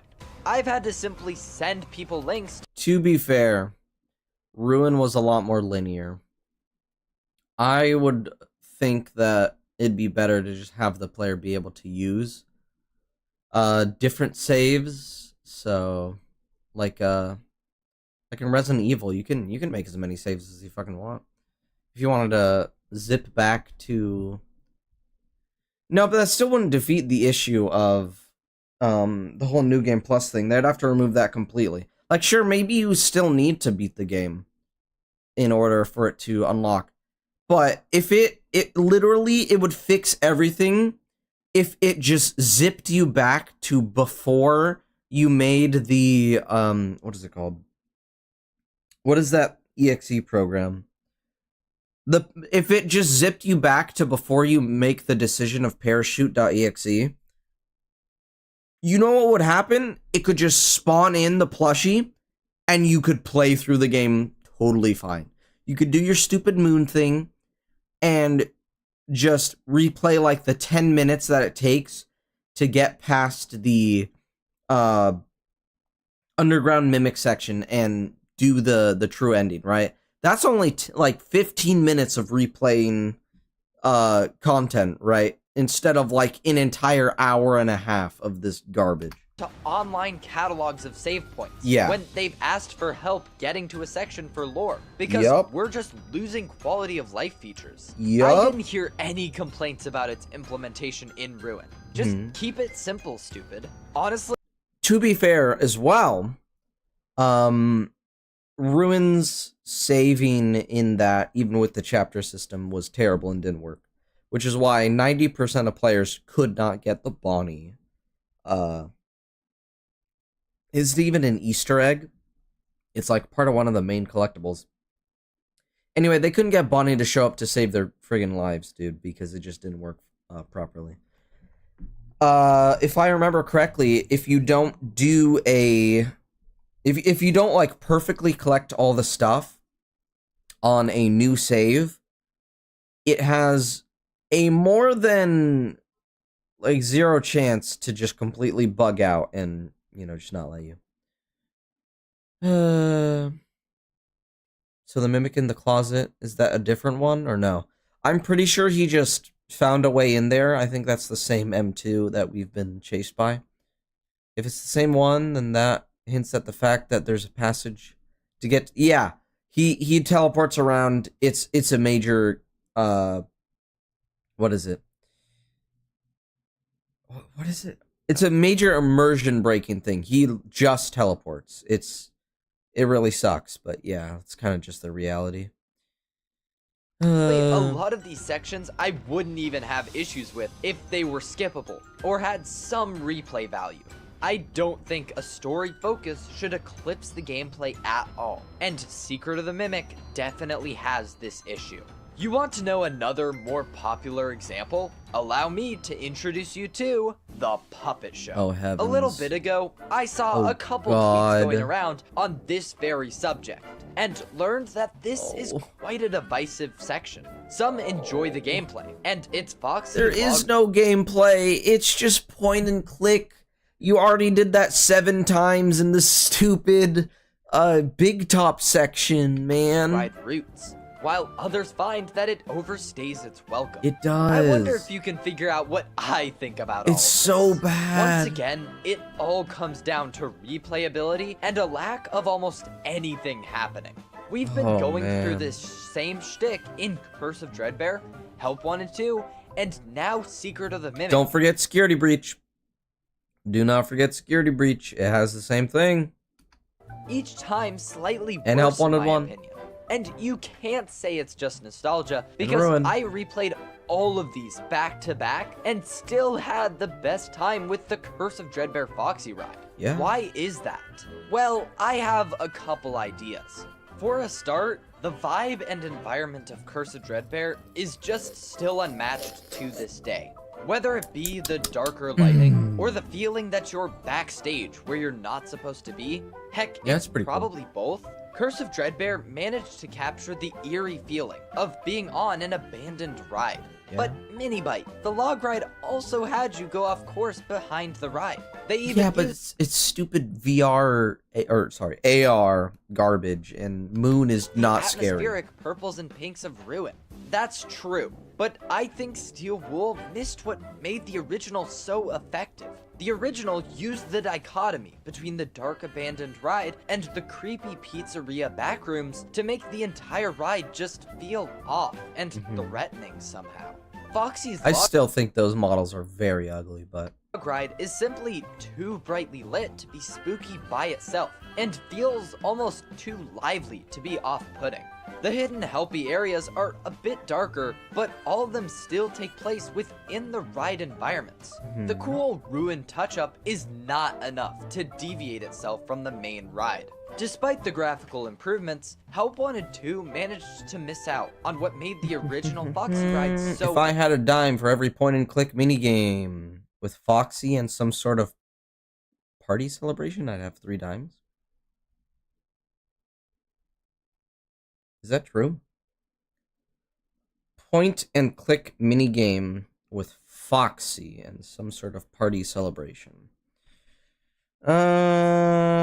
So there's this one, there's Help Wanted 2, there's Secret of the Mimic. What about Ruin? I don't think Ruin has it. Yeah, I guess not. But what about security breach? Actually, don't remember. I don't. Fake fan. Anyway, I think you might be right. It's honestly just a step down for me. What do you know? A fan of horror wants a creepy environment. Shocking. But how does the puppet show fit into this equation? It doesn't. Simply put, Foxy's Puppet Show is just the latest version of the same formula. Yeah, you're not even moving around, dude. It removes the entire ride part where you're like scrolling through cool set pieces. You're just standing there. Lower tech. Instead of flashy points and a motion ride, we get wooden targets and a stationary location. And when I tell you that this is the worst rendition for gameplay, I am saying that with no uncertainty. That stationary comment is just the first complaint. There's nothing new or exciting to look at. The most we get is the collapsing of the theater. But yeah, that's that pretty isn't funny. much for new sites when compared to what the other rides had to offer. That complaint by itself, though, really amounts to nothing. I mean, it's totally fine, as long as the gameplay is an improvement as compensation. It The sure gun isn't. works practically the same as every other time. Not to mention the fact you can die here. Not only does it remove my already suspended disbelief, because of the fact that a puppet kills you, and also, too, it's not the mimic, but like, bruh, it puts you back at the start. I'm going to lose my mind. And so do the targets. But wait, there are a couple changes. Look at these small hand puppets that threaten your ability to maintain enough score. That's something new. Yeah, except all you do is shoot them like 3 times to make them go away. They sure it's do. a bit more gameplay, but this is almost the definition of pizza with nothing. I'm sorry, it's just not engaging at all. And I nearly give them the credit of being a very slight positive change, except that they don't even directly kill you, and they replace the Jacko animatronics. They do directly kill you. Yeah, that's right. You can completely ignore them and receive no consequences. That's They're not merely bullet sponge distractions to block your shots from the target. That's not They even go true. away They take your entirely score. on their own. These hand puppets aren't scaring anyone through design alone, and giving them no direct threat through gameplay is not helping matters. And the fact that we've seen the good path for this type of game makes it all the worse.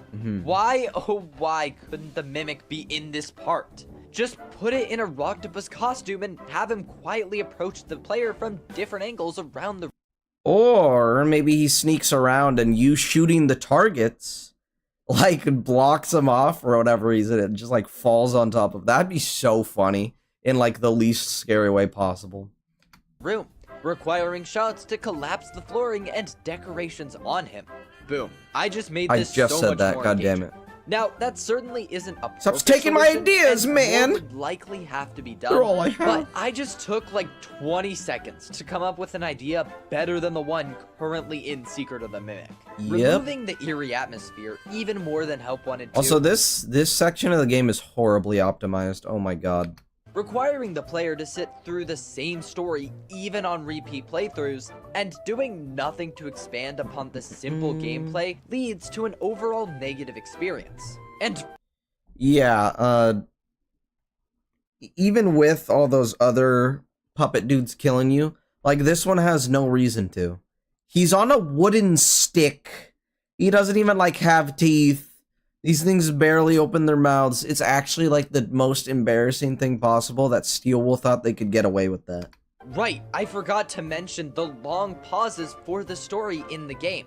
The other Foxy rides also have a story, however, it's simply background while you're shooting the targets. Since this rendition is a theater show where you're left to watch the show, even on replays of the game. I personally can't see why some people like this minigame outside of the story. The actual gameplay here is not better than any of the previous FNAF games. I'm all for experimenting with new ideas, but I'm really excited to actually get into the Springlock suit in VR. It just sounds fun. I don't know. the new Even though it's ideas gonna be, here like, for 2 are seconds. often not in service of making the game scarier or more engaging. Once again, Steel Wool, either make your games more replayable or add a chapter select, so I can just skip this if I want to. I'm also just gonna take this time to complain about the design of the second half of Dolly's chase. Oh, yes, sir. We get one of the best scenes in the entire game that Steel Wolves themselves spoiled. But They after sure that, did. everything just goes downhill. We barely get a semblance of a chase, moving through a couple catwalks before ending up an event and the chase ends. This is easily the shortest chase in the game, and also the one with the least cool visuals or animations. Dolly emerging from the wall may have been extremely peak, but did all of the sauce have to go into that one shot? Now, despite how short the chase is, I have no real issues with the actual content of it. Afterwards, however, we get what I think is supposed to be the second half of the chase. Huh? Activating a generator. You can get and dropping carried by down that? to the next section, Dolly blocks your path and slowly navigates through the rooms looking for you. As the player, you crouch behind Dolly. Yeah, and her slowly cone of make vision your is way to an nothing. elevator after deviating from M2's path. There is zero gameplay during this entire segment, besides pressing W and crouch at the same time. Oh, no, wait, let me correct myself. A couple times, Dolly stops walking, and you have to wait even longer before slowly moving forward. This is just another section where things drag on just way too long, and I find myself dreading this section rather than looking forward to it. Sections where M2 is free roaming in the suits are great examples of when stealth gameplay works in Secret of the Mimic. Slowly crouching forward in a heavily scripted sequence is not good stealth or chase design. Even on my first playthrough, there was no tension or anything here. I feel empty playing this section. Every other small interaction or puzzle in the game is solid, ranging from fun to serviceable. You know, while writing this section, I almost forgot to mention the other chases present in the game. So, without spending too much time yapping about them, I think they're really good. Jackie's chase has to be my favorite, just due to the animations and preceding scene. But that does not mean Big Tops or M2s are that far behind. All of them managed to crush the recent M2s are that far behind. All of them managed. What the fuck is that? Huh? I knew he didn't have like a kill. What is it? I knew he didn't have like a hitbox on him, but what in the fuck is that? Playtime chases. And the threats feel pretty real this time. Mimic's chase at the end of Ruin was a weird step down, so I'm glad Secret of the Mimic did not make that same mistake. The only one that I'm gonna give a bit of a hard time to is Big Come Top, kiss because me on his my chase hot just mouth. makes no sense. Yeah, that's so Stopping real. for too long at one seemingly safe junction. Oh, suddenly Big Top just jump scares you because Right? you didn't It's so follow along dumb. the programmed chase ride. There's so many cases where it appears safe and it never actually is. I get the struggle of achieving a chase with a giant imposing force in the small corridors, but that's no excuse for leaving the player in the dark. If they wanted to keep this chase near identical, at the very least, the ceiling could have collapsed on top of the player first to mask the jump scare. Like I said, a relatively small complaint, but still one that needs to be aired out for future entries. As a whole, the chases are peak, and I'm glad they've significantly improved since Ruin. Before we get to the most important gameplay element of Secret of the Mimic, I have one last section to give Steel Wool massive praise for. The White Tiger. Dude, I do not understand why people like this one. But hey, you know, maybe you can convince me. Let's hear him out. Counter. There was nothing like being welcomed with this massive dark room and seeing the heterochromic eyes staring back at you. After so much tiger teasing in the books and games, it was like a I'm straight, hetero. Sorry. dream come true. And Steel Wool honestly delivered. This is one of the most horrifying parts of Secret of the Mimic in almost every. Disagree. He teleports in front of you. It's super obvious. It's honestly more annoying than anything. I don't like his stupid scare chord noises he makes when he does so. He's just lame. He's stupid. Oh yeah, imagine if the puppet just like triggered your spring locks, that'd be way better. But even still, that it wouldn't make sense because like why do they even attack you? There is no reason for the puppets to attack you in the first place, and I think that's the biggest mistake Steel Wool makes. Aspect in that section. This section is no cakewalk on first playthroughs, giving the tiger difficulty it's terrible. to back up its creepy ghost status. The whispers of the past and mimic mixed with the heavy footsteps of the tiger in the expansive darkness is so nicely Oh yeah, the executed. sounds he makes are cool. I don't even know what I could critique here. Besides some replayability issues on future... Dude, what do you mean? What can you critique? The absolutely painful slow crawl of the lights. The way that, you know, they don't even like trigger the right way. I feel like pre-patch had way better pathing when it came to how and when the lights turned on. And even then, it's so easy to get lost here. Because there's a lot of times where your light will turn off and it wants you to go somewhere. But there will be like other lights that are turned on. So you go there instead. And like while you're on your way over there, they'll just turn off anyway. And you're just stranded and are just left free to, you know, die. Like it's so ridiculous how the teleporting even works in this thing. The way that they patch out the speedrun, the speedrun skip that lets you just stare at him and he'll stop moving. Like it's so dumb. The way he teleports in front of you in the later section, like it's lame in just the worst way possible. Playthroughs, this section gets an A+. Even with the slight drag of waiting for the lights on replays, Steel Wool could have done much worse, and it really is more of a nitpick this time.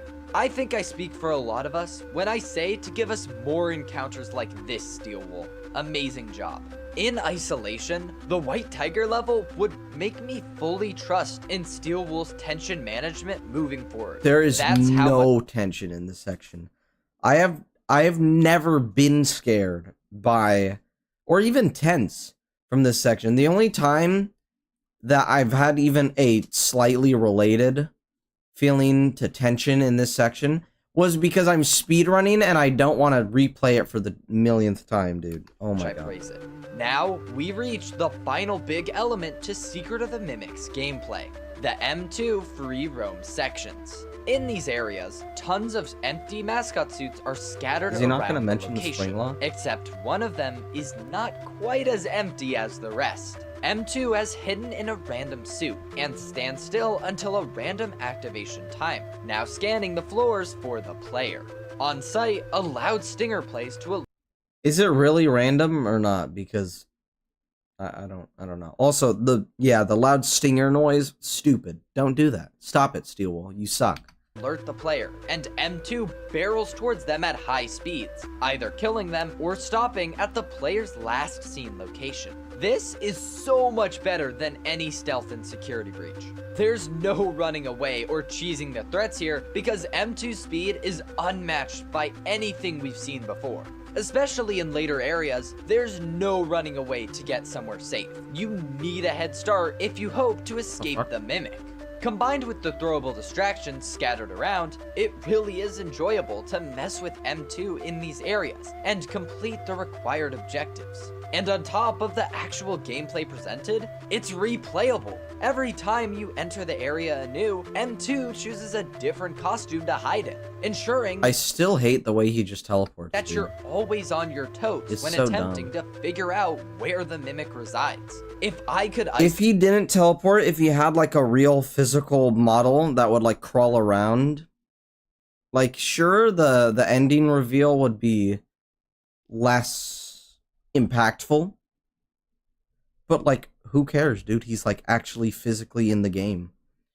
Isolate one style of gameplay from Secret of the Mimic and put it in a bubble, it would easily be this. I can't wait to see how well the gameplay translates into VR, and whether any changes are made to accommodate for the shift. With all that praise stated, it's time to hit you all with the hard truth. These sections still leave much to be desired. Before even getting into the heavy missed potential, what about the gameplay we were given misses the mark?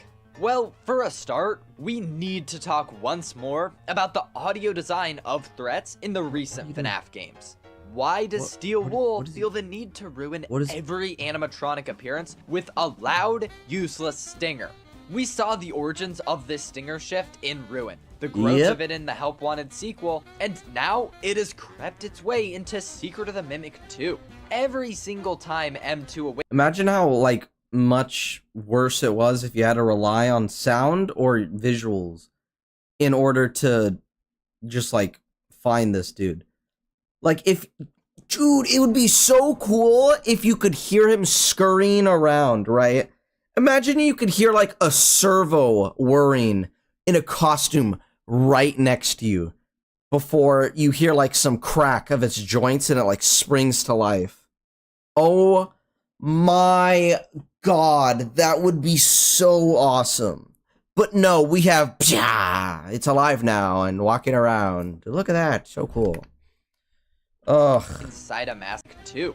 Every single time M2 awakens from his slumber inside a mascot suit, a loud stinger you see him at the elevator. I think me and most players missed the Mimic appearance in that Dolly section. I straight up missed him because it was too dark to see him even with his glowy eyes. I was just like, huh? What's happening to Dolly? Is he pulling himself out? And then he was gone. I'm like, oh, okay. He stopped? To immediately alert the player to wherever the Mimic currently is. Oh, camera. No mystery, no surprise, and no good jump scare value. I honestly don't know what they think they're achieving here, besides telegraphing exactly where M2 spawns so that the player can avoid it at all costs. Suddenly, all tension about where the Mimic could be is gone, and there's no mystery or suspense from the player. When I pull out of Dolly, I am the Mimic. Yeah, couldn't be me. I would never pull out of Dolly. Wait. Immediately action time for the player to begin crouching and listening for the Mimic's loud footsteps to get closer. I cannot stress enough how much this stinger upsets me, because simply removing it would already be an improvement to these sections. I thought a big reason for having all the mascot costumes strung around was to keep the location. Fresh meat is just too enticing. She can wet my floor. Of the Mimic mysterious. Like it could be anywhere. The same idea is present in Tales from the Pizzaplex, where the Mimic hides in costumes for long periods of time until its victim is in a compromising position. Our protagonists have no idea where the Endo often is until it's already right behind them and in the process of ripping off some limbs. Now, clearly we can't have that insane level of surprise in Secret of the Mimic. At that point, we're making the game a bit too unfair for the player. No, what? Bruh, come on. It would be more like I guess it'd be more like detective work, right? Because at that point, you figure out which one he's hiding in, and then the gameplay would be figure it out before he figures you out, and then you have to make sure you don't let him I guess get the upper hand, right? That would probably be a lot more interesting. At least, I think so. However, that does not mean we need to advertise exactly where the Mimic is every time he reactivates, allowing for little to no surprise.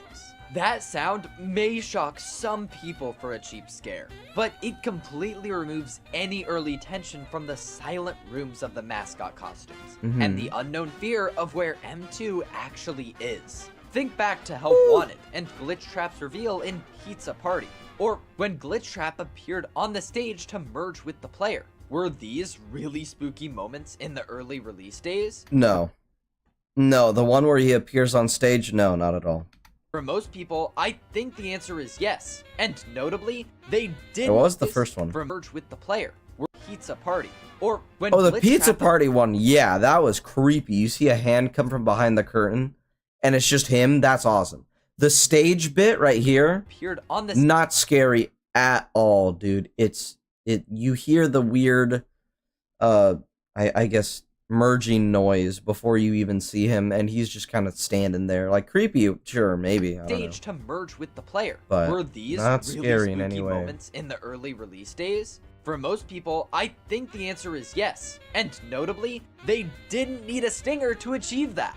A stinger would have actually had the same effect that it has on M2, removing any possible tension from the scene in exchange for a chance at a quick scare. I honestly think that if modern Steel Wool made Help Wanted, at the very least, the moment that Glitchtrap merges with you would have a stinger.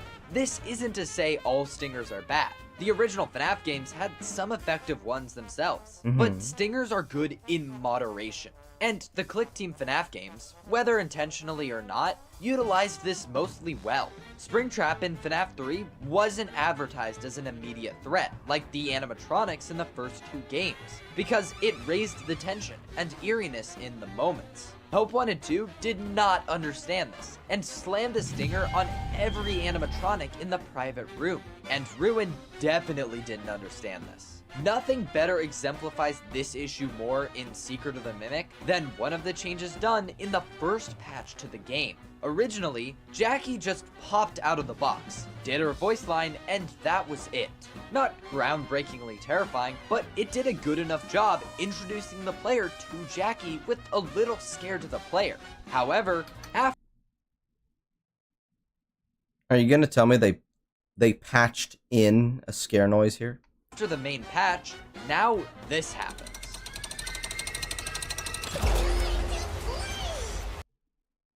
Oh, Steel Wool. Nobody's scared of your fucking Jack-in-the-Box thing. What? What did adding a stinger to Jackie's intro accomplish? No, seriously, I have no idea what was the point. It didn't make her jump any scarier, nor did it do anything to improve the introduction of the character. All this did is add a needless out-of-universe sound to the game that only serves to take me out of the experience a bit more. I know that sound did not play in universe when Arnold wound Jackie's box, and it only strengthens the boundary between game and reality. Something horror games shouldn't really do if their goal is to immerse the players in the horrifying world. Not all stingers are bad though. Big Top's subtle alert sound actually serves a valid gameplay purpose, to confirm that the player is indeed spotted, and it isn't loud enough to overpower Big Top or the mannequin's voice lines. The use of a stinger when the mimic spots you isn't a bad idea either, because once again, it gives the player gameplay information. Steel Wool can use stingers in a subtle, effective way. But yeah, but imagine if it wasn't a stinger. Imagine if it was not a diegetic thing. Like, once again, you hear a very loud... I don't even know what it would be. But, like, his endo makes a noise when his head snaps onto you, right? Like, that would be so much better than jump scare that's just very loud in your ears. And then he... Because those steps, if he had, you know how Into the Pit has the rabbit run very slow and then he speeds up? Imagine if it wasn't slow necessarily, but he has to build up speed, you know, like any other person when running. And that was your final warning, basically. And one of the main occurrences completely butchers I mean, that, those... and once again, the loud noises that just his endo makes when locking onto you. Instead of stupid stinger noise, like, come on, dude, give me some diegetic scares, please. She jack my box till I play? What? I can't even think of anything. I got nothing. I'm funny. Help! I'm sorry, but you failed. If you still want an alert when the mimic activates, literally reuse the mechanic given to you in the epilogues. You even teased it in Ruin. Picture this mechanic given to you in the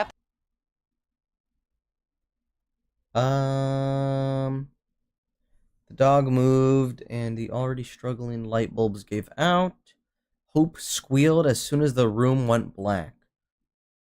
Then the lights were back on. They were still weak, unusable, but they were on. What? So you want the room to flash? Blogs. You even teased it in Ruin. Picture this. Oh, You're VeggieTales. walking around the MCM workshop, looking for pieces of the Captain's Springlock, when suddenly, the lights flicker and a subtle, eerie sound effect plays in the background. Okay, that would The Mimic suck. is now active. Oh, for his activation? No. That serves the exact same role as the scare noise. But it's even worse. It would be so much better if you just didn't know. You would have to figure it out yourself. Come on. In my opinion, this would have been 100 times more effective, and actually could have No, it worked in wouldn't. increasing player tensions. To No, wrap it back to the wouldn't. original M2 related issue, the Stingers isn't the only grievance I have with Steel Wool. I talked about how these sections have some of the best replay value in Secret of the Mimic, and that's true. However, what I don't understand is the insane amount of missed potential there really is. Think about the character of the Mimic. What are some concepts that come to mind? It's an endoskeleton that can take on the persona of any character. And we see this in Secret of the Mimic through Jackie, Big Top, Dolly, and Chica. It's violent, unpredictable, and relentless. So why the heck in these free roam gameplay sections is M2 completely predictable and the exact same every single time? I think it's absolutely insane, given what we've seen from the Mimic before, that it only has one mode of attack: activate, search area, and chase players down if seen. I feel like we missed some insane opportunities to add variety to these encounters. Maybe one time, M2 can crawl through the vents and drop down from any opening, only when the player approaches, immediately starting an intense chase if the player doesn't watch where they're going. A different suit could mean that M2 doesn't have heavy footsteps, and instead silently prowls around, but with the downside of a slower initial move speed. I get this would be more work for the developers, but either a lot more time to the project or reuse this gameplay in more sections, because it definitely has some potential. It would help to make M2 feel more alive, and the game overall better, since we'd get to experience more time with the best aspects. I mean, he's completely right. Imagine if the different suits had some sort of effect, right? That'd be awesome. Of Secret of the Mimic. I can't really hold this specific argument against Secret of the Mimic, but I can complain here in the hopes that a future Mimic appearance can capitalize off of this idea. I don't All I can say want the Mimic in a future appearance. His story was already ruined for me in Ruin. about this in relation to Secret of the Mimic is that the M2 free roam sections have crazy missed potential, and that the M2 sections do get a bit repetitive, even if it isn't nearly as bad as the other parts of the game. Not too long ago, I made a bold post on Twitter stating that you might have heard that the hardest FNAF challenge is Secret of the Mimic New Game Plus, but it's actually harder to find a Steel Wool game with satisfying gameplay and story. Now, besides the obvious troll about the hardest FNAF challenge, this question is quite vague, and it really does come down to personal preference. To me, this means that the majority of the game should have fun gameplay and a story that is easy to follow and narratively complete. Now, for some examples, it's quite easy to see why I would make such a claim. Security Breach and Help Wanted 2 both lack in quite obvious ways, with one failing in both regards and the other simply having little story to tell. It's fine. I mean, sure, it strings you along in a story that you don't even know until basically the end, but like, it's there. It is satisfying once you, like, as soon as you get to the halfway point of the game, that's when it kicks it into full gear. That's when it starts being like actually really good. Brought up to bat were Help Wanted and Secret of the Mimic, the two end caps to the Steel Wool era. As I already said, Help Wanted Help Wanted one really janky gameplay, honestly. I'd say it fails in that regard. At the very least, current patch. I don't know how pre-patch was, because I didn't have a VR at the time. But it definitely strings in its story throughout the entire game, for sure. Far from perfect gameplay-wise, especially when looking at the recreations of the original games. Its story, while containing the potential for some even better story elements, is really well laid out through the tapes and events in-game. Help Wanted might be the closest we get to meeting out the criteria laid out in this tweet, but unfortunately, I can't give it full credit. Secret of the Mimic's gameplay is a very mixed bag, because it's a great improvement from its predecessor, but it's definitely still lacking in many areas. For this reason, I cannot with full confidence say that Secret of the Mimic has satisfying gameplay when looking at the complete Which means product. it goes to And security while the story, breach. something that has been generally praised since release, does meet my criteria, there are still some sore spots that need to be addressed. Oh, here we go! The story of Secret of the Mimic is probably the clearest story from a Steel Wolf FNAF game to date.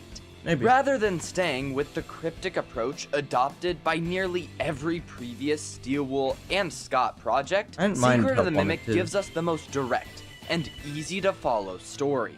Whether this was because Scott learned from his mistakes, or decided sure to did. let the Mimic origin be the one clear part of the timeline, at least we finally have a 95% coherent story to break down for once. Kinda. Now, this is not a Murray timeline video, nor is this supposed to be a lore summary of the game. But I feel obligated to give a short run through of what happens before I discuss my few grievances. If you don't want to hear another Secret of the Mimic summary, skip forward about 3 minutes to get right into the conversation. A man named Edwin Murray started working at his father's company, Murray's Costume Manor, where he'd meet a puppeteer named Fiona. They would develop a relationship, which would result in them getting married. Unfortunately, Edwin Murray Sr. would pass away, transferring the ownership of While he does this, I'm gonna go make myself a snack real quick. MCM to Edwin. Edwin would go on to make wacky, dangerous products and work closely with Fazbear Entertainment. Eventually, David, Fiona and Edwin's son, would enter the picture and be an important step in the Mimic's origin. At some point, Edwin began work on an endoskeleton that could fit into any costume and become any character, the Mimic. In 1973, Fiona Murray would die in a fire at a fall fest that she was helping out at. Distraught with loss, Edwin would repurpose M1, aka Mimic 1, to take care of David when Edwin was busy, and later got the idea that he could mold M1 into Fiona. As a result, M1 would become F10N4, a bare-bones, housewife-coded version of Fiona's personality. This would work fine for a short time, until David's 5th birthday, where David would die under mysterious circumstances in 1975. Once again, Edwin would delve deeper into sadness and isolate himself, leaving his relationship with the rest of the company flimsy at best. In the background, Fazbear Entertainment was slowly manipulating and bleeding MCM from the inside out, stealing workers from directly under Edwin's nose. Edwin, unaware of anything, would be hired to work on a Mimic endoskeleton for Fazbear Entertainment, an M2 if you will. It was also around this time that Fazbear Entertainment would work directly with Edwin in R&D to make a new restaurant, Freddy Fazbear's Pizzeria. M1 would continue pushing Edwin to make another Mimic for David, to bring the whole family back together. But this only served to make Edwin more angry. After M2's activation, Edwin heard it began to mimic David's voice and behavior, causing him to act out in anger against the Endo, teaching it violence and agony. Here, the timeline gets a bit fuzzy in terms of how and when events occur. At some point, the now violent M2 Endo fixes its legs, explodes part of Edwin's office, and leaves Edwin barely alive. MCM falls into debt, and the land defaults to Fazbear Entertainment. But don't worry, Afton would never touch the family house. M1 is transferred into the giant F10N4 machine, and Mixes, a system to contain the violent M2, is developed by F10 and built by Edwin. Fazbear Entertainment, interested in getting their hands on the Mimic technology, sends in technicians to scope out the place and retrieve the technology. This leads us right into Secret of the Mimic, where we play as Arnold, the next Fazbear technician sent in to retrieve the mimic technology from the abandoned Murray's Costume Manor. No one else has completed the task, and now it's your job to survive M2 and get the mimic program. Instructed by a Fazbear Entertainment dispatch, Arnold goes throughout the manor, surviving Jackie, Big Top, Dolly, and Party Time Chica. Finally, Arnold unlocks executive permission for his data diver and retrieves the mimic program. From there, Arnold can either choose to leave and die at the hands of M2, or run parachute.exe to Dispatch's disapproval. Arnold makes his way down to R&D, where we learn about Edwin and Fazbear Entertainment's project to develop Freddy Fazbear's Pizzeria. It is here where we learn that Dispatch was intercepted by F10N4, who has been manipulating us since the very start of the game. F10 instructs us to go to the Murray house, so we can find Edwin and tell him to fix M2. From this point, another split path is present, where Arnold can either use his moon.exe glitched permission to play a bedtime story and fix M2 back into David, or Arnold can do something a bit more drastic.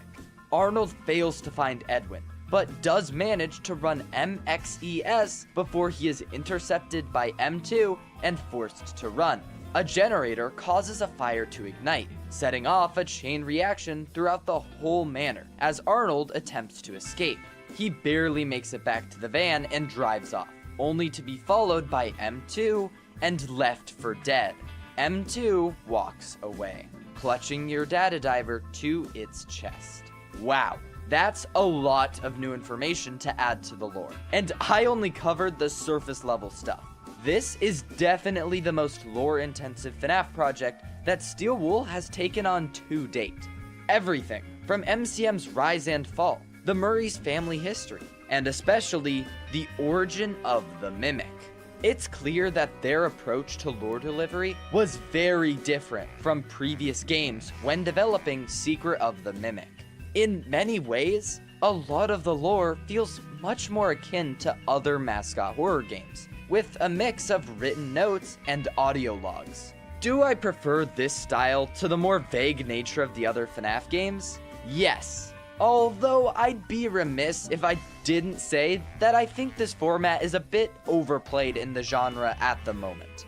I get it's quite the tall order to play through and visually see every event in MCM's history, but we couldn't have picked out a few to potentially... He's talking about the stupid, oh, yeah, the messages and, the godforsaken tapes. And as audio the storytelling, logs. yeah. Do I prefer this style to the more vague nature of the other FNAF games? Yes. Although I'd be remiss if I didn't say that I think this format is a bit overplayed in the genre at the moment. I get it's quite the tall order to play through and visually see every event in MCM's history, but we couldn't have picked out a few to potentially splice into these MCM advertisements. We had this whole tape system, and only used it for David's birthdays. True. Regardless, I'm still glad we have an actual story to follow this time. We could have also had a blend between FNAF's more original style of cryptic storytelling with a linear story. And honestly, that might be the approach that I want to see experimented with in the next game.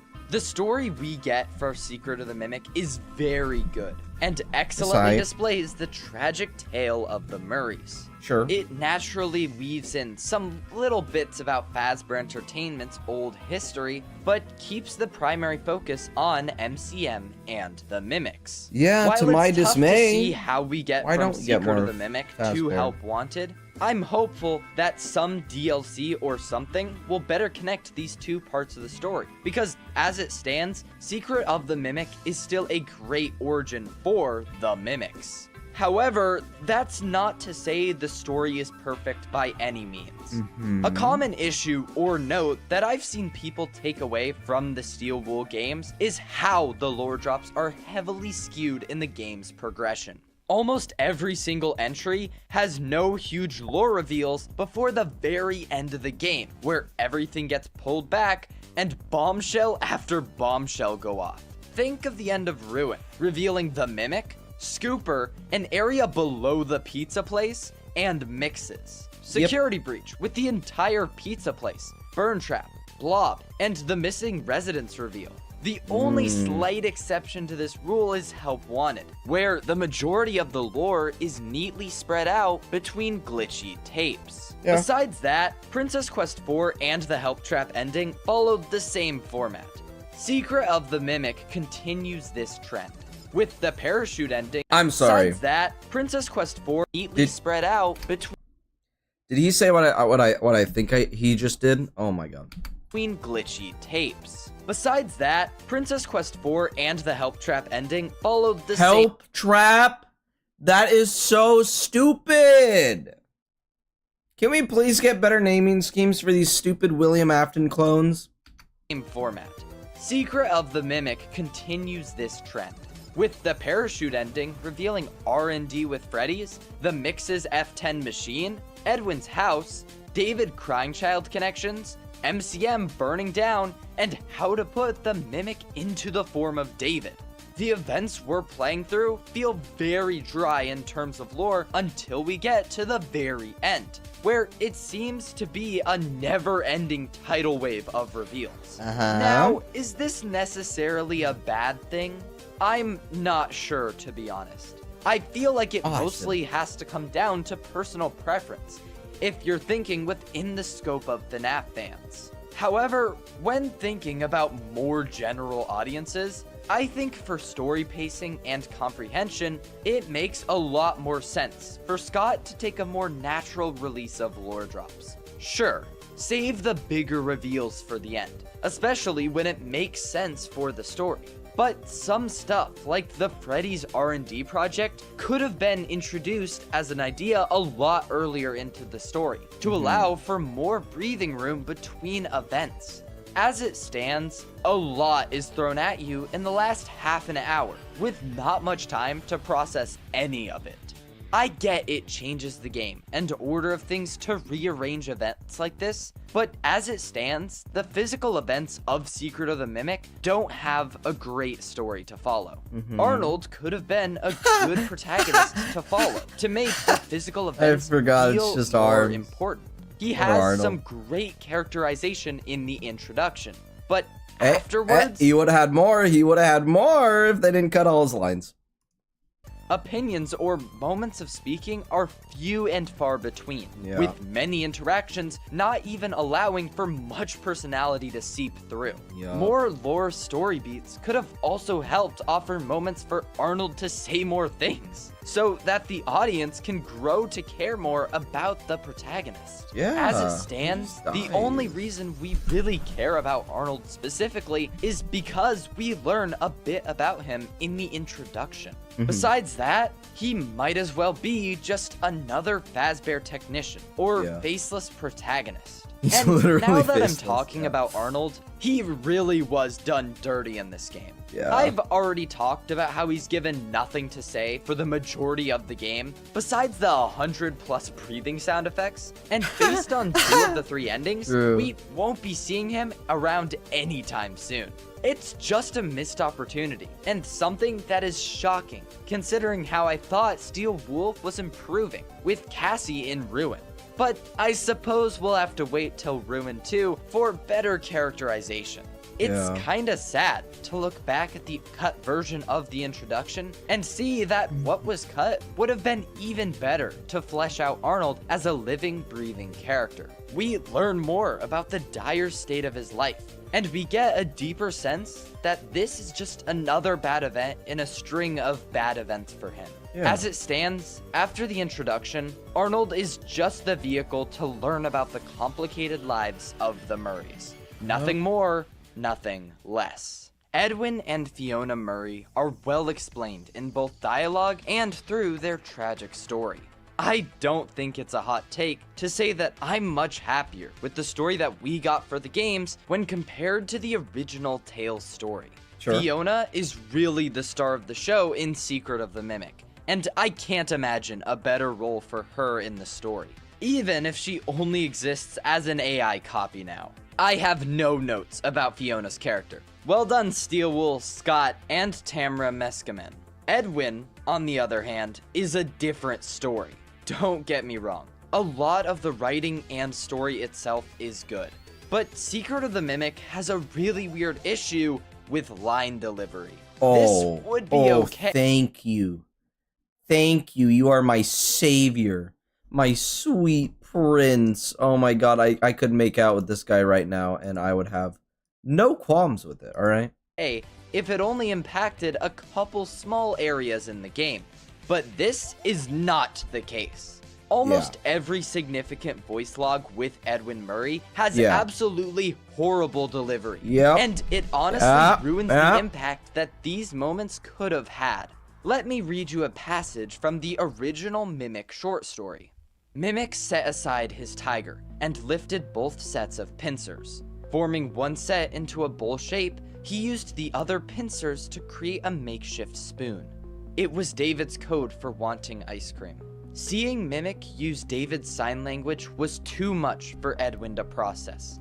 He roared in fury and self-reclamation. Reaching out blindly, not knowing why he needed it, Edwin sought something to wield. He had a sudden, out-of-control imperative to hit something. No, to destroy something. Howling like a wild animal, Edwin battered Mimic over and over and over with the metal rod.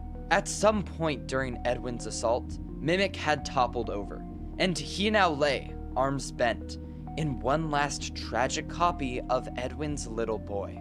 Edwin dropped his head into his hands. His anger dissolved into regret, and the regret brought tears that he thought just might flow forever. Now, take a listen to this voice log from Secret of the Mimic. Stop. Not him. You're not! Stop sounding like him! What if I told you that these are meant to be different interpretations of the same exact moment? The moment that the Mimic was taught violence directly by Edwin, after it had mimicked David.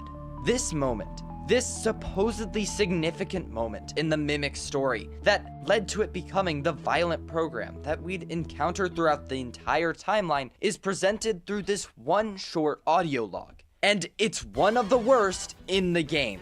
I'm sorry, it's not even up for debate. I would like to hear one person defend this audio and proudly state that it's an improvement over what we got in the books. Or even equal. There's no gravitas or weight to the moment. No solemn tone or dramatic backdrop. It's the exact same as every other recording in the game. And the delivery. Oh my gosh, Edwin, what are we doing?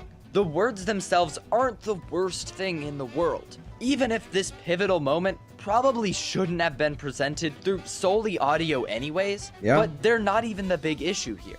Afterwards, we hear the violence and damage that Edwin enacted on the Mimic, and it is pathetic. I'm sorry. I feel no awe or sorrow at listening to this tape, and it evokes none of the feelings that I felt when reading that passage in the original story.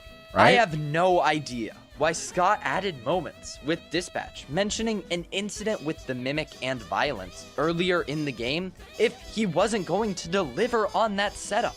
This is one of the biggest failures of Secret of the Mimic, and I beg Scott to redo this moment in a future game. Please do. Unless you intend to put M2 in a less significant role in the story, its honestly, origin just should have remove him. weight. And as of now, that weight just isn't felt. It's so strange when we get stuff like the birthday tapes that are excellently done, but nothing near that caliber for this moment. I will not let this rest. This is the one moment that turned me off of the story the most. I was expecting chills at this event in Secret of the Mimic beforehand, and instead, I felt nothing. It's even worse when you consider that this is right before one of the best moments in the game. That being the white... Nope, liar. Liar, you're stupid. Pants on fire. Kill your...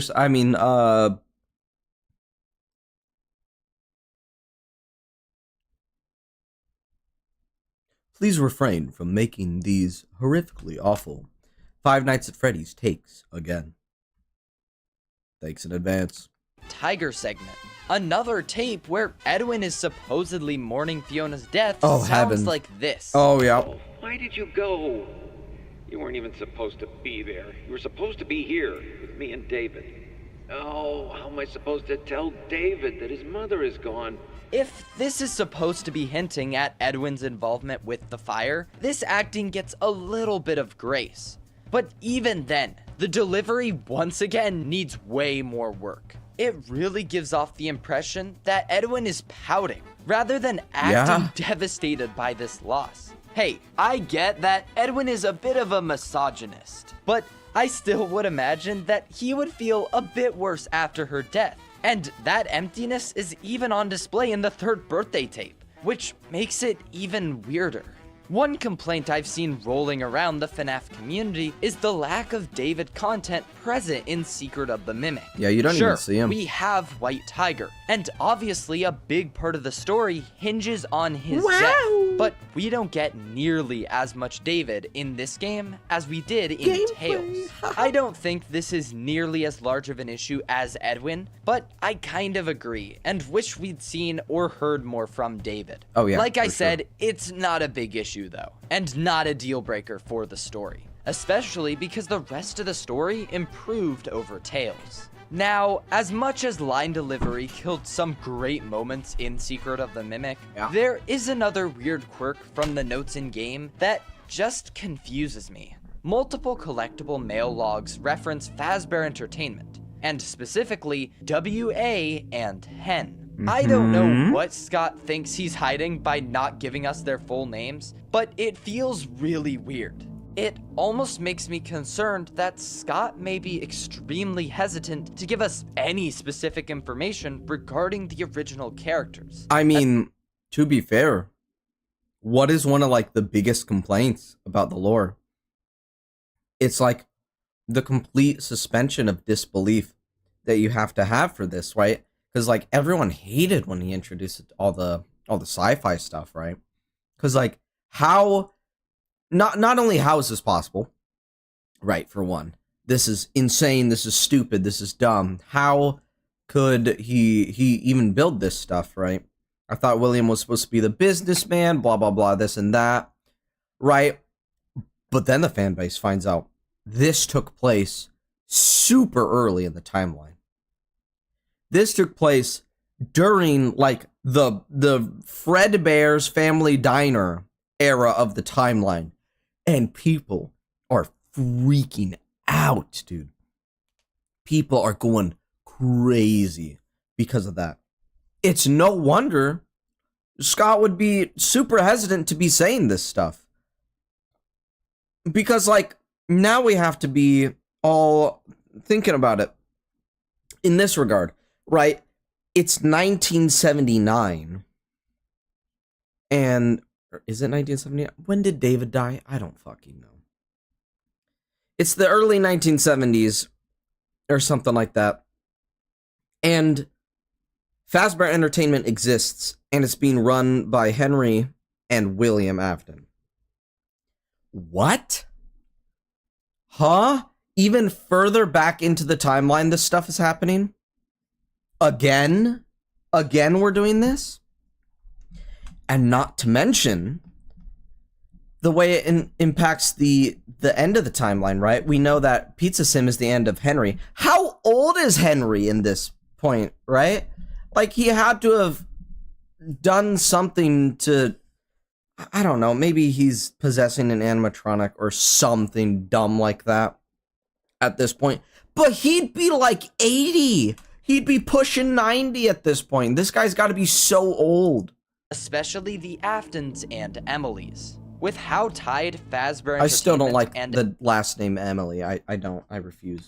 MCM are to each other, you'd think we'd get more direct information and ties to these characters, right? Well, of course not. That would totally ruin the mystery and intrigue of the Aftons and Emilys. That's why people like the lore, because we can never get any clear information on long-established characters, obviously.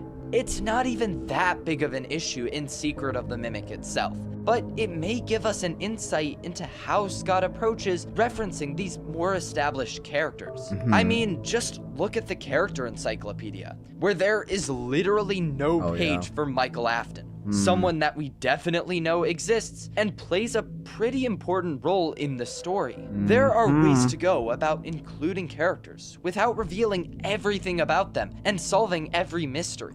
I believe fans would be much happier if we just received some more characterization for them in the modern games. I really hope that my theory that Scott just doesn't want to give us clear information or answers on that section of the lore is simply not true. Overall, Secret of the Mimic's writing and narrative is very good in my opinion, especially when compared to the other recent products. While there are definitely still some issues and missteps taken, I'm glad that with proper planning and follow-through, Scott and Steel Wool were able to deliver us a great, tragic story.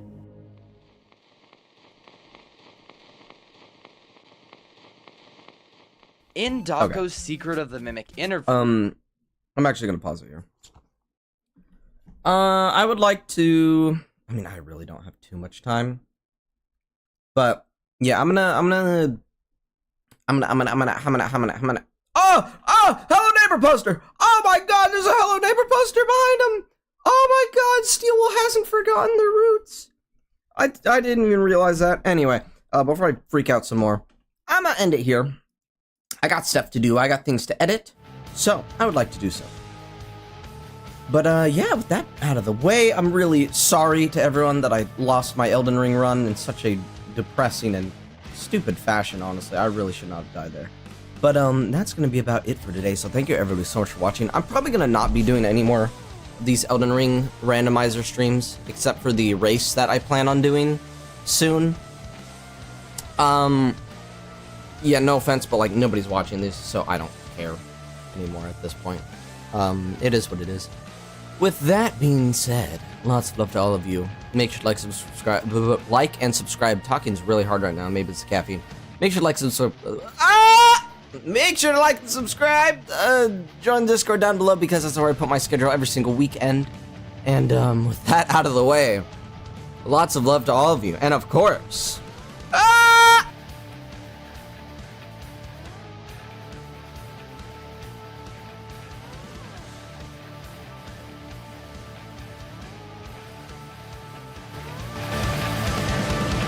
have a day.